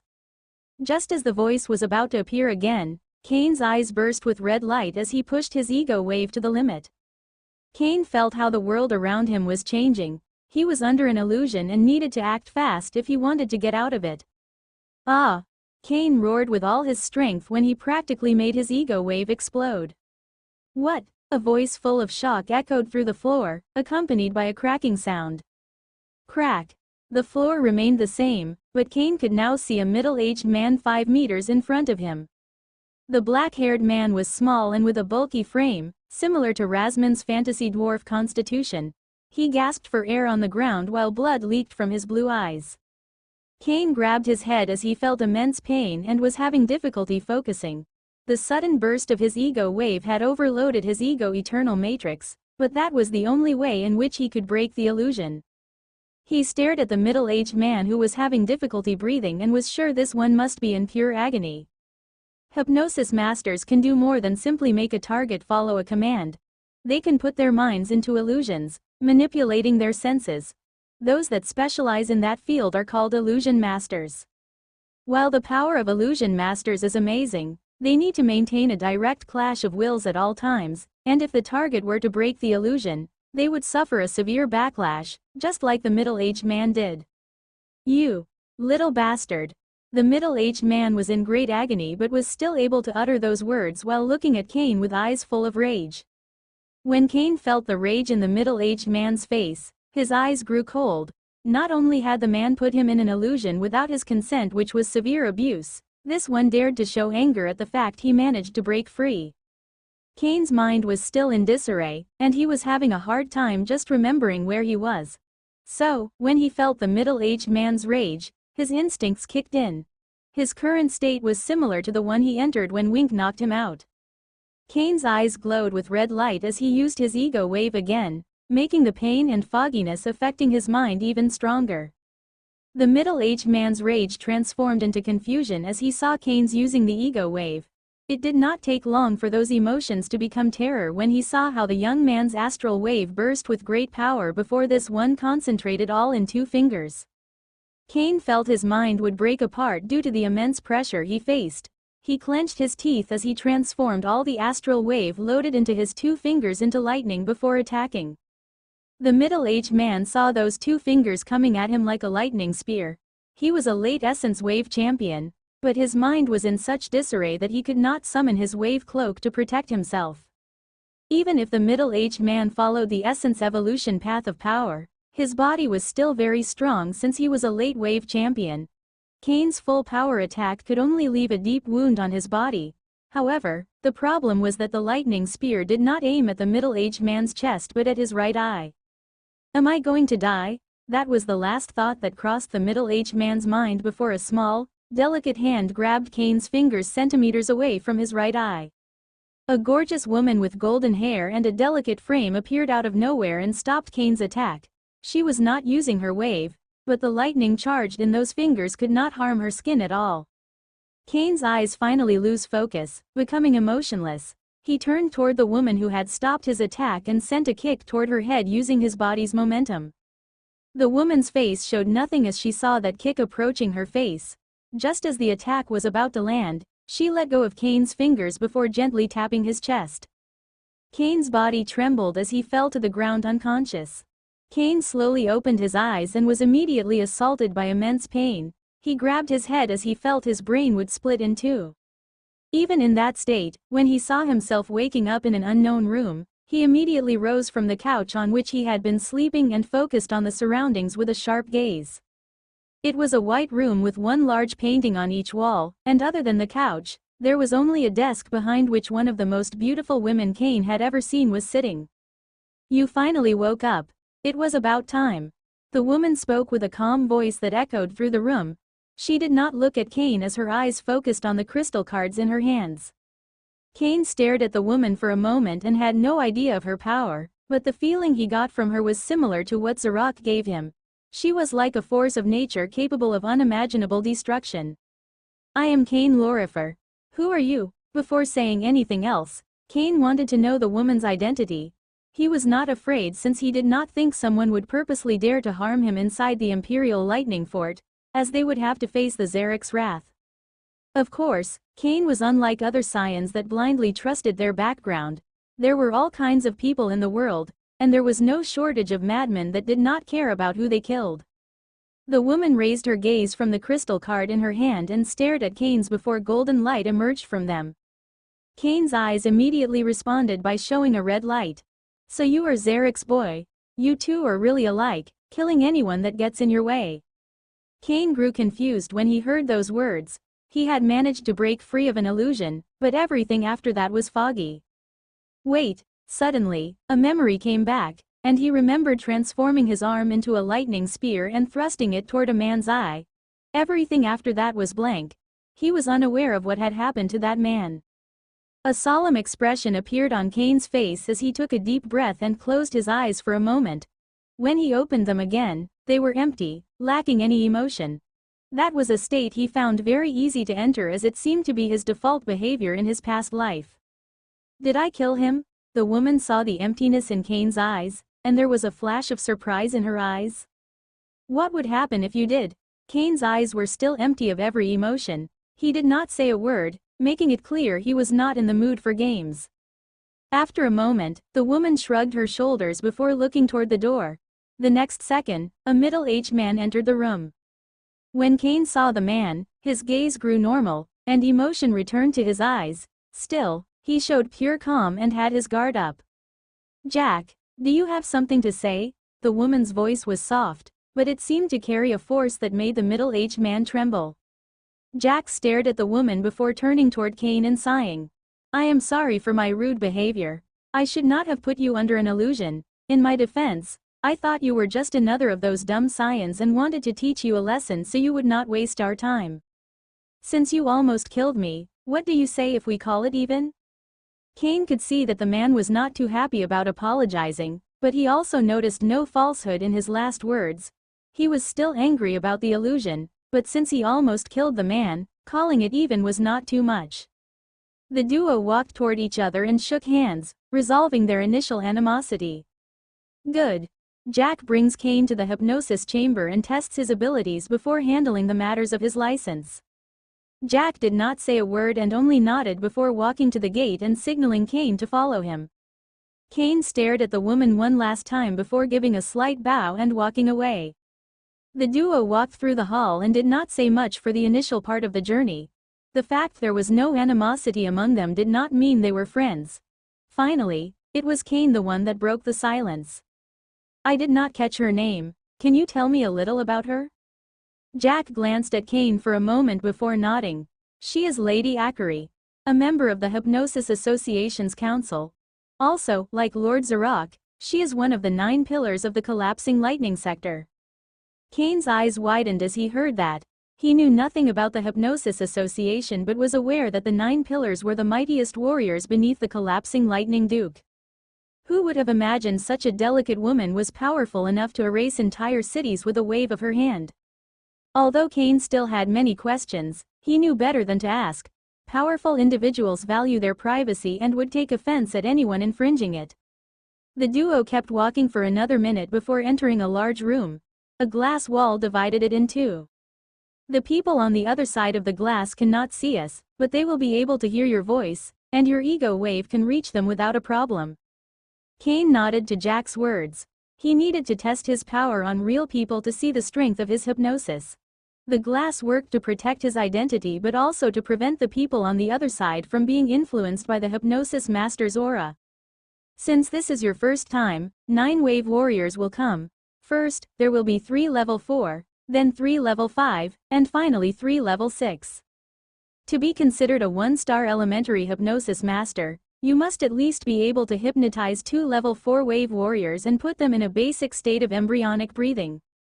When Jack saw that Kane nodded, he sent a signal through his AI chip, and 3 soldiers appeared on the other side of the crystal wall. Clearly, this was not their first time, as they put themselves in position before calming their minds. Kane took a deep breath as he focused on the group. The next second, his eyes glowed with red light as his ego wave emerged and reached the trio. The eyes of the 3 soldiers twitched for a moment as a clash of wills happened. "Rest." Kane's voice echoed through the room as the eyes of the 3 soldiers lost focus, and then they adopted a meditative position on the ground.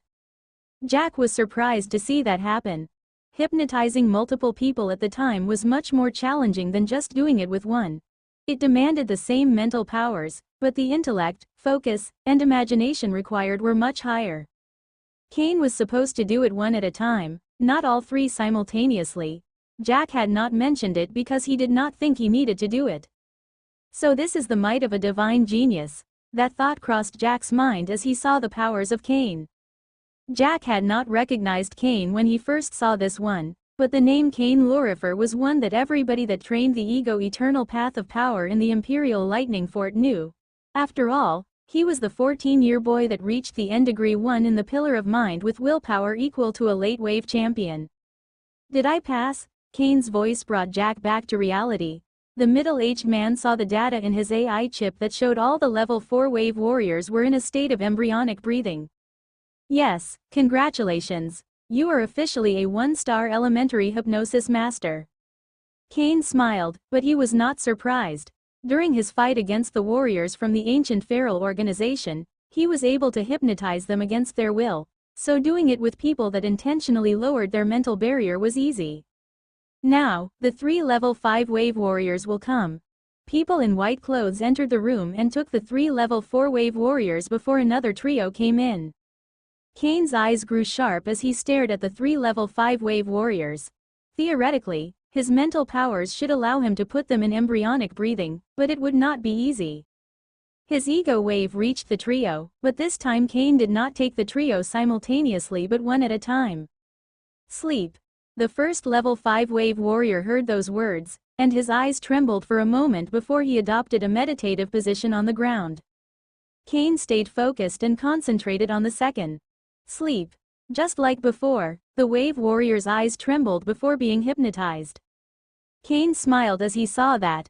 He had already put 2 of the level 5 wave warriors in embryonic breathing, so he was technically a 2-star hypnosis master.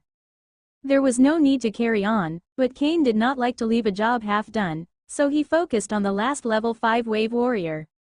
As soon as Cain focused on the woman, he noticed she was different from the others. There were scars all over her body, and her eyes released a constant sharp light as if she was always in a state of high alert. The soldiers that took part in this test were told to put their minds in a state of relaxation, just like a person who hired a hypnosis master for their services would do. However, it was clear that the woman's mind was not at peace. Cain took a deep breath and ensured his powers were at their peak before sending his willpower toward the woman. He was able to win the clash of wills with ease. That did not surprise Cain since his willpower was already at the first realm and capable of fighting against even the mind powers of a late-wave champion. Even putting the woman in a susceptible state was not hard. Cain frowned when he saw that everything was going so well. The woman was a level 5 wave warrior, yet her mental fortitude was so weak that if Cain wanted, he could have stopped her heart with a single command. No, it is not that her mental defenses are weak, they are no different than the other two, but something has weakened them. A trauma? Cultivation affected an individual's willpower, which is why it was weird for soldiers above level 3 to suffer from things like post-traumatic syndrome. Still, it was not impossible if the trauma was strong enough. Hypnosis masters could help people suffering from heart nightmares and all other forms of trauma. The most basic way would be to put the target in embryonic breathing. A state of deep sleep, like embryonic breathing, can allow your psyche to consolidate those emotional memories and make them less distressing. Sleep. The woman's eyes twitched as she heard that command. She was susceptible enough to harm herself if Cain commanded it, but her mind was so chaotic that putting it in a state of profound relaxation was proving challenging. Cain frowned when he saw that he could not induce embryonic breathing in the woman. Sleep. He uttered the command again, but the woman failed to enter embryonic breathing. Ah, poor woman. Jack could not help but sigh as he stared at the scarred soldier. Cain turned toward the man with a questioning gaze. Her name is Shara. She had applied for this type of work for over a year and finally got her chance, but I am afraid not even a 4-star elementary hypnosis master could help her. Jack felt pity for the soldier as he understood the desire in her heart to get better.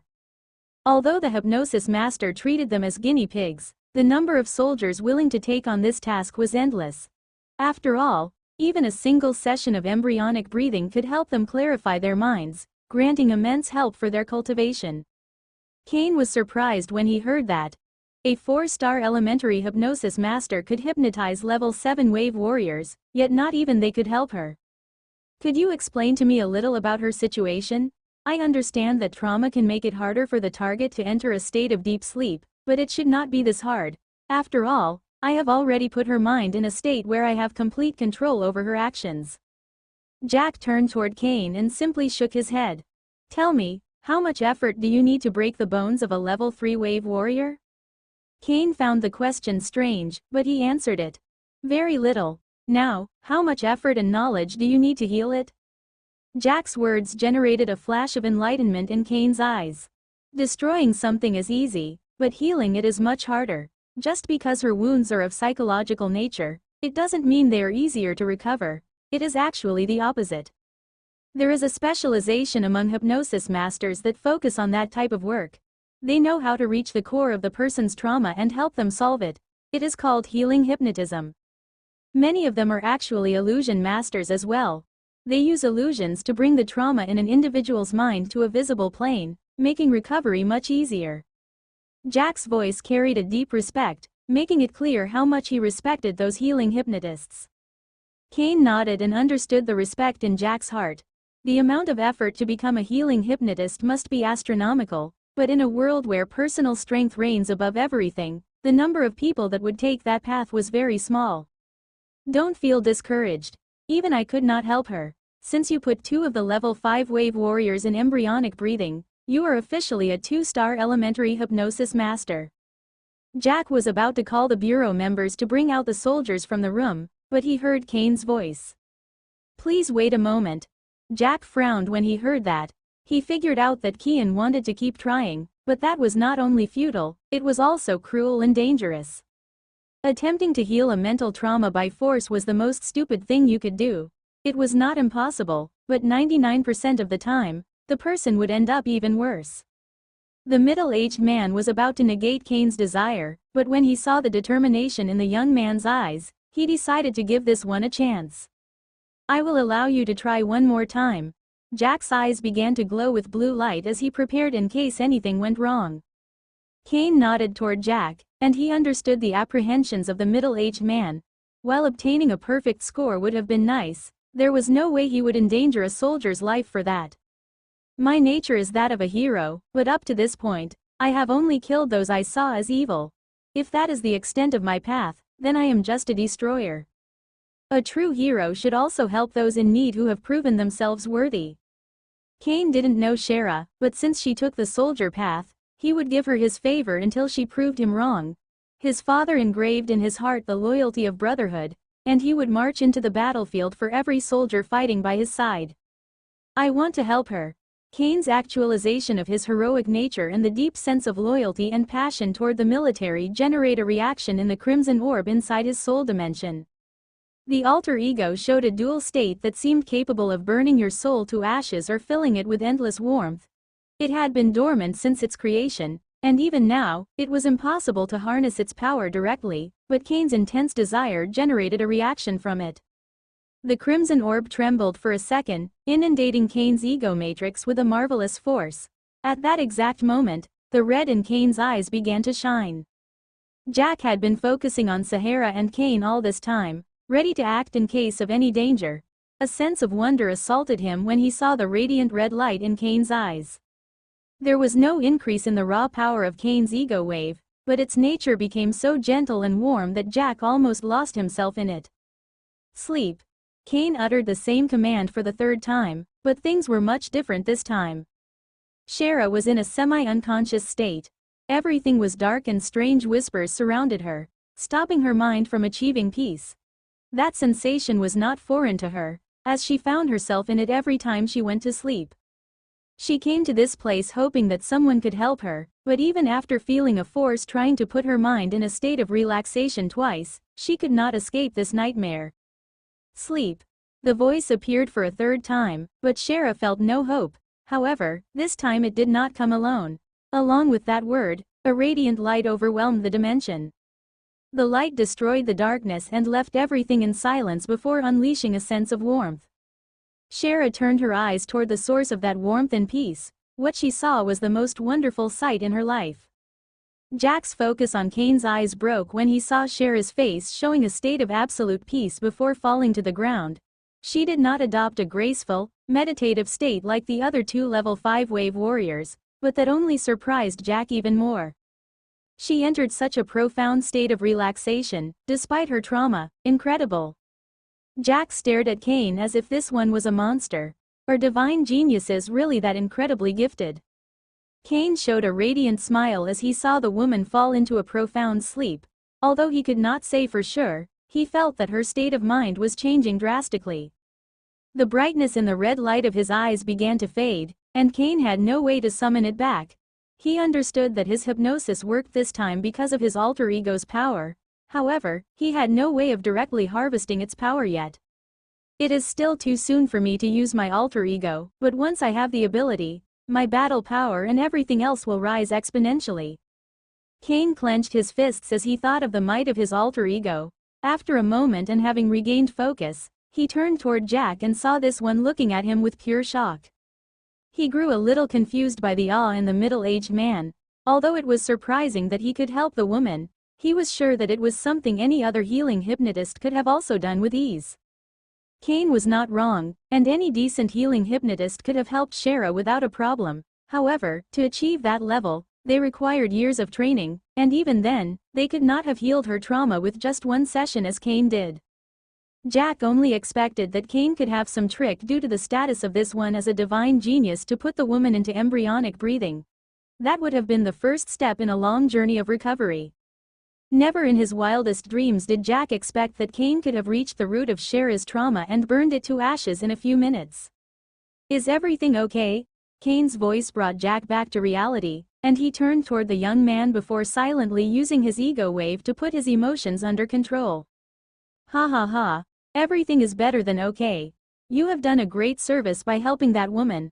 I am sure she will remember it for the rest of her life. Jack's admiration was sincere as he truly respected healing hypnotists from the bottom of his heart.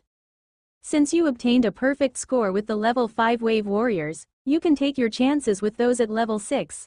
Don't push yourself. Just use this chance to train. Kane could barely hypnotize those level 5 wave warriors, so the chances he could do it with level 6 were almost null. Still, it would help him to know just how far he was from the 3-star classification. Jack sent the signal, and people from the bureau came into the room and took the 3 level 5 wave warriors before another trio went in. Kane focused on the level 6 wave warrior on the left, a 1.90 meters tall man with a bulky body full of vibrant life. He initiated the clash of wills and won it easily, but when it came to putting the soldier under compulsion, he failed.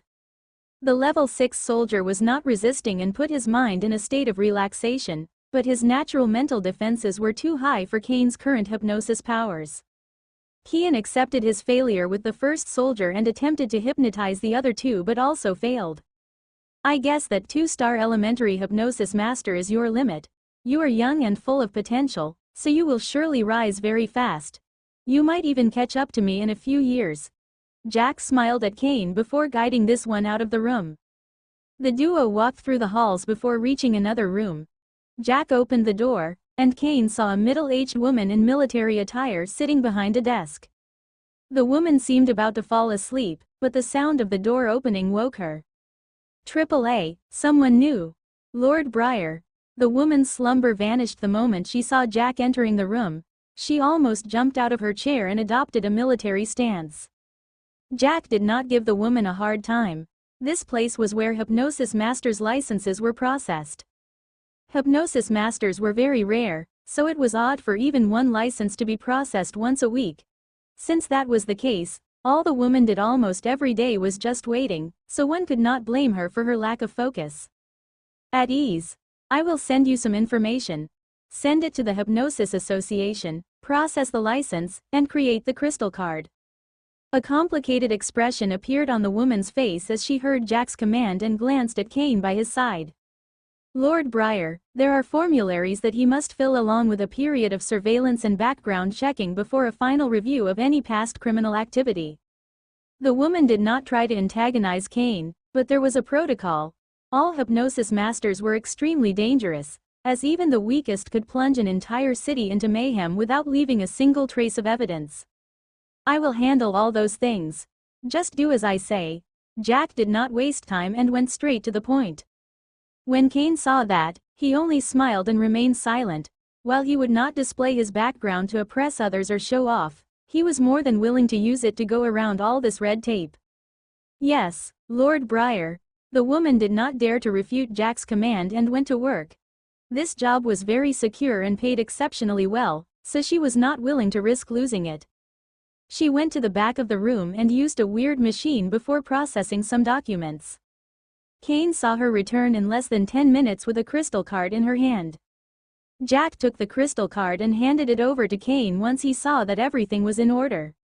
Your name and status as a 2-star hypnosis master are registered in the Hypnosis Association's database. You can use this crystal card to present yourself to future employers. Kane nodded and stored the crystal card. As he was leaving the room, he glanced at the woman one last time. She, Jack, and Akira were the only ones that knew he came to obtain his hypnosis master's license.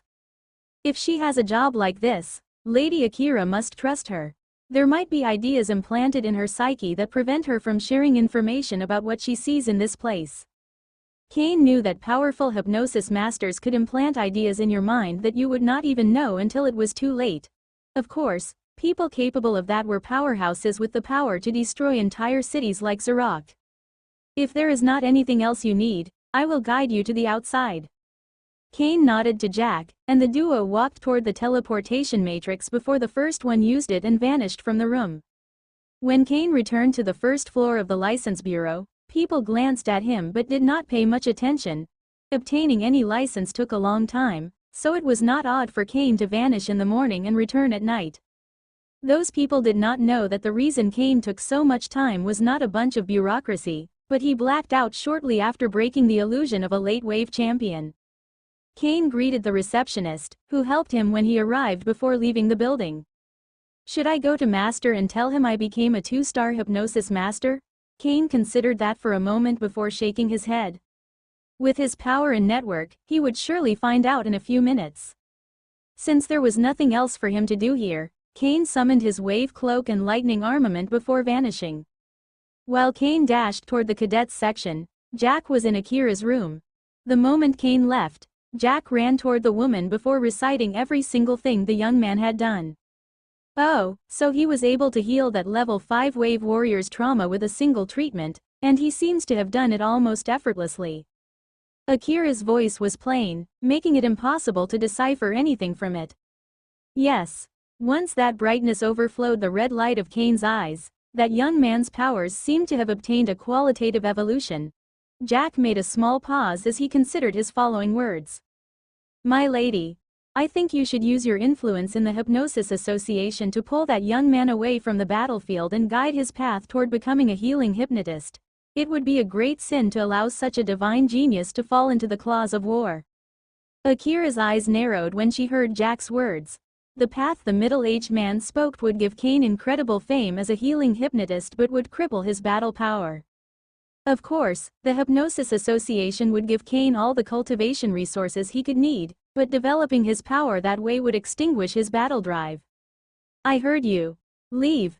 Jack bowed toward Akira before leaving the room. The moment he did, a figure appeared. The newcomer had an imposing body and blind eyes that glowed with blue light. Akira's eyes began to glow with silver light as she stared at the man in front of her. She knows just how dangerous and wild this person could be. Although Jack did not exactly take Kane's feelings into consideration, there was no malice in his heart when he proposed that idea. Besides, your boy seems inclined to a righteous path, so becoming a healing hypnotist is not a bad idea. Zarok glanced at Akira, but the coldness in his eyes remained the same. His invisible ego wave emerged and instantly reached Jack, invading the middle-aged man's brain. Jack had no idea that a force capable of immense destruction had invaded his body. With a single thought of Zarok, it would flood his mind with a killing intent that would destroy his ego. Enough! Akira shouted as a silver force field emerged from her brain before crashing towards Zarok. That force field could level a building but could not reach the target, shocking the woman. Akira was a seasoned warrior and was able to adapt immediately, infusing her essence wave into her ego wave, enhancing its power, and forcing Zarok to focus all of his attention on her. Zarek's eyes narrowed as the blue force field concentrated around his body, facing off Akira's silver one. Unlike the woman, he did not need to add his astral wave to it. Oh, you want to fight against me? The blue force field exploded with immense power, making the room tremble and cracks emerge beneath Zarek's feet. Akira grew solemn as she heard those words and knew that the man in front of her had no reservations about starting a fight between powerhouses in the center of the Imperial Lightning Fort. Her wave cultivation was higher than Zarok, but she fell far behind the man regarding the ego-eternal path of power. While at the initial stages, it could only grant auxiliary skills, at a higher realm, your ego wave was all you needed to fight. Akira took a deep breath and retracted her silver ego wave before calming her heart. The collapsing lightning pillars cannot fight among themselves. If we want to fight with someone, we must first battle against leader. When Zarok heard that, instead of fear, a thriving battle spirit emerged in his eyes. It was clear that the idea of fighting against the one Akira referred to as leader made his blood burn. Akira could not help but shake her head when she saw how Zarok reacted. She remembered how this man managed to become one of the collapsing lightning pillars and knew how battle-hungry he was. Jack will not meddle with that boy, I'll give you my word. Zarek's face grew serious as he heard that. Although unruly, he was not so arrogant as to think he could push Akira around. I will hold you accountable. Also, if any of those geezers in the Hypnosis Association try to meddle with Kane's path, I will take it as a personal offense. Akira's eyes widened when she heard that, since she knew perfectly well what Zarok meant. Do you really think you could face the association on your own?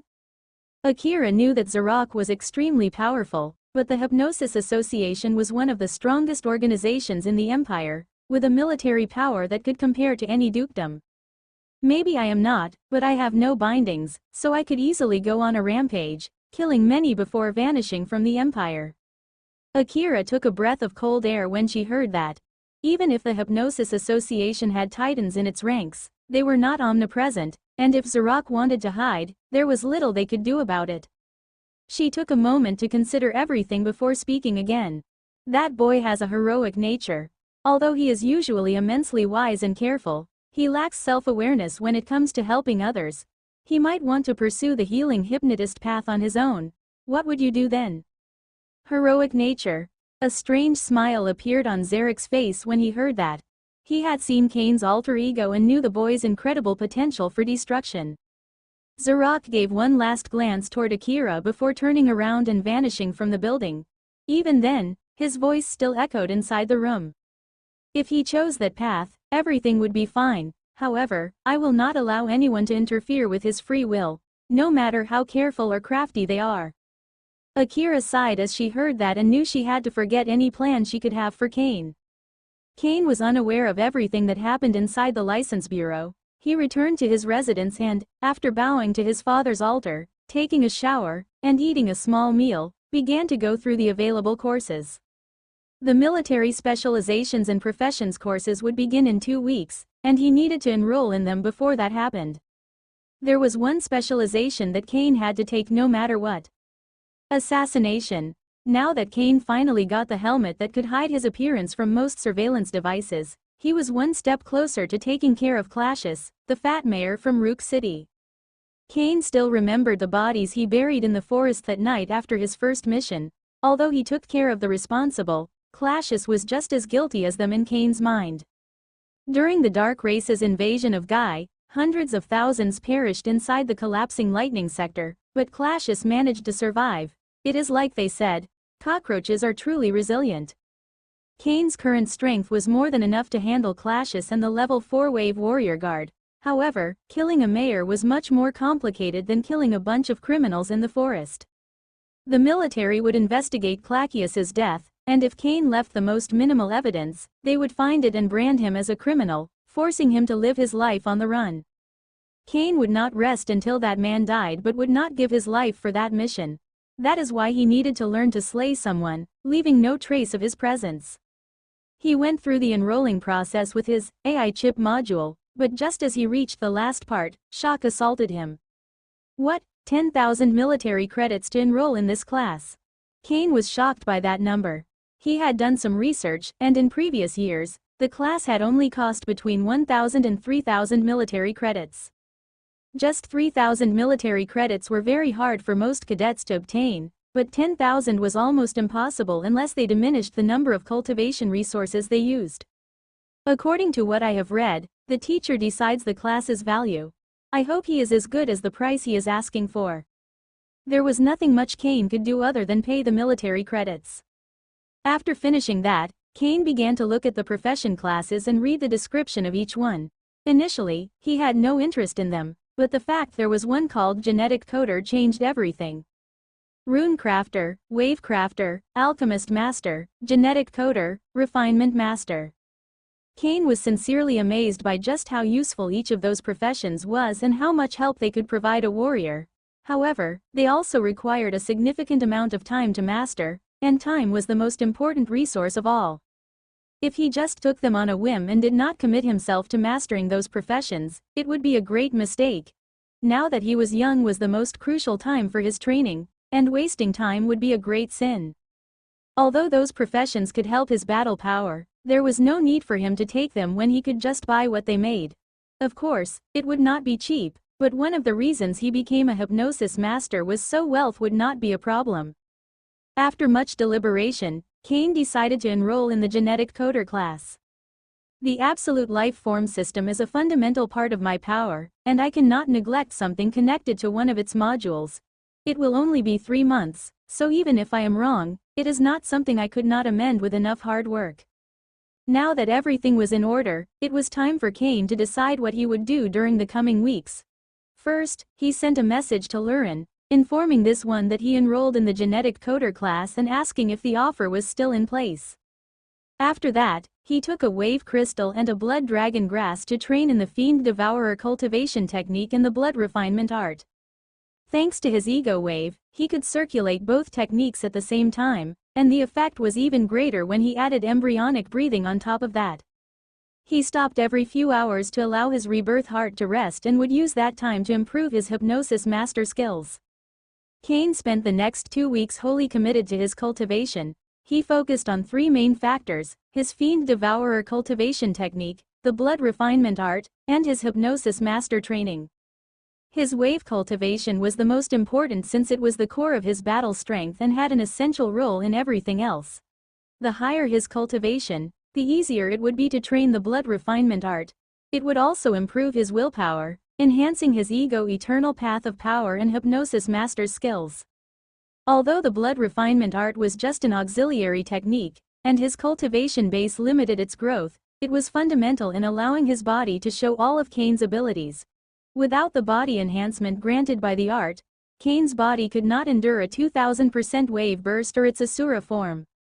The hypnosis master path was extremely helpful as it allowed Kane to weaponize his ego eternal path of power while at the first realm.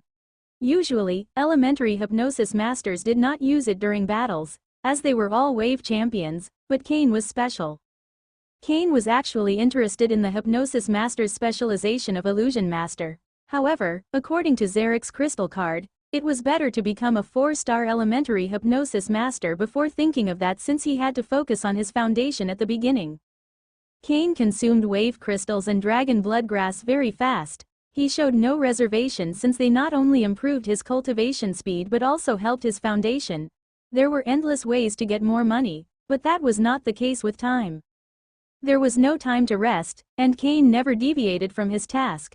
He was not a machine, and the boredom and monotony of cultivation affected him, but as someone at the first realm of the ego eternal path of power, he could push away those feelings. Whenever he felt that tedium and solitude were too much, he only needed to focus on his space ring and remember the coffin in it. Knowing that everything would have been different if he had been stronger was all the motivation Kane needed to keep training. The night before the courses began, Kane decided to take a break from his training and rest properly. He would allow his body and brain to relax and not just enter a state of semi-unconsciousness while he kept cultivating. Before going to bed, Kane sent a command to the absolute life form system. "System, scan me." It was not long before a virtual screen appeared in Kane's sight. Scan of vessel completed. Name: Kane Lorifer race, Godslayer humankind. Path of power: Astral rebirth, level 3 wave warrior. Lineage: Lightning Lupus wave talent, pseudo tier 5. Stats: Strength 0.71 to 78, agility 0.89 to 1.0. Vitality, 0.99 to 1.2. Wave, 0.86 to 9.7. Marrow washing, 19% completion. Cain could not contain his thrill as he saw his agility and vitality cross into the 1-point realm while still being a level 3 wave warrior. Although by the amount of astral wave inside his body, it would not take long before he finally crossed into level 4. The fact that his marrow washing completion did not increase did not affect Cain since he knew that it usually occurred during cultivation breakthroughs. He was sure that during his advance to level 4, he would experience it again. Of all the data the absolute life from system showed to Cain, only one point did not make him very happy. Apex, can my bloodline improve more?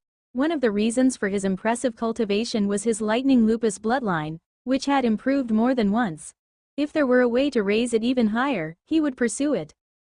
Sorry to disappoint you, brat, but your bloodline is already at its peak. Its purity was low initially, but the B-grade blood serum fixed that. You should not expect any more from the lightning lupus bloodline. After all, lightning lupus are wave beasts that reach the peak wave champion upon maturity, and very few manage to cross to the next level.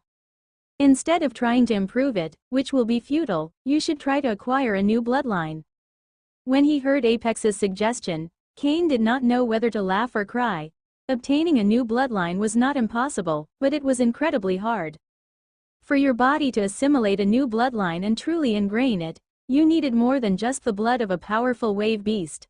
You needed a technique that would allow you to fuse that bloodline into your genes. And since Cain already had the lightning lupus lineage, he needed a stronger bloodline than the lightning lupus bloodline. If he obtained a weaker one, it would just remain dormant inside his body.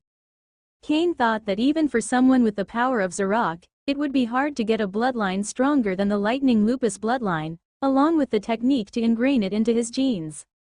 It is fine. I can improve my wave talent by improving my foundation and marrow washing. Besides, I can also enhance my cultivation speed by using high-level resources such as wave crystals. If the chance to obtain a new bloodline presented itself, Cain would use all his power to take it, but he was not to worry about it. All in all, Cain was delighted with his achievements. He went to sleep and woke up 1 hour before the class began. After eating a small meal and bowing to his father's altar, he flashed toward the auditorium. It was the same place where he took the rest of his classes during the first half of the year. When Cain entered the auditorium, he was surprised to see the number of cadets in it. He initially thought that due to the price of the assassination military specialization, the place would be almost empty, but more than 50 cadets were present. Although Cain was surprised by the number of cadets, those in the auditorium were astonished by his presence here. His physical power was already at the highest peak among the cadets, and he now wanted to become an assassin. Wasn't that like adding wings to a T-Rex? Cain noticed some familiar faces among the cadets, like Zamir, but he did not pay too much attention and went to his usual seat. The cadets began to speak among themselves as they looked at Cain. Some wanted to get close to him, but he did not show a friendly attitude. I wonder how many of them will remain after the test. Unlike professions courses, where you will secure your place after paying the fee, for military specialization, you also need to pass an exam to prove your abilities. Cain glanced at the seats around him, and a flash of immense sadness appeared in his eyes as he remembered the woman that used to sit by his side. Suddenly, all of Beelz's memories vanished from Cain's mind as his instincts began to scream like crazy. A feeling of absolute doom assaulted him as he felt the threat of death even closer than when he faced the Aatrox Wave Champion. Cain always had the basic scan force field activated, and it sent no warning. Still, he trusted his instincts, and his eyes burst with red light as he used the full power of his ego wave and astral wave. Ah! The cadets were shocked by Cain's shout and saw how this one unleashed a powerful aura while triggering his wave armor bathed in lightning arcs. Warning! An individual entered the basic scan force field range. He is at 8 o'clock. Cain almost shouted in rage at the late warning, but at least he now knew the enemy's direction.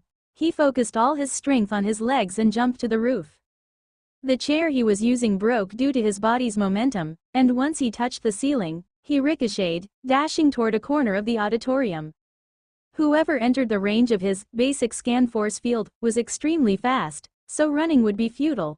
That is why he chose to put himself in a position where he could see whoever came at him.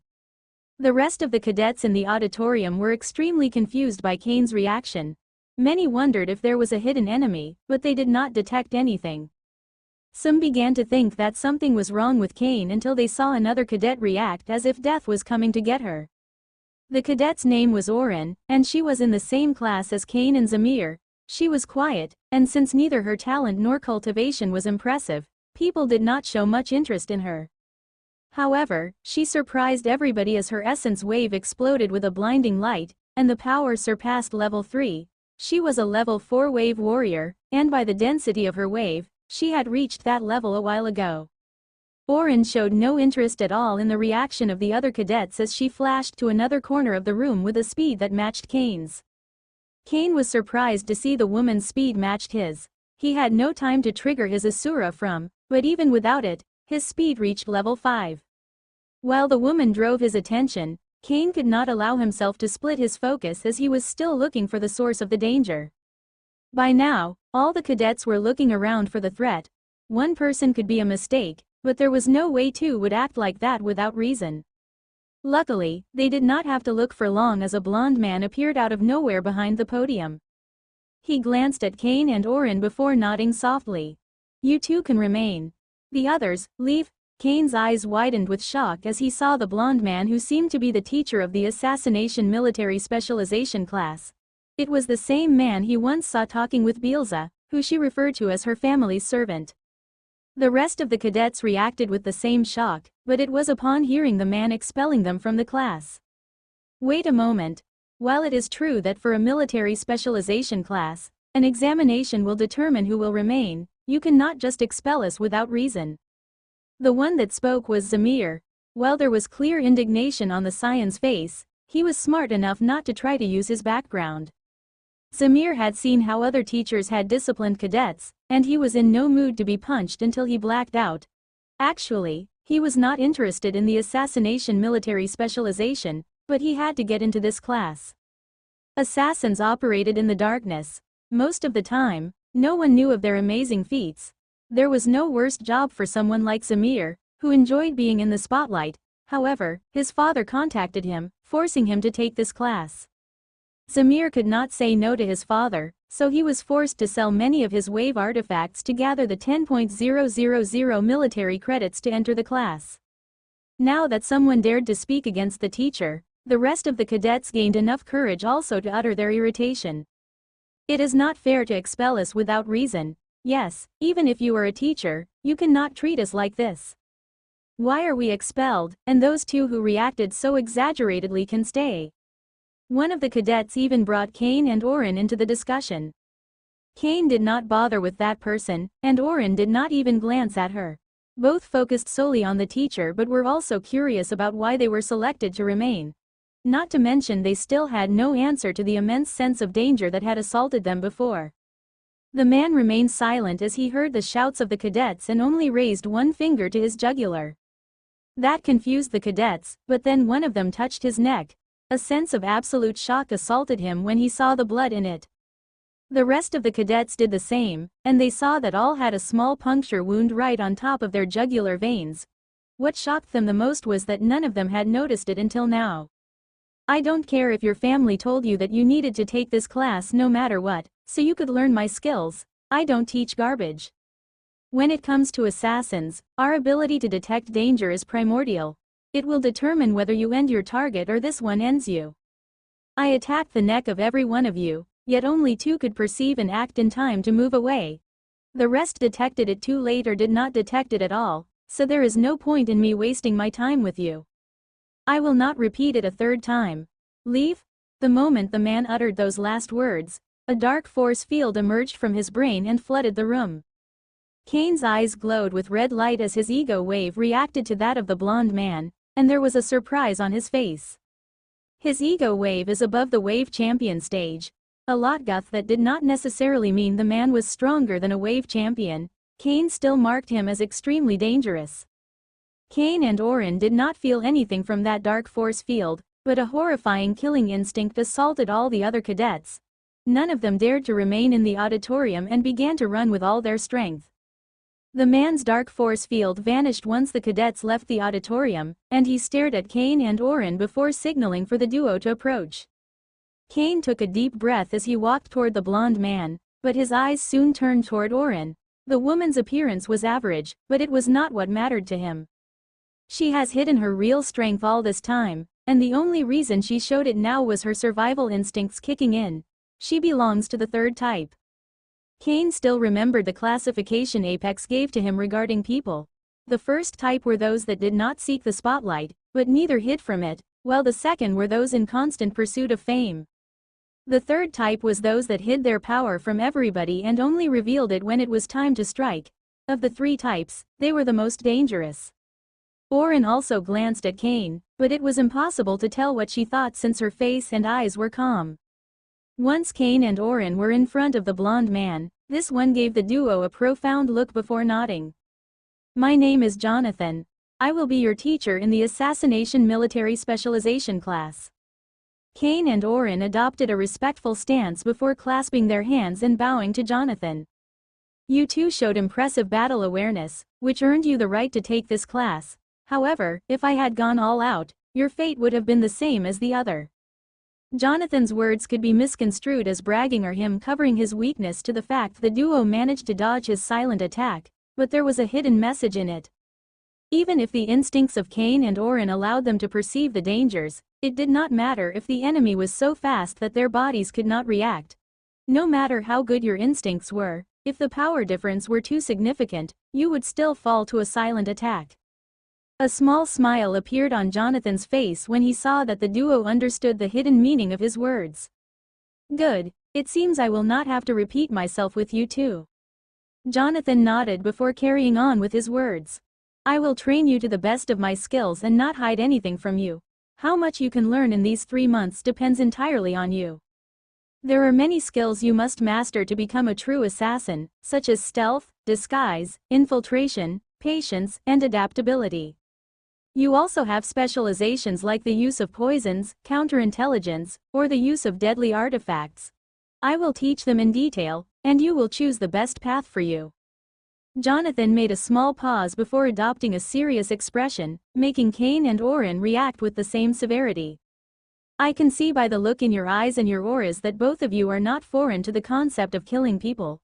I don't care about your past, but you must understand that killing and assassination are very different.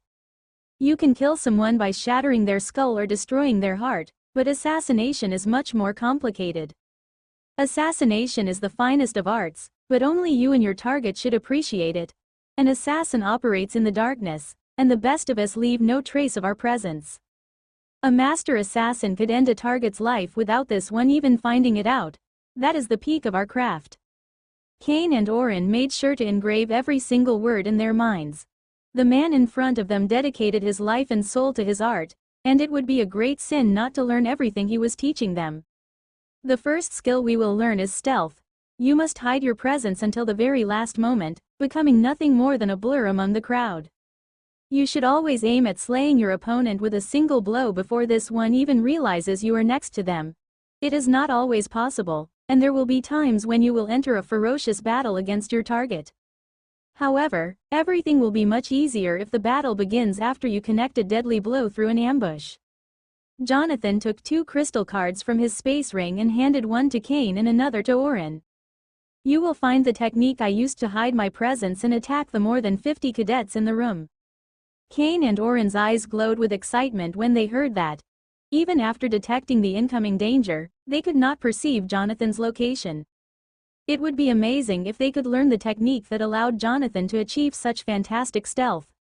Once Jonathan signaled they could focus on the crystal card, Kane immediately accessed it through his AI chip module. Void State. Auxiliary technique meant to hide your presence and boost your stealth abilities. A total of 5 levels. Kane's eyes widened as he saw the basic information of Void State and understood it was a technique at the same level as his blood refinement art. The blood refinement art was a technique that impressed even Zarok. Other than Asura form, it was the only technique Kane had that he could train beyond the Wave Champion rank. However, upon closer look, while Void Stage had 5 levels, only 3 were in the crystal card Jonathan gave him. Still, Just the technique was more than worth the 10,000 military credits he spent to enter this class. Jonathan saw that the duo had finished analyzing the technique and carried on with his words. This class will focus on you mastering the first level of void stage. I will also teach you how to hide in plain sight, to hide your feeling and killing intent near a target, to act naturally in every situation, and to camouflage with your surroundings and the crowds around you. There will also be courses in psychology and mob mentality. It is essential to understand the state of mind of your target. Kane and Oren began their training with Jonathan, and their minds were completely focused, paying attention to even the most minor details. The first class lasted 9 hours, with Kane and Oren pushing their minds to the limit so they could remain immersed in it every minute. The knowledge Jonathan imparted to them was vast and encompassed all aspects of stealth, not just the one involving you but also the target and surroundings. Only once the class was over did Kane and Oren allow their minds to rest. Kane was actually surprised by the young woman's mental fortitude. Even for him, it was not easy to remain focused on such a complex subject, and he had reached the first realm of the ego-eternal path of power, which enhanced his cognitive abilities. Interesting. That was the only thought that crossed Kane's mind as he glanced at Oren. Oren seemed to have noticed Kane's glance, but she did not pay attention. She bowed toward Jonathan before saying goodbye and walking toward the auditorium's exit. However, she stopped midway as she saw that Kane did not intend to leave with her and noticed both men sharing an intense gaze. She was smart enough not to meddle in other people's business and continue walking. Jonathan saw Oren had left and stared back at Kane before releasing a small sigh. "Can I see the young lady?" Kane's eyes burst with red light as he used his ego wave to hide his emotions before taking out a gorgeous coffin from his space ring. He carefully opened it, showing a beautiful woman with a peaceful expression. The coffin not only stopped the corpse from deteriorating but also closed the wound on her chest. The duo might think Bielsa was just sleeping if they did not know better. Jonathan's body trembled as he saw Bielsa's corpse, and tears began to feel from his eyes. He began to caress her hair with an expression of utter sadness. Kane's eyes showed nothing but peace, but the raging red light indicated how strong his ego wave was acting to hold his emotions. He glanced at Jonathan and saw immense love in the man's eyes, but they did not belong to those between a man and a woman. The love in the blonde man's eyes was something Kane had seen on his father's face. Jonathan raised his head and saw the analytic light in Kane's eyes before showing a small smile and wiping the tear off his face. "I am hundreds of years old, little boy, and I have been by the young lady's side since she was a baby. I came to look at her as my own granddaughter, so you will have to excuse me for getting sentimental." Jonathan took a deep breath and glanced at Bielsa's face before closing the coffin and staring at Kane again. "You can return the coffin to your space ring." The red light in Kane's eyes vanished once Jonathan closed the coffin, and he could not hide his shock when he heard those words. He wanted to hand over Bielsa's body to her parents and did not intend to pass that responsibility to someone else, but he at least expected Jonathan to ask for the coffin. Luckily, Jonathan noticed his confusion and solved it immediately. "I know all that happened in that forest, and how you chose to run toward the young lady despite the immense danger you would have faced. You have all the right to bring her back home, but I must warn you that the Aegon family will not look at you so kindly as I do. Your life could be in danger if you go, and not even someone like Soulbreaker Zarok could protect you in that place. I could take the coffin and bring the young lady home if that is what you wish." Jonathan did not have to wait for an answer as Kane immediately put the coffin back into his space ring. "I respect your courage and decisiveness, boy." Jonathan's voice carried respect. He took a small ring from his hand and handed it over to Kane. Kane analyzed the ring and saw it was a map leading to a secret location on a massive mountain range deep within the Endless Rain sector. "In it, you will find the path toward the Aegon family household. I advise you not to go before becoming a wave champion since the path is extremely dangerous." Kane did not take Jonathan's words lightly and knew that the Aegon family's power must be monstrous. They were able to put one of their servants as a teacher of the Collapsing Lightning Military Academy, and it seemed that their brute force allowed them to face collapsing lightning pillars like Zarok. The duo clasped their hands before performing a small bow to each other, with Kane returning to his residence and Jonathan vanishing in the darkness. Once Cain returned home, he bowed to his father's altar, took a shower, and ate a small meal before entering embryonic breathing. That state would not only allow his brain to rest but also help him process and integrate all the knowledge he obtained today. After 2 hours, he woke up and felt refreshed, ready to embark on his new task. Cain accessed his AI chip module and saw 2 folders. One had the name, Basics of Viral Genome and Structural Composition, while the other was, Signer's Genetic Coder Guide. The first folder was one he obtained after enrolling in the genetic coder class and had to read before the class started. There was a lot of information, but it involved pure memorization, so Cain already took care of it. The second was much different as it had true genetic coders knowledge, and Lurin just sent it this morning, so Cain had not been able to read it before. Cain made sure his mind was well rested and focused before opening the Signer's Genetic Coder Guide. He began to read it and analyzed every single point, but slowly, a frown appeared on his face. The information in the Signer's Genetic Coder Guide was highly comprehensive, beginning from the basics, detailing every step along with the writer's personal experiences, and with every point explained in detail. The reason for Cain's frown was that it was too easy. No matter how intricate the information, he only needed to read it once to gain a full understanding of this one. Even the more challenging parts in the Signer's Genetic Coder Guide, that the author stated as highly complex, were simple for him. At first, Cain thought that maybe he was missing the essential parts, which is why he found it so easy, but after reading again from the beginning, he knew that was not the problem. Cain was proud of his cognitive abilities, but he knew they were not that great. Hence, the only explanation for this genius-level comprehension regarding genetic coding had to be the absolute life form system and the genetic coder module. Apex, do you have an answer to this? The one that could give Cain an answer was the system spirit, but he was out of luck. I told you it would be interesting if you became a genetic coder. If you want to know more, grow stronger. I will get back to my hacking. Apex did not say anything else, leaving Cain full of questions. Cain could only sigh since there was not much he could do about the system spirit's attitude. He did not continue reading the Signer's Genetic Coder Guide, since he had already ingrained every point made in it in his mind. There were still several hours for the genetic coder class to start, so Cain took a wave crystal and dragon blood grass before entering embryonic breathing. Cain was not worried about mental fatigue since he had slept yesterday, and embryonic breathing significantly reduced the burden of cultivation on his mind. He woke up an hour before the class started, and after doing his usual ritual, he went to the auditorium. Cain approached the auditorium and saw Lurin and Ophelia waiting at the entrance. When the duo saw him, they began to wave their hands. He was a little surprised as they never agreed to enter the class together, but he still smiled and walked toward them. I am glad to see you too. How are you doing? Very well, thanks. Everything is great. Lurin and Ophelia answered with large smiles before the trio entered the auditorium. The moment they did it, everybody focused on them, or more specifically, on Cain.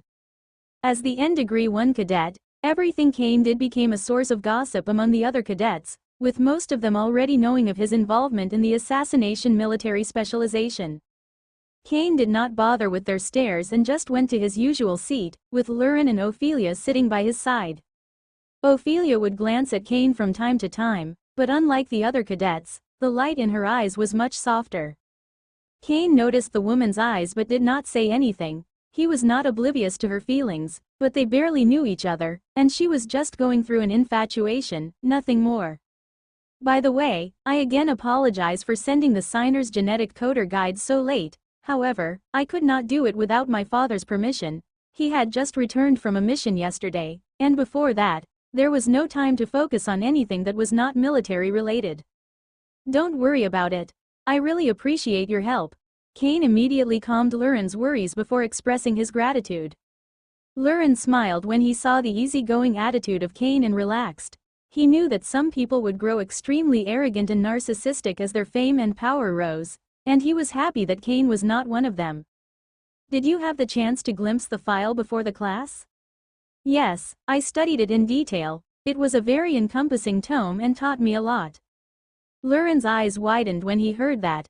It would not be hard for someone with the cognitive abilities of Cain to read the entire Signer's Genetic Coder Guide. But reading and understanding were two very different things. Lurin found it hard to believe that Kane could internalize anything from the guide if he read it so fast, but it was not his place to question how others study, so he did not push the subject. The trio made small talk for a few minutes before a woman began to walk toward the podium. She was 1 meter and 70 centimeters tall, with black hair, blue eyes, and a voluptuous body. Some of the young men in the auditorium showed lascivious stares toward the woman, but it did not last long as they all looked away once she unleashed her aura, making it clear that she was a powerful wave champion. Kane's eyes narrowed as he felt the strength of the woman. He could not say with certainty, but her cultivation seemed to be higher than Major Luma.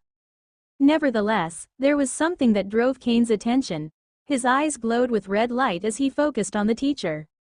I can barely perceive the true might of her cultivation base, but her ego wave seems to be in disorder.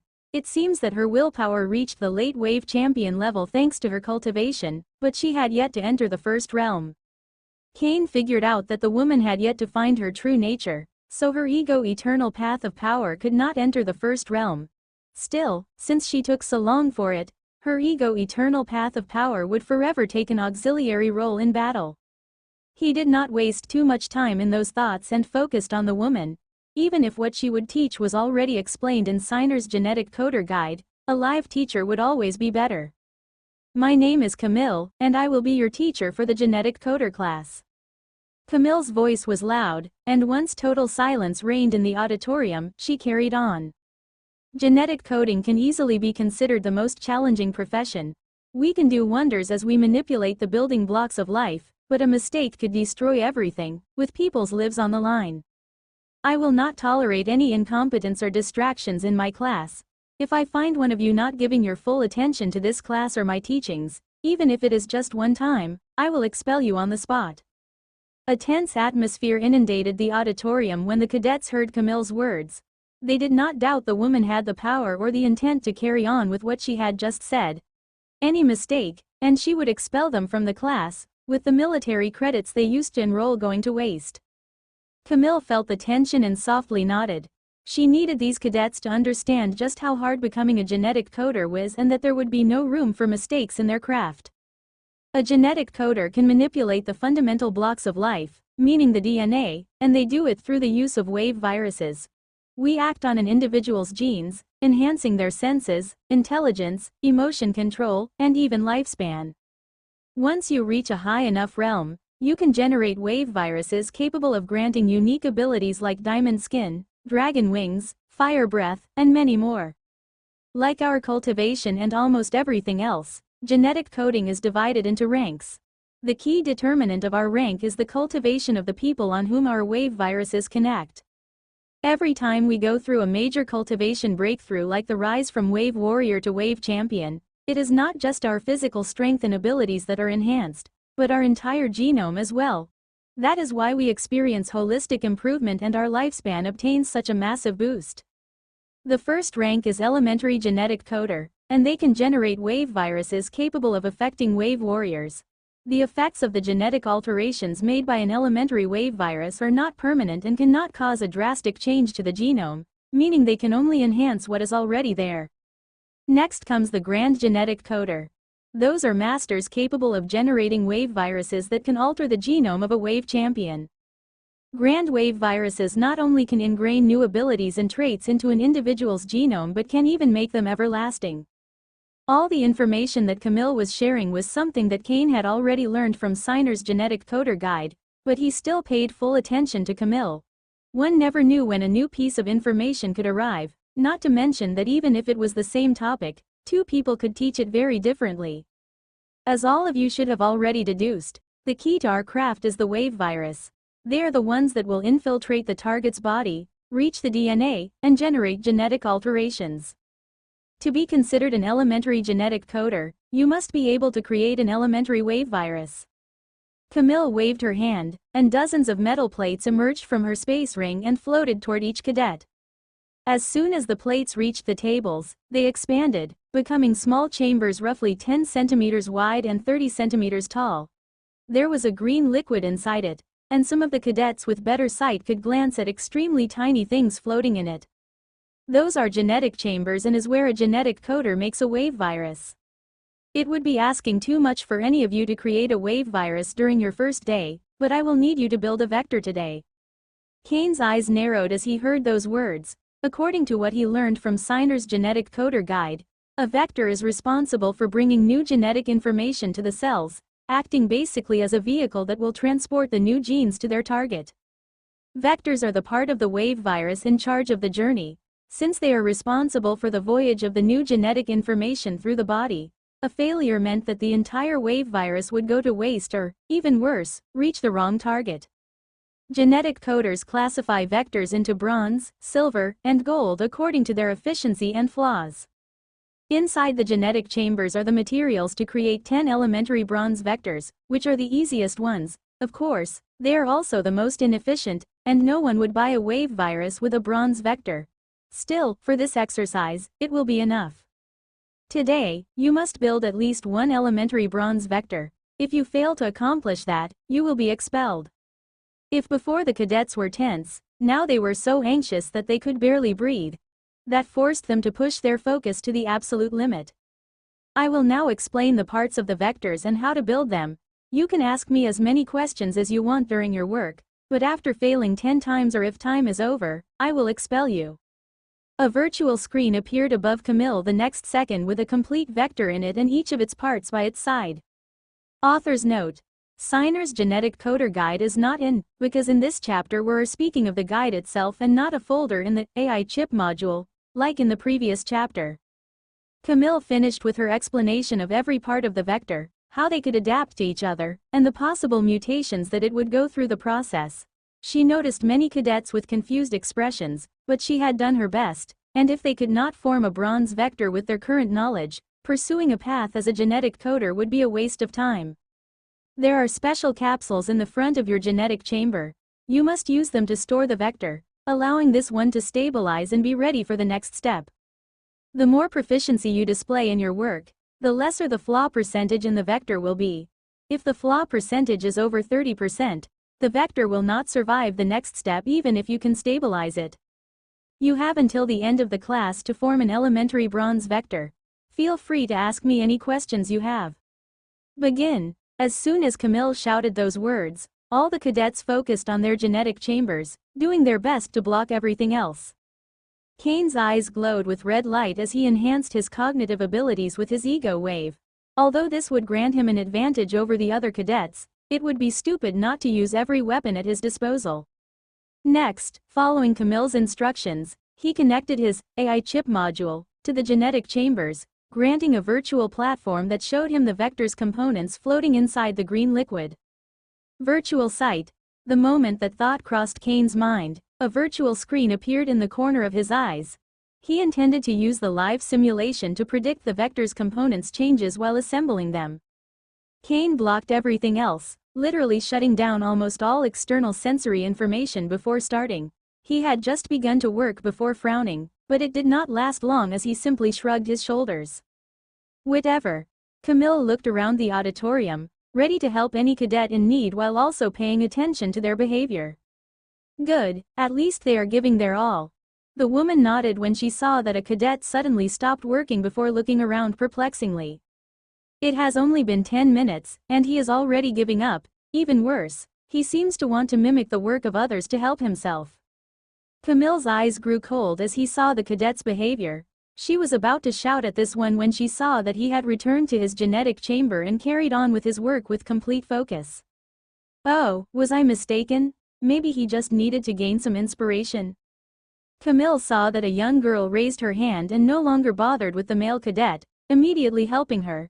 She solved the girl's problem with a loud yet soft voice, so all the others could hear it, just in case they faced the same difficulty.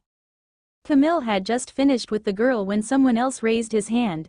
She had the qualities of a good teacher, explaining everything calmly and ensuring the cadet understood the idea before carrying on. Just as Camille returned to the podium, she noticed the same cadet from before had stopped working.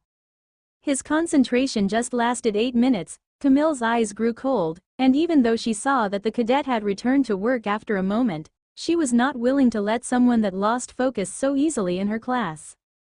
However, just as Camille was about to shout for the cadet to leave her class, she noticed his blue robe and felt something was wrong. Even if the cadet were the son of a marquis, Camille would show no reservations. Still, before saying anything, she looked at the cadet's profile. Camille's eyes widened as she saw that under the special section for emergency contact was the name of Aben Fourier. Camille knew Aben's name and was smart enough to understand that woman would only be someone's emergency contact if they were important to the one she worked for. Cain Lorifer, I heard his name many times these past few days due to his feats in the Pillar of Trial. How is he related to that monster? Although Camille's background was impressive, she did not dare to antagonize Zarok Valentine. If she got that man angry, no one could save her. HMPH, arrogant brat. Camille stopped paying any attention to Cain. If he wanted to play and not focus on his words, that was his problem. She would expel him once the class was over and no vector was in his possession. Despite doing her best not to pay attention to Cain, Camille still glanced at this one from time to time. She saw how he would pay full attention to the genetic chamber for a few minutes before goofing around and then going back at it. With such a weak focus, even if his wave talent and physical might are impressive, he will not amount to anything. Camille continued helping the cadets while occasionally glancing at Cain. The young man's behavior bothered her, but she was able to ignore him until he saw how this one began to speak with the cadet by his side. Enough. If you don't want to work, that is fine, but don't bother the others who are doing their best to become genetic coders. Camille could endure Cain not focusing on the class, even though she felt that was a great offense to the profession she dedicated her life to, but she would not allow him to distract other cadets that were working so hard. That shout drove the entire class attention, and they turned toward Cain. Some of the cadets showed small smiles as they began to whisper among themselves. There were people that liked to see geniuses falling, as that made them feel better about their lesser accomplishments. It made no sense, but that was human nature. Cain remained calm after hearing Camille's shout and turned his genetic chamber around, allowing the teacher and the entire class to see the 10 capsules, each holding a vector. I already used all the components inside the genetic chambers and created 10 bronze vectors. I was now trying to help my friends. The entire class went silent as they heard that and looked at the capsules in the genetic chambers with complete awe. Camille's eyes widened as a sense of utter shock assaulted her. I am. Impossible. Go ahead and analyze them. Cain saw the shock on the woman's face and simply pushed his genetic chamber forward, indicating she could come and check with her own eyes. Camille took a deep breath, regaining her focus before walking toward Cain's genetic chamber. She then connected her AI chip to the device, and what she saw left her speechless. Not only were there indeed bronze vectors in each of those capsules, but they were superb work. The first has 7% flaws, the second 5.5% flaws. They grow better and better, and the last 4 have 0% flaws, making them pseudo-silver vectors. Camille was amazed, and she understood that the moment Cain suddenly stopped working, he was actually resting after finishing a vector. The last 4 are working perfectly: the head, internal proteins, neck, tail sheath, tail fibers, end plate, and pins all merged without flaw. How did you do it? When Cain heard that question, he showed an awkward smile. The reason why he frowned at the beginning was that as soon as he focused on the vector's components, they all began to fuse in a certain way in his mind. Cain just attempted to replicate the pictures in his mind the best he could, and the closer he got, the better the vectors became. Camille noticed Cain's silence, and realization appeared in her eyes before making a small bow. I am sorry for my rude question. I was wrong to ask about the secrets of another genetic coder. Please forget I said anything. Camille's words did not seem proper for a teacher, but the way she began to look at Cain after seeing his superb works was not as a student but as a comrade that followed the path of genetic coding. Cain was surprised by the woman's attitude. She had not left a very good impression on him after that shout, but he understood her anger's origin and smiled before waving his hands. There is no reason to be sorry. Actually, I have no problem telling you my method. Cain saw Camille's smile, but he also noticed the poisonous look in other cadets that seemed ready to steal his secrets. He chose to share some information to avoid having people bothering him all the time about how he does it. I just see it in my mind. The moment I concentrate on the components of the vector, They fuse in a specific way, and I just replicate it. Some of the cadets showed suspicious looks at Kane when they heard his explanations, since it seemed very much like a lie he had just made to hide his secret. Kane saw those gazes and knew it could happen. What he would have never imagined were the words that came from Camille the next second. "You have genetic sight." Kane's eyes widened when he heard that, as he had absolutely no idea what Camille was talking about. He believed that his ability to arrange the pieces in his mind automatically was something granted to him by the absolute life form system, but it seemed that it was not so unique. Camille saw the confusion on Kane's face, and she took a deep breath before speaking again. "What you describe is an ability known as genetic sight. It is not a gift born from our DNA. Its origin comes from the soul. It is very rare, as only 1 in every 100 million has it. I am afraid that is as far as my understanding of genetic sight goes, but I do know that all those in possession of it have incredible advantages in genetic coding." Kane nodded as he made sure to ingrain all that information. He still believed that his gift came from the system, but he remembered Apex's words at the beginning of their journey. "The absolute life form system can't create something out of nothing. My soul should not have that power initially, but it obtained it after the awakening of the genetic coder module, or maybe even from the moment I obtained the system." Kane did not lose himself in his thoughts for long since he heard Camille's voice again. "However, you should not grow too arrogant due to having genetic sight.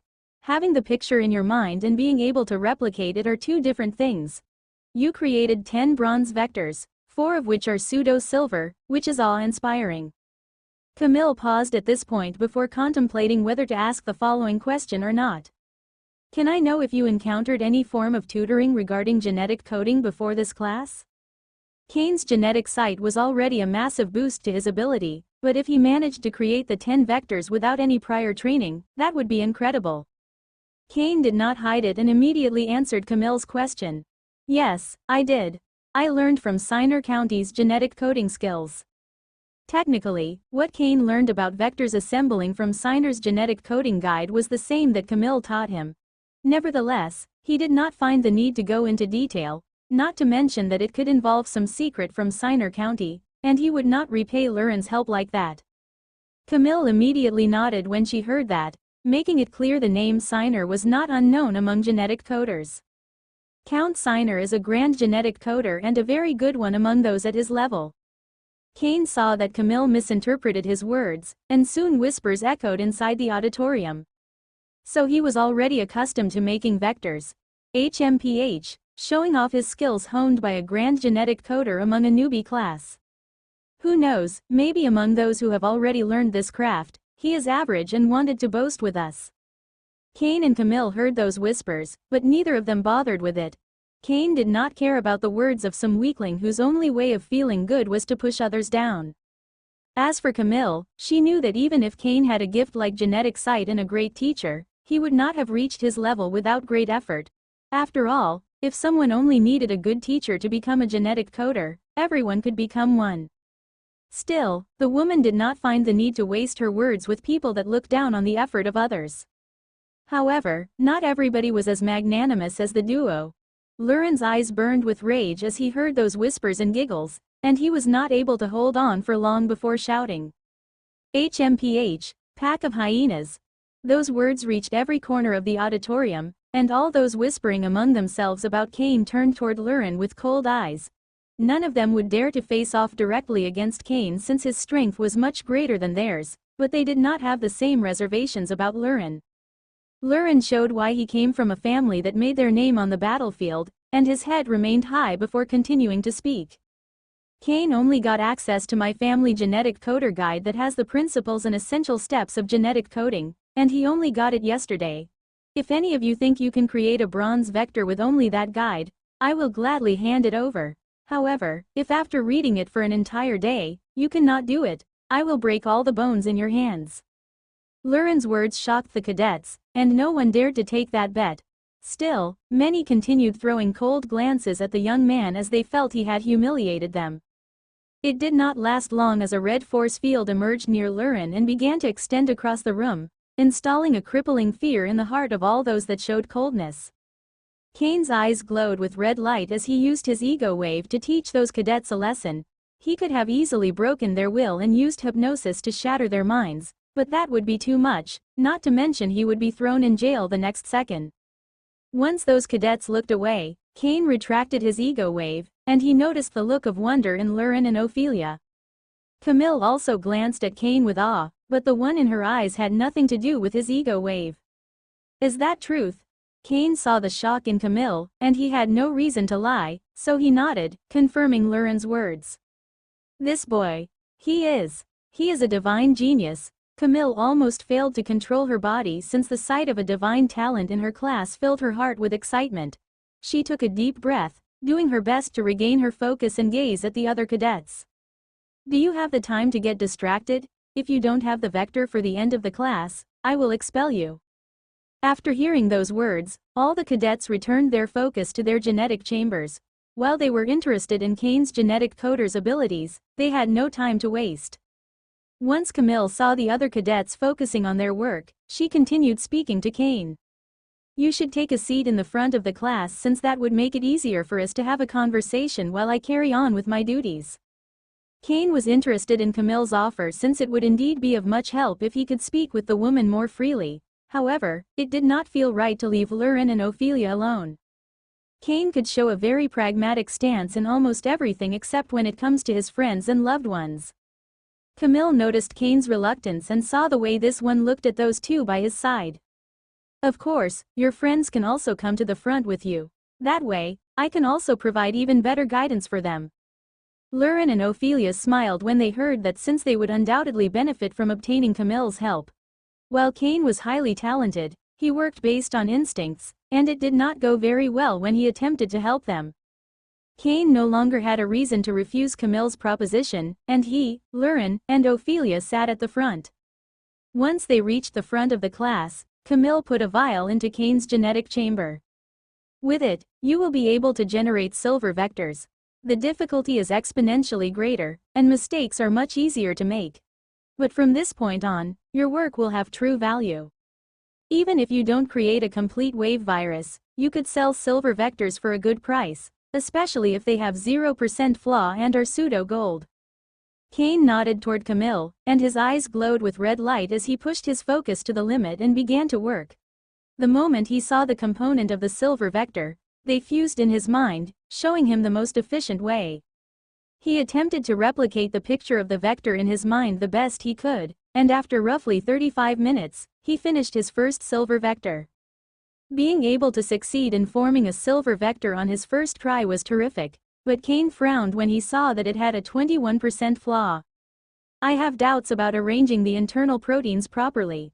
Camille had seen everything and did all she could to hide her shock when he saw the silver vector that Kane had just made. The boy's talent was just too divine, but she could not go around shouting it, as that would be bad for his growth. Yes, tell me what the problem is. Kane and Camille will discuss from time to time, helping the boy solve his doubt. She did not neglect the other cadets and would go to their help whenever they needed assistance. Zarok was meditating as a river moved around the room. There were all kinds of intents inside that body of water. Sometimes it unleashed a thriving life force, just for a monstrous killing intent to emerge the next second. The alter ego moved freely, and even when it touched the walls, nothing happened due to its ephemeral nature. However, there were moments when Zarek's willpower would spike, and that mighty river would crash against the walls, leaving massive cracks. Suddenly, Zarek's eyes opened, and he calmed his alter ego as he saw that a woman appeared through the teleportation matrix. What is the problem? Aben knew that Zarok did not like to be interrupted during his training, so she would only come if there were a problem that she could not handle on her own. My lord, I have detected chatter regarding the young lord in the capital. It is among the circles of the great organizations. Zarek's eyes grew cold as he heard those words, and he turned toward the license bureau. His alter ego was still in the open, and the killing intent in this one burst with greater might than before. It seems some people think that they can ignore my warnings.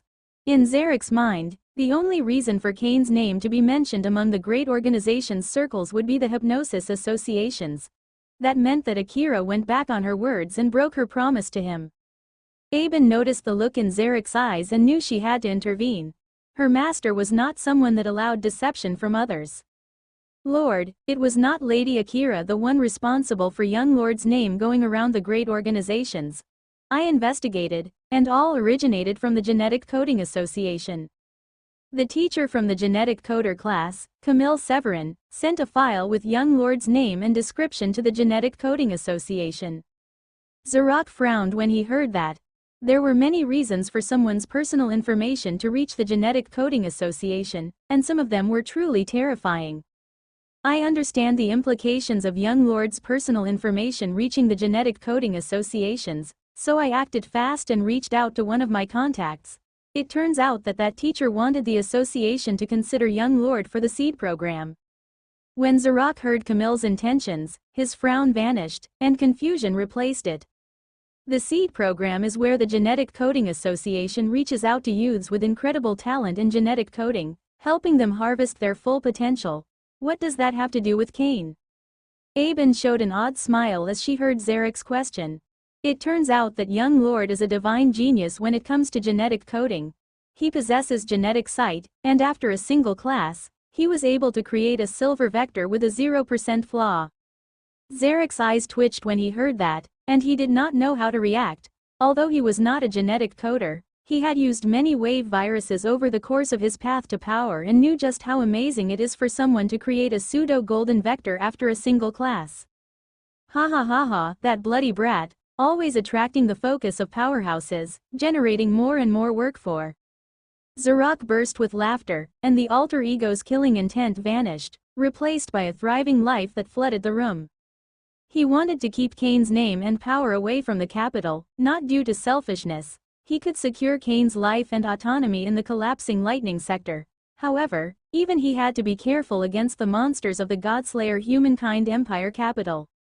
The Genetic Coding Association treats their geniuses very well, and I doubt that some of the old monsters in it will be interested in Kane since they have their own geniuses to take care of. Zarok made a pause as he considered his next move. Inform me if anyone special enters the collapsing lightning sector. Until then, let things play out and just watch from a distance. Yes, Lord. Aben bowed toward Zarok before using the teleportation matrix and leaving. Zarok was alone, and he sighed before showing a smile. Learning his true nature before 15, a duality alter ego, and divine talent as a healing hypnotist and a genetic coder. That brat grows more and more interesting. Kane, Lurin, and Ophelia walked out of the auditorium with large smiles. The trio emerged victorious and secured their position in the genetic coder class. Lurin had shown great talent, creating 4 bronze vectors, with the best one having just an 11% flaw. It was just a matter of time before he reached a 0% flaw and could begin working with silver vectors. Ophelia's aptitudes were not as good as Lurin, but her hard work and Camille's constant help allowed her to create 2 bronze vectors, with the best one having a 17% flaw. Although becoming a grand genetic coder would be incredibly hard, with enough effort, she could reach the peak of the elemental genetic coder rank.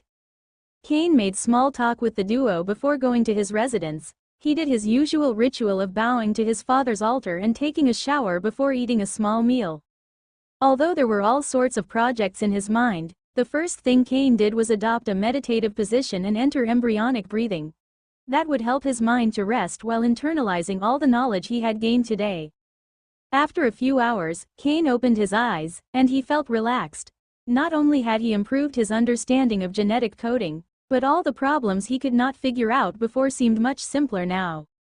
Kane entered the military academy's network and bought some things before taking out his genetic coder's equipment.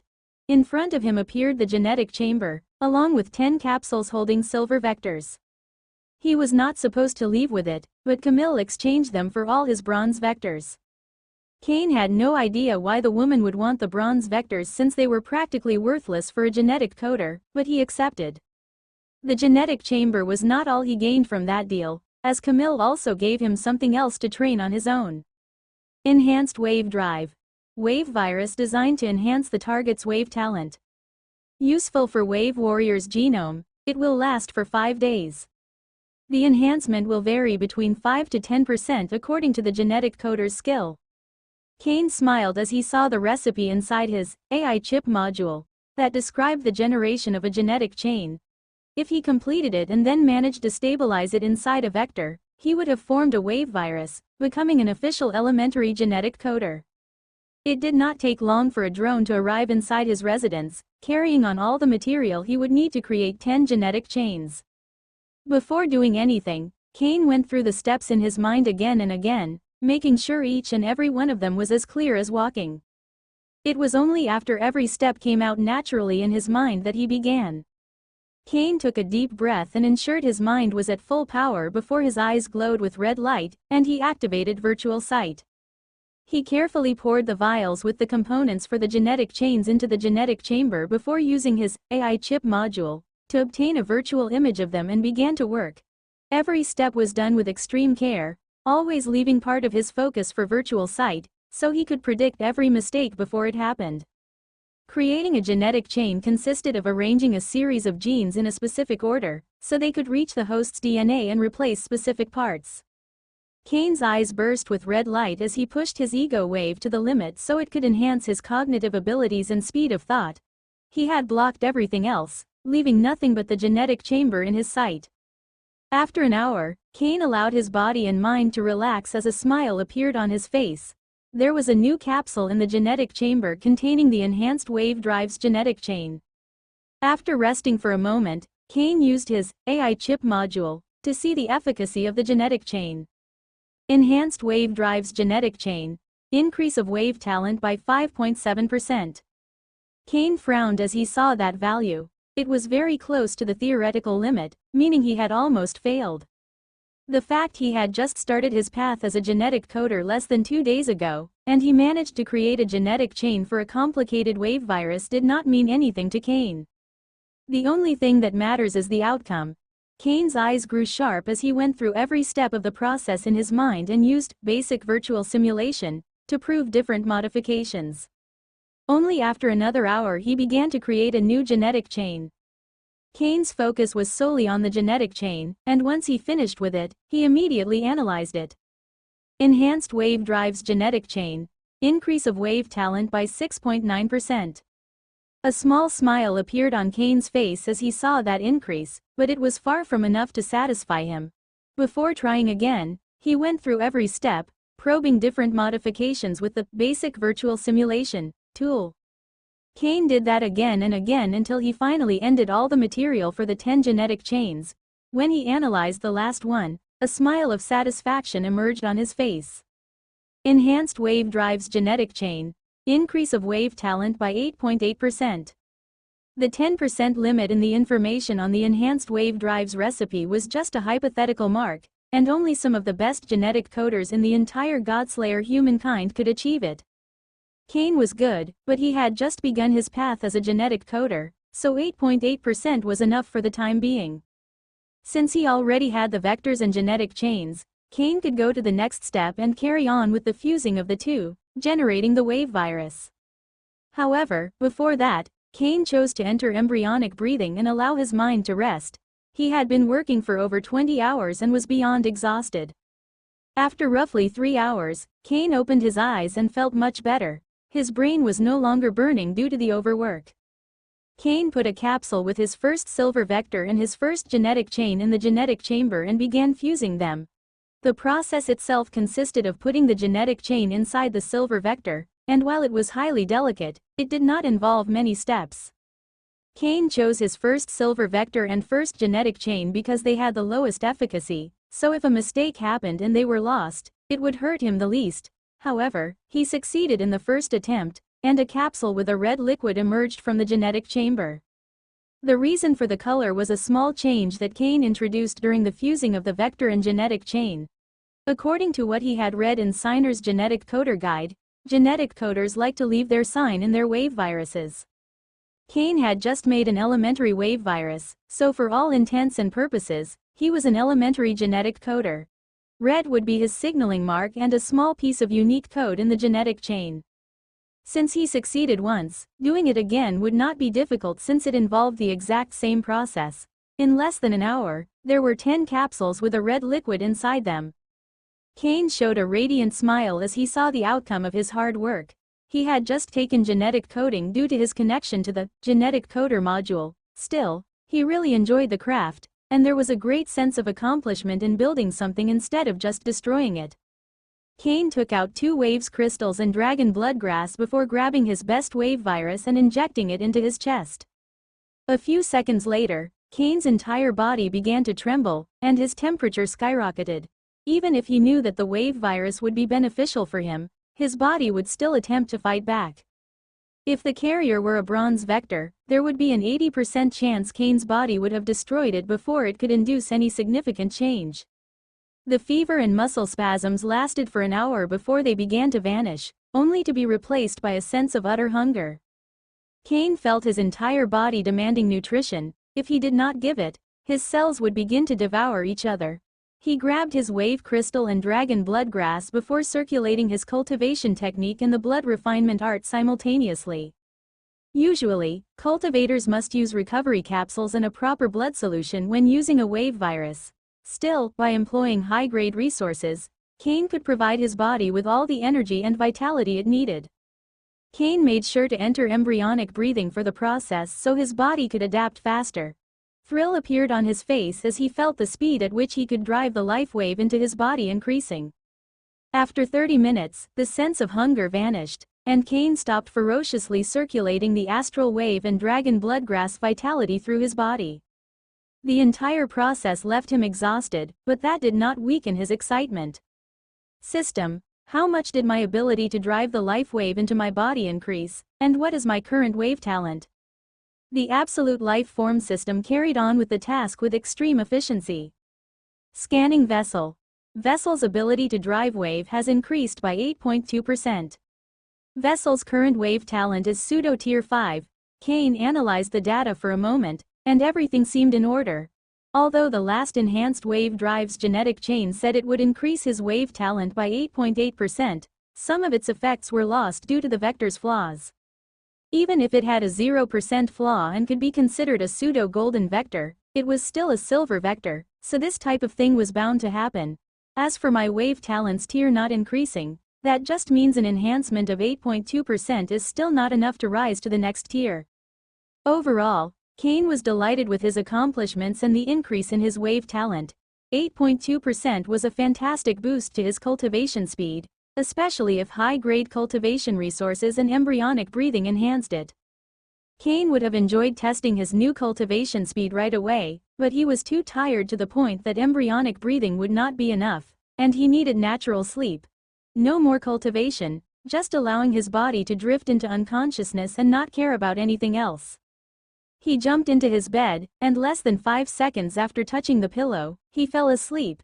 Even with his high vitality and recovery speed, he slept for over 7 hours before finally awakening. When Kane rose from the bed, he felt good as new. His mind worked perfectly, and his body was energetic, ready to embrace the next task. Just as he was about to begin his training, Kane remembered someone. I wonder how he is doing. Kane used the AI chip module to call Levi. He had not seen his friends for over a month, but he was sure this one would be fine.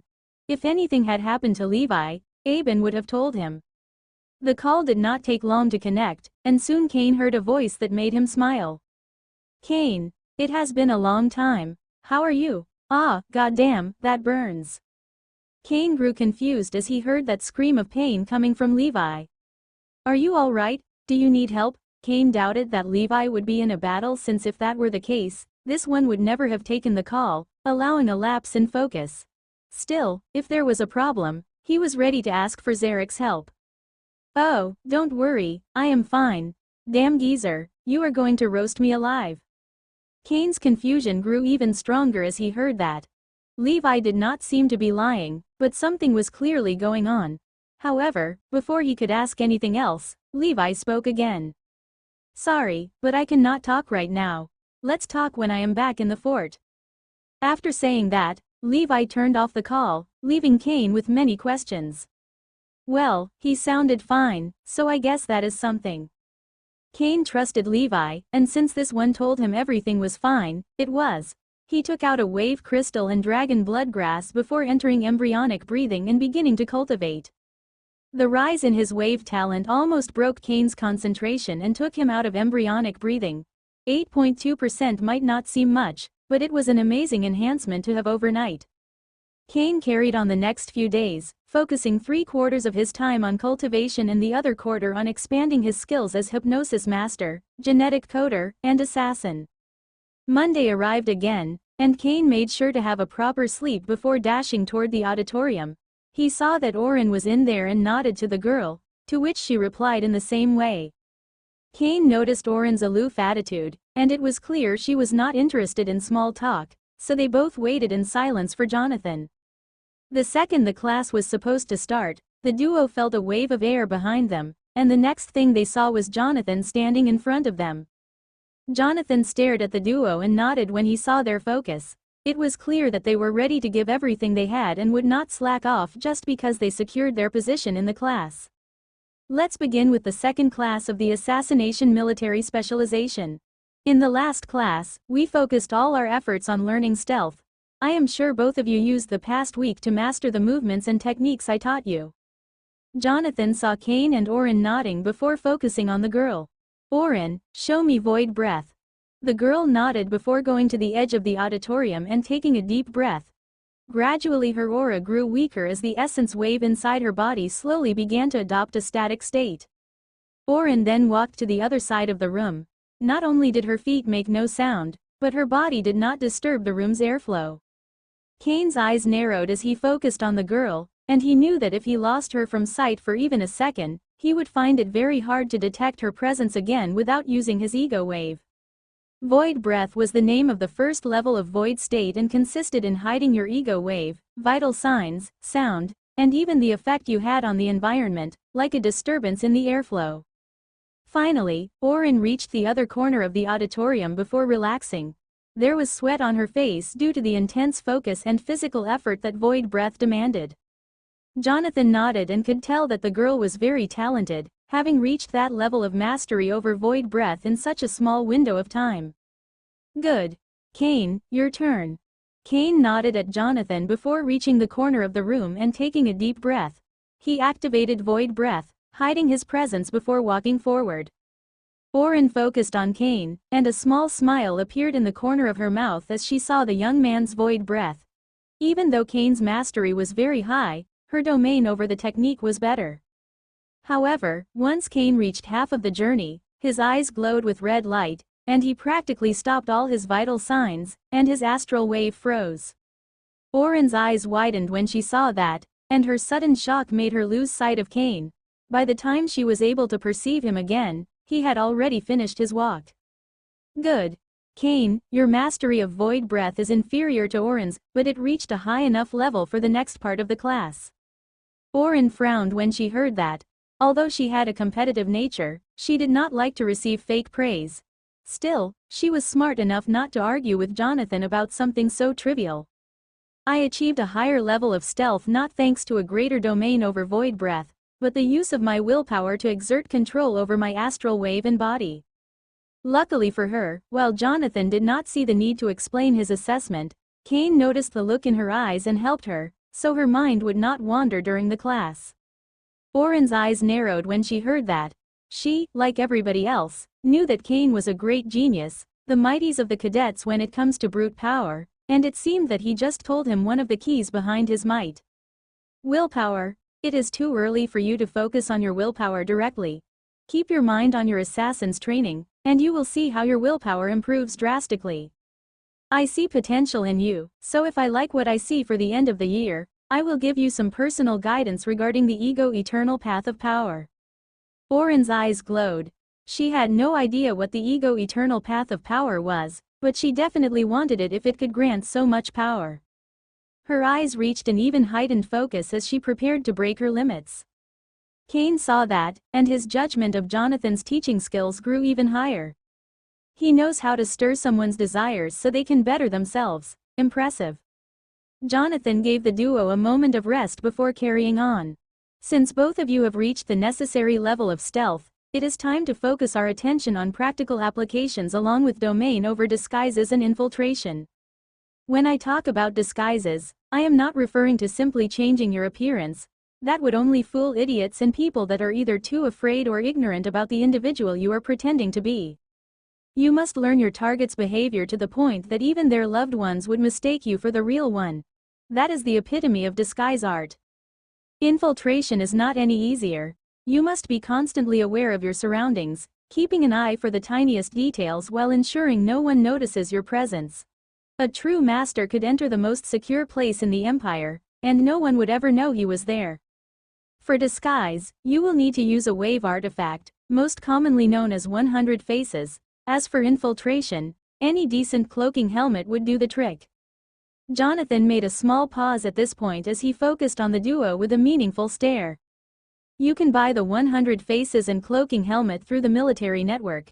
If you were to lose them, there is no need to worry since the Imperial military force would know you had one before, and they could help you track them. Kane and Oren's eyes narrowed as they heard that and understood that any legitimate purchase of those wave artifacts would raise several red flags.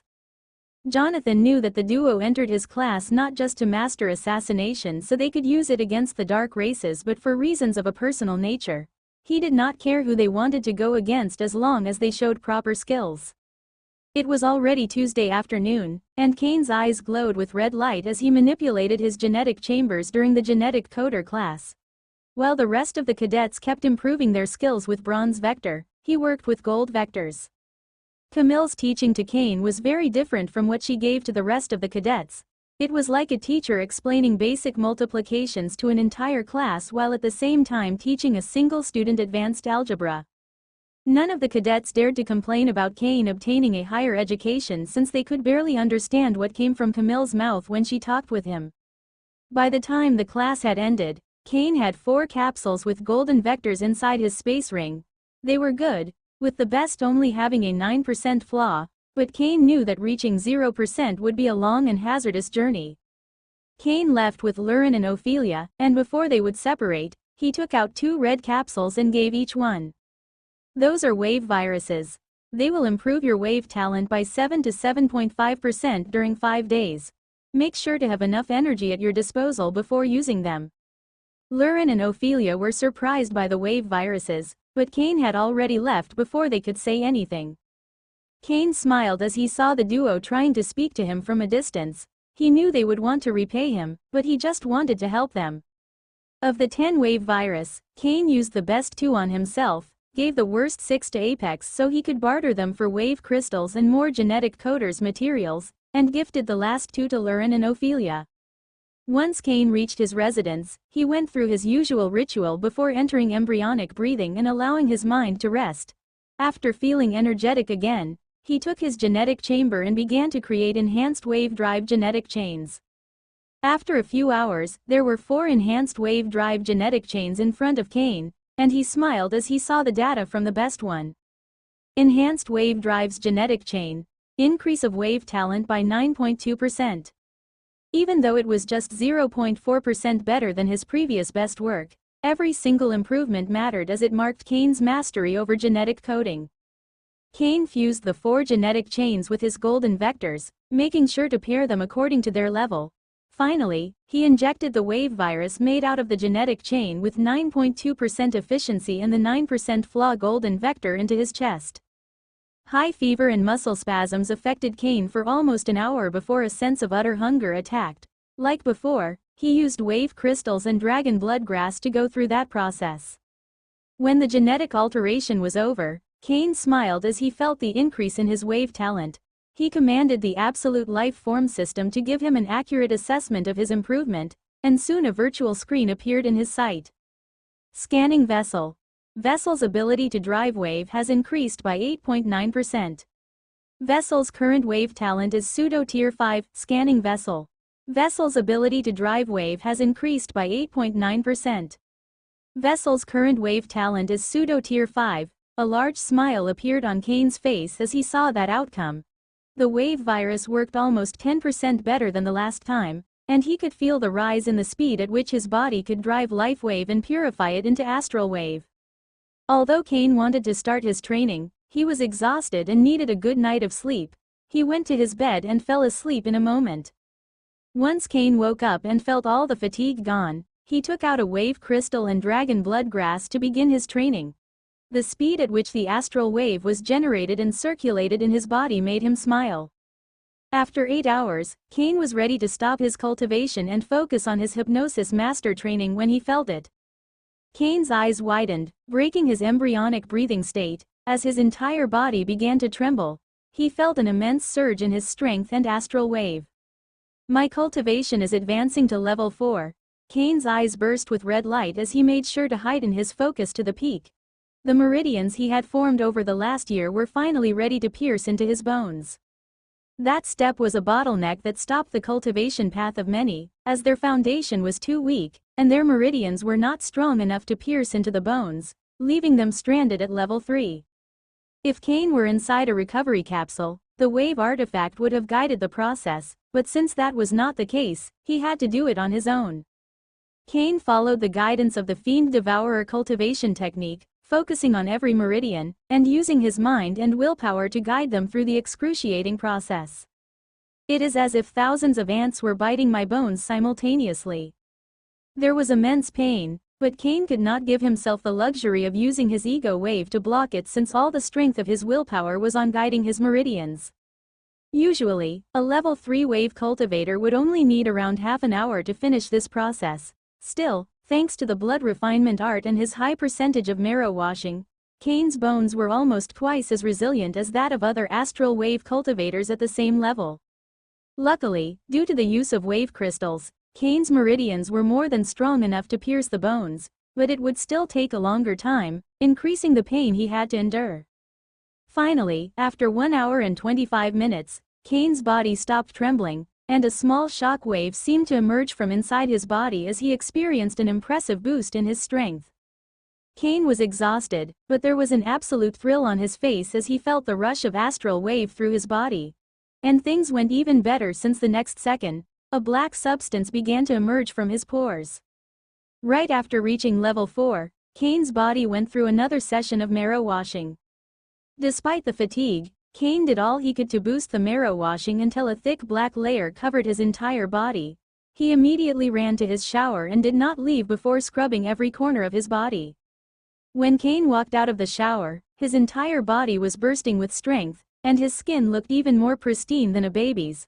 Although he did not really enjoy a bald head, it would not take long for his hair to grow back. Kane clenched his fist, and the feeling of strength filled his eyes with excitement. System, scan my body and show me the changes I just underwent. Like always, the absolute life form system obeyed Kane's order without delay. Scan of vessel completed. Name, Kane Lorifer. Race, Godslayer humankind. Path of power, astral rebirth, level 4 wave warrior. Lineage, lightning lupus. Wave talent, low tier 5. Stats, strength, 0.78, greater than 1.1. Agility, 1.0, greater than 1.2. Vitality, 1.2, greater than 1.6. Wave, 0.9, greater than 1.2. Marrow washing, 37% completion. Kane could not contain the thrill in his heart as he saw those numbers. Not only his cultivation base improved drastically, but his blood refinement art gave his strength and vitality a massive boost. Usually, a level 4 wave warrior would only have one of their stats above 1 point upon their advance, but all of Kane's were at that level. And his most impressive stat, his vitality, was already approaching the standard of level 5. One of the things that excited Kane the most was that his wave talent finally broke the glass ceiling and entered tier 5. Even if it was just the lowest level of the tier, his cultivation speed advanced drastically. However, he would still have to wait and see if the tier remained the same once the effect of the wave virus was gone. Right now, Kane felt stronger than ever, and he knew that his new cultivation base enhanced the strength he could unleash through the use of the 4 basic wave arts and his Asura form exponentially.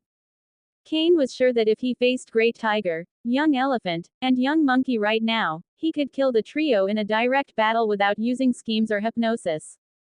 As his strength and vitality rose, Kane felt tempted to return to the Pillars of Trial. He felt confident in securing first place in both the Pillar of Strength and the Pillar of Resilience, making his name and degree 1 in all of them. However, while that was tempting, his new strength and skills guided Kane in a different direction. He had made a very important promise and would no longer postpone it. Although my assassination training is far from over, my current domain of stealth and infiltration should be enough to fulfill this task. I should be able to end that person and leave no trace from my presence. Kane's eyes grew cold as he remembered the graves he dug during his first mission, and a monstrous killing intent burst from them as the smallest one appeared in his mind. He punished the ones who did those despicable acts, but someone else was just as responsible yet had escaped the repercussions. Apex, you have Clasius' agenda hacked. Yes, I did it a while ago and have kept tabs on it since then. I did the same with his secretary and bodyguard so there would be no mistakes. Apex's voice was calm, but there seemed to be a slight hint of joy since he knew the path that Kane was about to embark on. He did not keep the young man waiting and displayed the trio's agenda. Kane went through the trio's schedule and saw that Clasius had a meeting in a small city a few hundred kilometers away from Rook City. Do you plan to attack him during his journey? Kane immediately shook his head when he heard Apex's question. I am no longer a novice and understand the difficulties of assassinating a moving target in an unknown terrain. Rook City should still be under reconstruction, right? Apex spent most of his time hacking into the Empire's network, accumulating more and more information, so he was able to answer Kane's question in a second. Rook City's walls have already been repaired, but the interior is still in work. Hundreds of people come in and out of the city daily due to the reconstruction effort. Kane considered everything, and soon a sharp light appeared in his eyes, along with a cold smile. He ordered materials from the military academy's network before taking an unimportant mission close to Rook City. Even if his background was impressive, he was still a cadet and needed a reason to leave the fort. The mission he took was recollecting some herbs, which he could do in a few hours, keeping his cover. Kane did not waste time, getting into a military truck and marking the coordinates for a forest near Rook City. While the vehicle advanced toward the city, he took out his genetic chamber and created a special wave virus. Although he did not have a recipe, it was not hard for Kane to create a unique wave virus that would fulfill a particular role with his current knowledge as a genetic coder. Other than making the wave virus, Kane discussed his plan with Apex and was surprised to see that the input of this one when it came to assassination were not any worse than Jonathan's. It became clear to Kane that Apex was a master in that field, but the system spirit did not help him before because it was his job to learn it with his own strength. Once the military truck reached its destination, Kane vanished into the forest and made his way to Rook City, hidden from the sight of anyone. Kane reached the city in less than an hour and took a deep breath as he went through every step in his mind. Kane focused on the gates that led into Rook City, and his eyes glowed with red light before concentrating his astral wave into his eyes. The next second, his sight became stronger than most military binoculars, and he made a mental map of the terrain, paying special attention to all the guards and surveillance devices. Apex, are you ready? Yes. I will alter the cameras, image and generate a counterforce field to trick the scanners around the gates. It will only last for a few minutes. Any longer, and the city's network could detect my presence. Kane nodded and took a deep breath as he used void breath to hide his presence to the point that most people would not notice him even if they were standing right next to him. He advanced to the gate, quietly mixing with the people making their way into the city. No one recognized Kane, and even those who looked in his direction could barely notice him. There were 2 guards at the gate, making sure everybody presented proper identification before going in. Due to the reconstruction effort, the ins and outs of the city were not so strict, but people still needed to notify their entrance. Next, a guard just let a person pass before calling the next one to come closer when he felt a strange presence to his left, but when he looked in that direction, there was nothing. Watchtower. Did you notice any unusual activity around the gates? Despite not finding anything, the guard was diligent and used his AI chip to contact the people in charge of digital surveillance. Negative. Our cameras and the force field pick nothing strange. The guard nodded after hearing that and carried on with his work. Kane's face was pale as he continued advancing with void breath, and he made his way into the city's core, passing through dark spots where there was no digital surveillance. Apex had stopped his interference with the cameras but still marked the spots through which Kane could move without leaving a digital trail. Usually, that would be extremely hard since all the Empire's cities were under constant surveillance. Still, the attack of the dark races had left Rook City in ruins, and it would be a long time before everything was in order again. Kane would hide in dark alleys from time to time, so he could rest for a moment before activating Void Breath again and continuing his way. His eyes narrowed as he reached the city's center due to the stark contrast with the rest of the place. The buildings here were already as good as new. That sight did not surprise Kane since the city's mayor is usually in charge of logistic endeavors like reconstructions. Clacius would definitely prioritize the comfort of the people with influence over the masses. Kane did not care about this type of inequity since the world was unequal, and even he would treat his friends better than he would a stranger. Of course, Clacius was Rook City's mayor, and it was his job to focus on the well-being of the entire population, not just a few.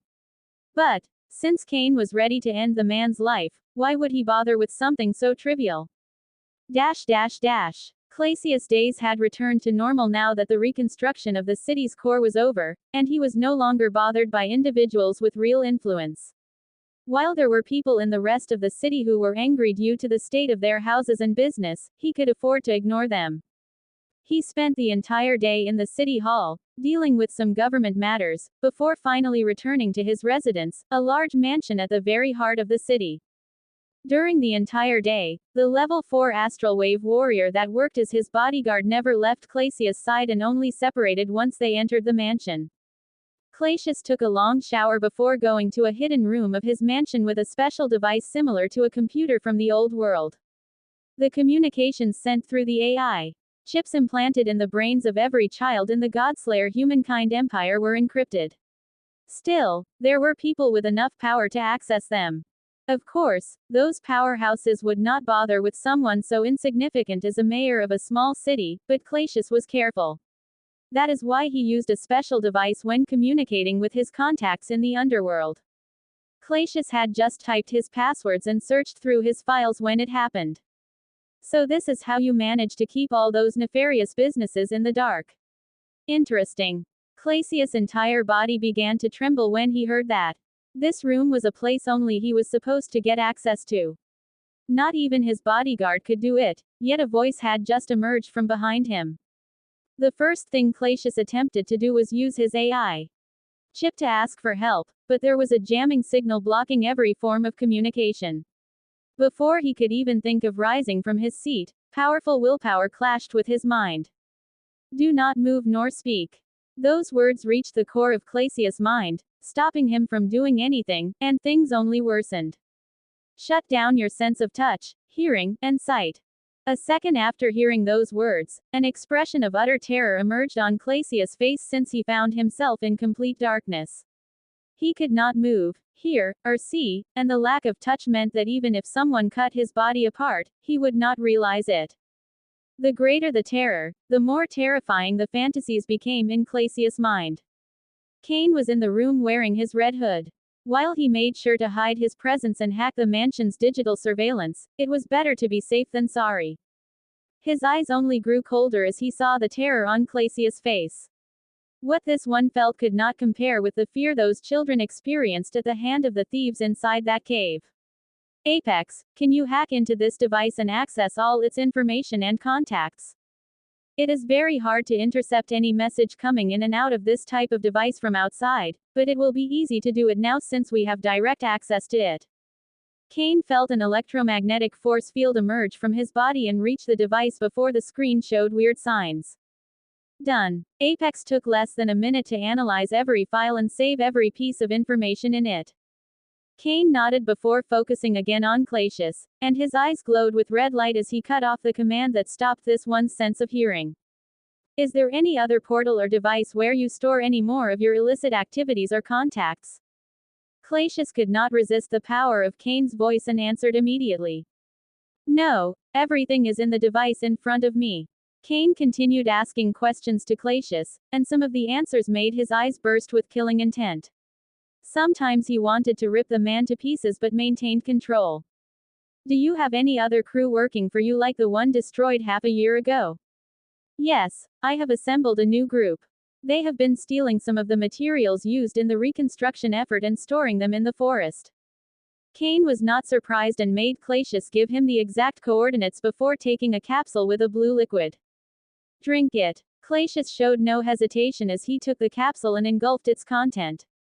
Cain returned the capsule to his space ring once Clacius had drunk until the last drop before speaking to the system spirit. Apex. The basic scan force field shows that the wave virus has reached his bloodstream. It will remain dormant for 4 days before inducing a cardiac arrest, corresponding to complications of the wounds he endured during the attack of the Dark Races, powerhouses. Cain could have easily shattered Clacius' head with a single strike or even made the man commit suicide, but both would generate a thorough investigation. However, a medical complication in a man of Clacius' age and health was not that odd. People might suspect, but unless they brought a grand genetic coder to examine the body, no one would find anything. After everything was over, Cain took a deep breath as he pushed his ego wave and hypnosis abilities to their peak. You will wake up in 10 minutes and forget everything that happened here. You will carry on with your life as usual. Cain saw that Clacius' eyes lost focus as he ingrained that command into this one's mind. He was just an elementary hypnosis master, and his orders would not remain long in people's minds. Clacius would forget this interaction, but he would begin to remember it in a few days. However, by then, he would have already died. Cain made sure to leave no trace of his presence in the room before leaving the mansion and, not long after, also leaving Rook City. After taking care of Clacius, Cain had planned to return to the Imperial Lightning Fort, but he focused on the forest, and killing intent emerged in them. I am a hero. If I know evil is near, how could I not destroy it? Cain flashed into the forest, and once he was out of sight, he triggered his wave cloak and lightning armament. Cain knew the exact location of the gang that worked for Clacius, but he did not directly go toward them. He advanced deeper and deeper into the forest, reaching a place packed with level 3 wave beast, and there was no small amount of level 4. If the gang were to die at the hands of a wave cultivator a few days before the Rook City's mayor, it could raise suspicion. However, no one would bother with a bunch of people who perished beneath the wrath of a wave beast. Although Cain would have liked to use his hypnosis powers to command some of those beasts to do his work, things were more complex. The mind of wave beasts was more straightforward than that of humans and other advanced races, which is why they were more resilient to compulsion. Still, Cain was a 2-star elementary hypnosis master, so he should be able to overcome the mind of a level 4 wave beast if he gave his all. Nevertheless, there was a second problem. Wave beasts' minds do not respond well to commands, and Cain's hypnosis was far from enough to influence others with a thought or intent. Cain had a plan, and it was not long before he reached his destination, a small mountain range. According to Apex's intel, this was the home of a level 5 wave beast. Cain's eyes began to glow with red light as he activated his red hood. He stood at the foot of the mountain and took a deep breath before unleashing his astral wave at a 2000% wave burst. Boom! A small shock wave emerged from Cain's body as that blast of astral wave threw gales in all directions. Roar! Less than a second after that surge of astral wave, a roar came from the mountains, and a wave beast began to descend from them. It was a gigantic bear-like beast, reaching almost 2.5 meters in height, and metal plates covered every inch of its body.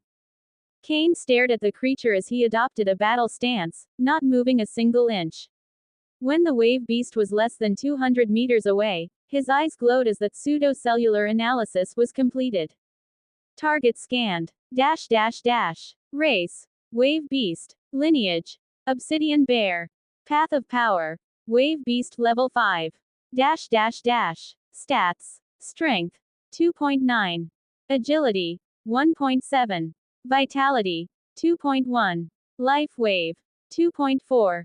Cain's eyes narrowed as he saw those stats, and although a battle was about to start, he did not activate his nullity armor. The obsidian bear's strength was impressive, making things more complicated, but he was ready. Winning a battle against the wave beast would be easy for Cain. Even without Asura form, he would be able to kill it, but that was not his goal. When the obsidian bear was less than 50 meters away from Cain, its life wave concentrated on its right claw, making it burst into flames. The obsidian bear jumped toward Cain, leaving a crater in its previous position and attacking with its flaming right claw. Boom! A blast echoed through the forest when the obsidian bear's claw landed. There was a fierce expression on the beast when it saw the waves of flames blasting in all directions.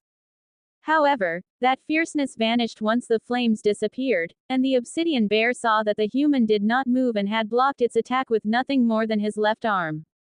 The obsidian bear was a level 5 wave beast, so it had decent intelligence. It knew that humans like to use armor to enhance their weak bodies, which most beasts found despicable. Yet, the one in front of him faced it off with nothing more than his body. The shock in the obsidian bear's heart grew even stronger as he felt two red eyes reach his mind, throwing everything else into darkness. Ruah. The obsidian bear began to roar with all its strength as it resisted those red eyes and set ablaze both of its claws before attacking with all it had. Lightning arcs covered Cain's body as he moved his body just the right amount to dodge those attacks. His speed was not that far from the obsidian bear's, and his mastery over lightning armament was close to level 3. The obsidian bear attacked with absolute ferocity, but none of his strikes managed to land. It was frustrating that its claws always passed a few centimeters away from the human but could not truly reach him. However, the one thing that disturbed the obsidian bear the most was that no matter how the human's body moved, he never broke eye contact. Those two red eyes were digging deeper and deeper into its mind and increasing the mental pressure. It carried on for 15 minutes, and the obsidian bear was already exhausted. The wave beast had immense strength, but its vitality was not that impressive, meaning its resistance was flawed. That, plus the mental pressure of Cain's red eyes, pushed the obsidian bear to the limit in less than 20 minutes. Fear began to appear in the obsidian bear's eyes as it fought to catch its breath and saw that the man in front of it stood as if nothing had happened. It lacked the strength to run away and to continue fighting, which in the wave beast society meant only one thing. Cain noticed the look in the beast's eyes and jumped onto its back. The obsidian bear's body trembled when it saw that and was preparing to receive a deadly blow, but nothing happened. The obsidian bear slowly turned its neck and saw the human sitting on its back with his legs crossed. He then pointed in a direction before his eyes burst with red light. It did not know what was happening but did not dare to disobey, and using what little strength it had left, the obsidian bear began to run in the direction Cain pointed. There was no need to hide their presence since they moved through the domain of the obsidian bear. Although that sight confused the other wave beast, none dared to get closer as their instincts warned them about the danger of the human with the red hood. After almost 2 hours of running, the obsidian bear felt a pat on its back and understood that it needed to stop. It then saw how the human got down from its back and began to walk forward calmly. The obsidian bear did not know what to do, but when it saw that the human looked back with coldness, it trembled before walking by his side. The man and the beast did not take long to reach a small lake beneath a waterfall. It was very shallow, and there was no presence of any other life form in the surroundings. The obsidian bear saw how the human pointed toward the waterfall, and upon focusing on it, the beast detected a hidden cave from where the scent of more than a dozen of men emerged. Cain took a fruit the size of a fist from his space ring and threw it toward the obsidian bear. The beast did not hesitate to swallow it immediately as it felt the fiery power in it. That fruit was the fire heart, something he got alongside his blood refinement art from the lair of the metal hyena during the events that led to the death of Nera and Dimitri. Since he had ripped it ahead of time, making the fire heart lose most of its power. Still, it was more than enough to revitalize the obsidian bear and grant it a slight boost to its vitality. After devouring the fire heart, the obsidian bear felt full of energy and stronger than ever. Still, it did not lose focus and saw the red eyes still concentrated on it. The wave beast was smart enough to understand its job. Although more than a dozen people were inside that cave, it would rather fight all of them than enrage the monster by its side. Once again, a sense of wildness and ferocity appeared in the obsidian bear's eyes as it focused on the cave hidden by the waterfall before dashing toward it. A second after the obsidian bear crossed the waterfall and entered the cave, Cain heard the sound of screams and explosions. Ah! A wave beast! Boom! Fight! It is too strong!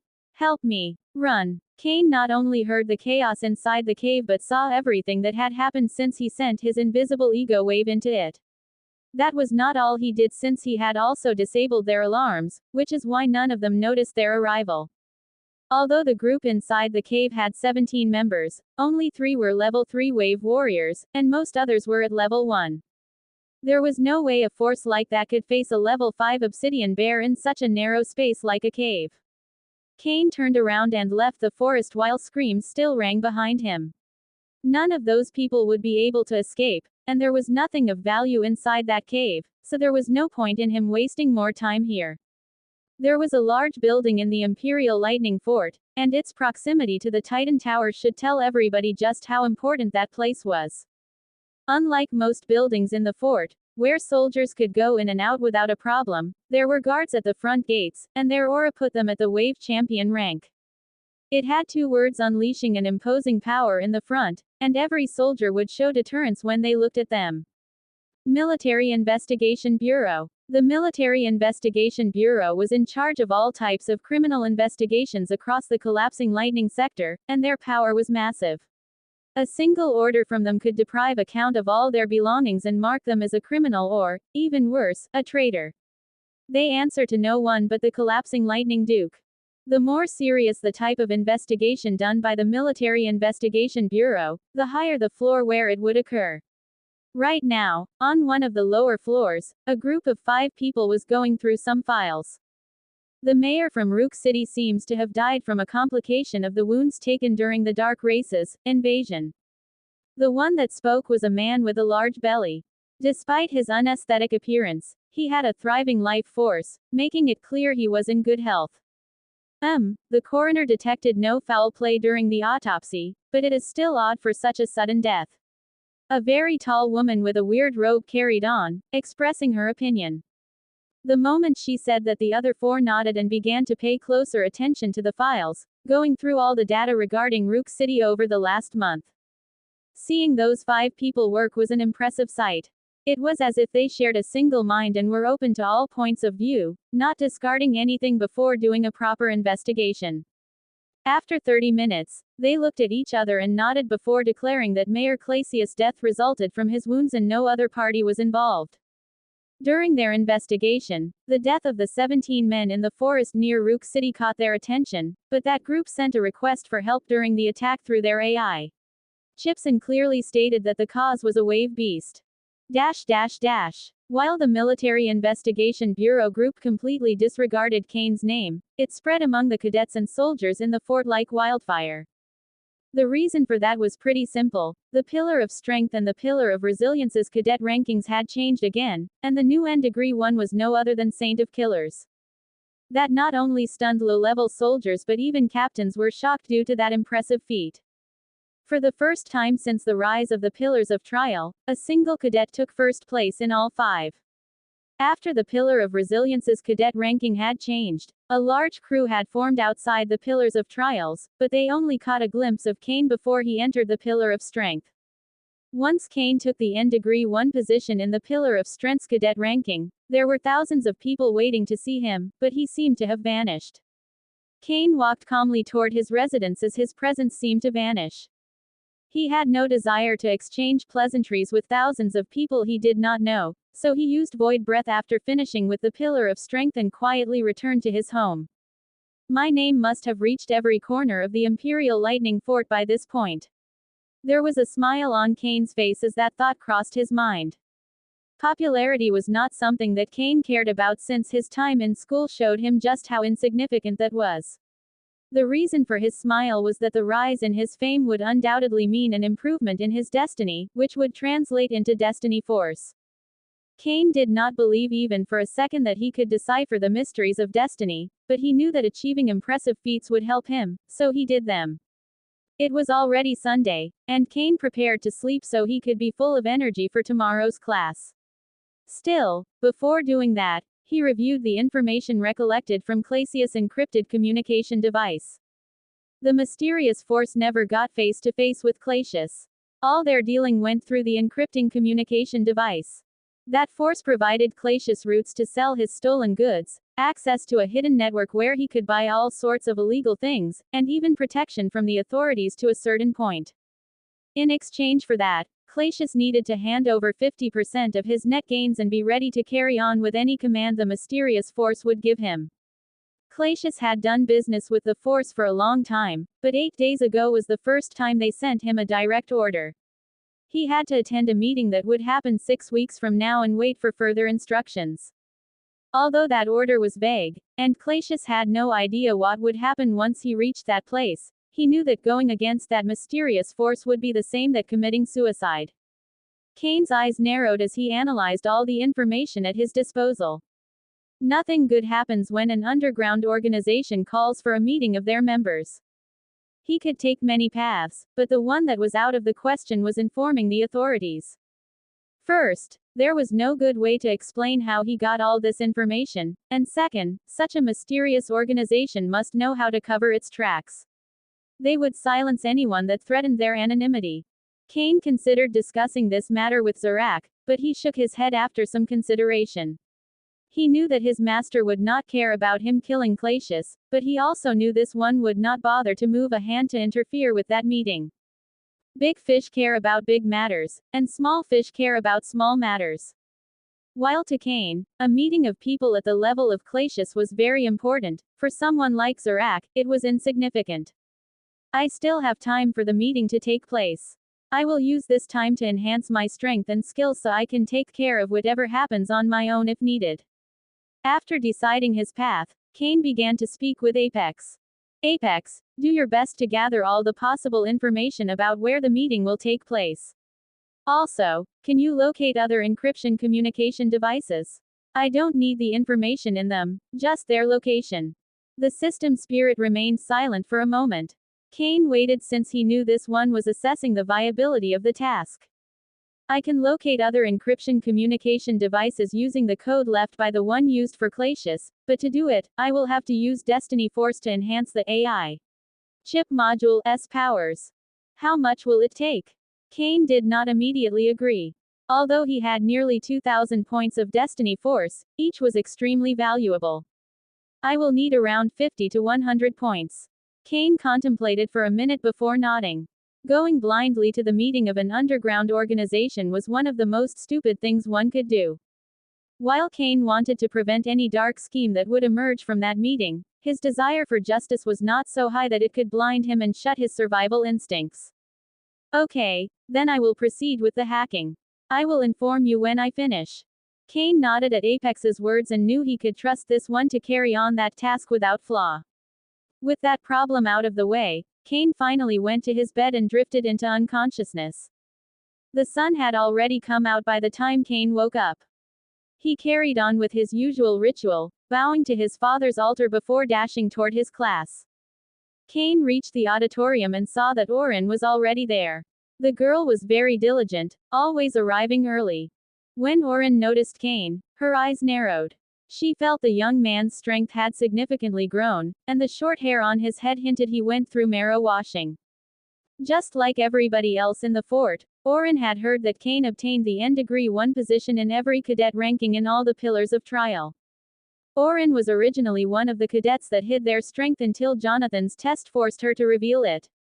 Hence, she knew there were hidden monsters in the collapsing Lightning Military Academy. However, the girl seriously doubted that there was anyone among the cadets that could really face Kane head-on. Kane had no idea what Orin was thinking and did not really care. He just returned her nod before waiting by her side for Jonathan. Like always, Jonathan appeared out of nowhere in front of Kane and Orin the second the class started. His eyes widened when he saw that Kane's cultivation had risen to level 4 and that he went through another session of marrow washing. Originally, I thought his wave talent would hold him back, but it seems he had already found an answer. Jonathan showed a small smile before focusing on the class at hand. Today, I will teach you the arts of patience and adaptability. Both do not require great physical might or skills but a state of mind that can endure drastic changes, always focused and serene, not letting your emotions or even your instincts affect your judgment. Kane and Orin showed solemn expressions as they heard that.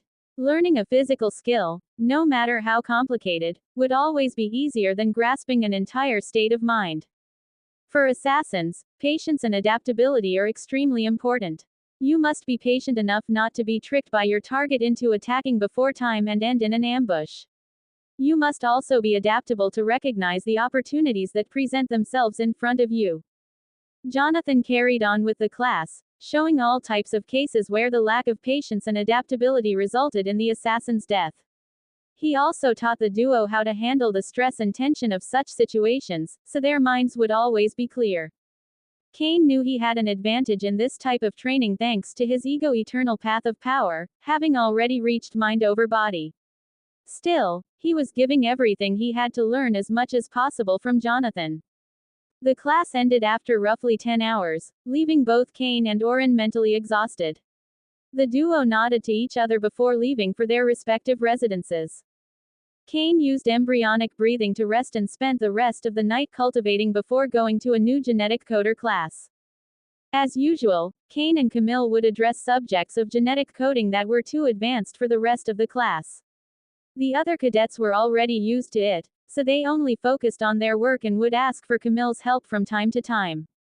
Cain's mastery over the golden vectors was growing better and better, but it was still challenging to advance. Just a 1% improvement in the flaw percentage proved to be a monumental task. By the end of the class, and thanks to Camille helping Cain solve most of his doubts, he was able to create a golden vector with a 7.5% flaw. Advancing from a 9% flaw to a 7.5% might not seem much, but doing it in a single week was incredible. Camille was truly shocked by Cain's talent, which was evident by the amazement in her eyes as she stared at the capsule with the improved golden vector. At this rate, he might be able to create a 0% flaw golden vector before the year ends and could delve into the realm of grand genetic coders. Camille knew just how incredibly a 15-year-old grand genetic coder was, but she kept her composure. If she were to tell Cain just how exceptionally gifted he was again and again, that could affect the young man's drive. When the class ended, Cain left alongside Lauren and Ophelia, and before they split apart, he gave each a wave virus. The duo once again felt awkward receiving such a valuable gift, but he had already left before they could say a word. Cain valued friendship a lot, and he made the ones he gave to the duo with a 0% silver vector, so they were not really that expensive for him.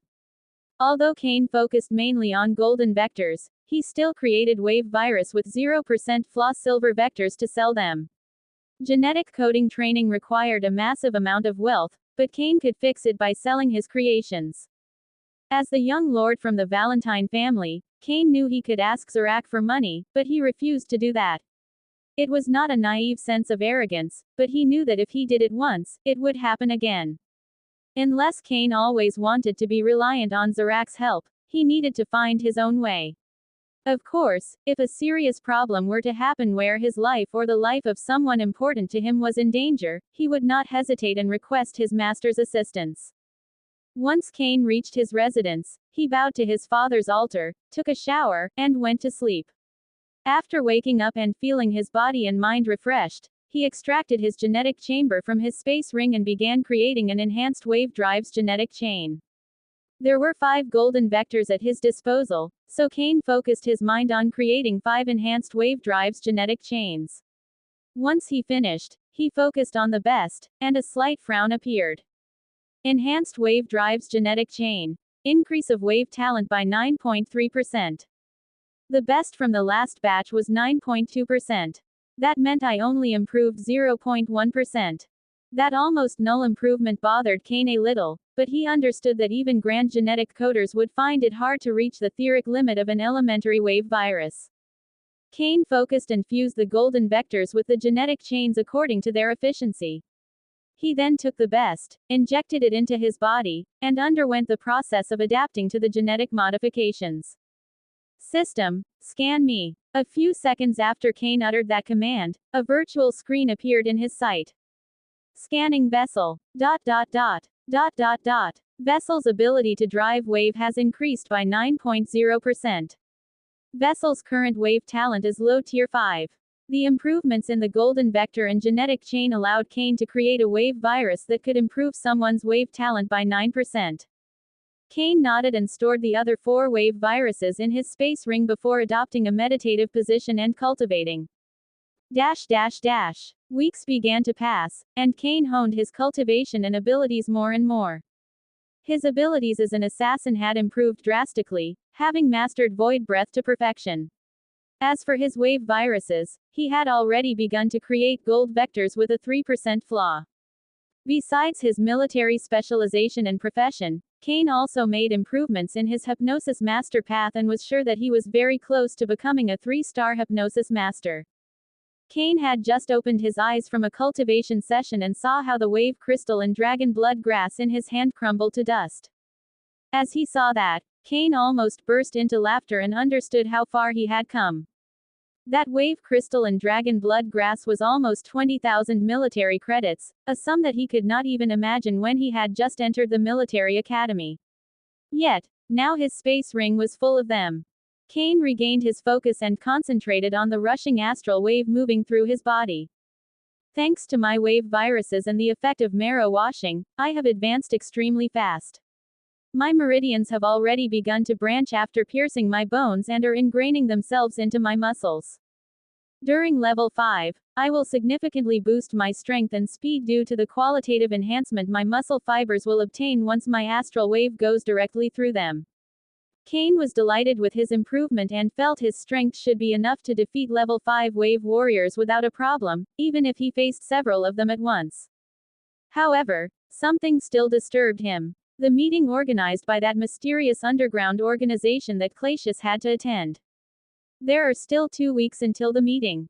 Apex already obtained the information of all those with encrypted communication devices like the one held by Clacius and hacked into their agendas, making it clear they would also attend. Most of the people attending that meeting were mayors and other civil officers. Kane did not fear any of them, but there were more complicated figures like the son of a viscount. And to make things worse, Kane had no idea who the mysterious organization would send. He would be entering the lion's den and whether he could come up alive was yet to be seen. Kane took a deep breath and calmed as he considered what he would do. After a few minutes, a sharp look appeared on his face, and his eyes burst with a mighty red light. No matter what, I need to know what they are doing. People like that are capable of sacrificing anyone for their gains, even the most innocent of all. Whether I interfere or just gain information about their plans will depend on their strength during that meeting. Kane decided his plan of action and how to tackle this problem, but there was one thing he would do before that meeting. I need to test the limits of my battle power.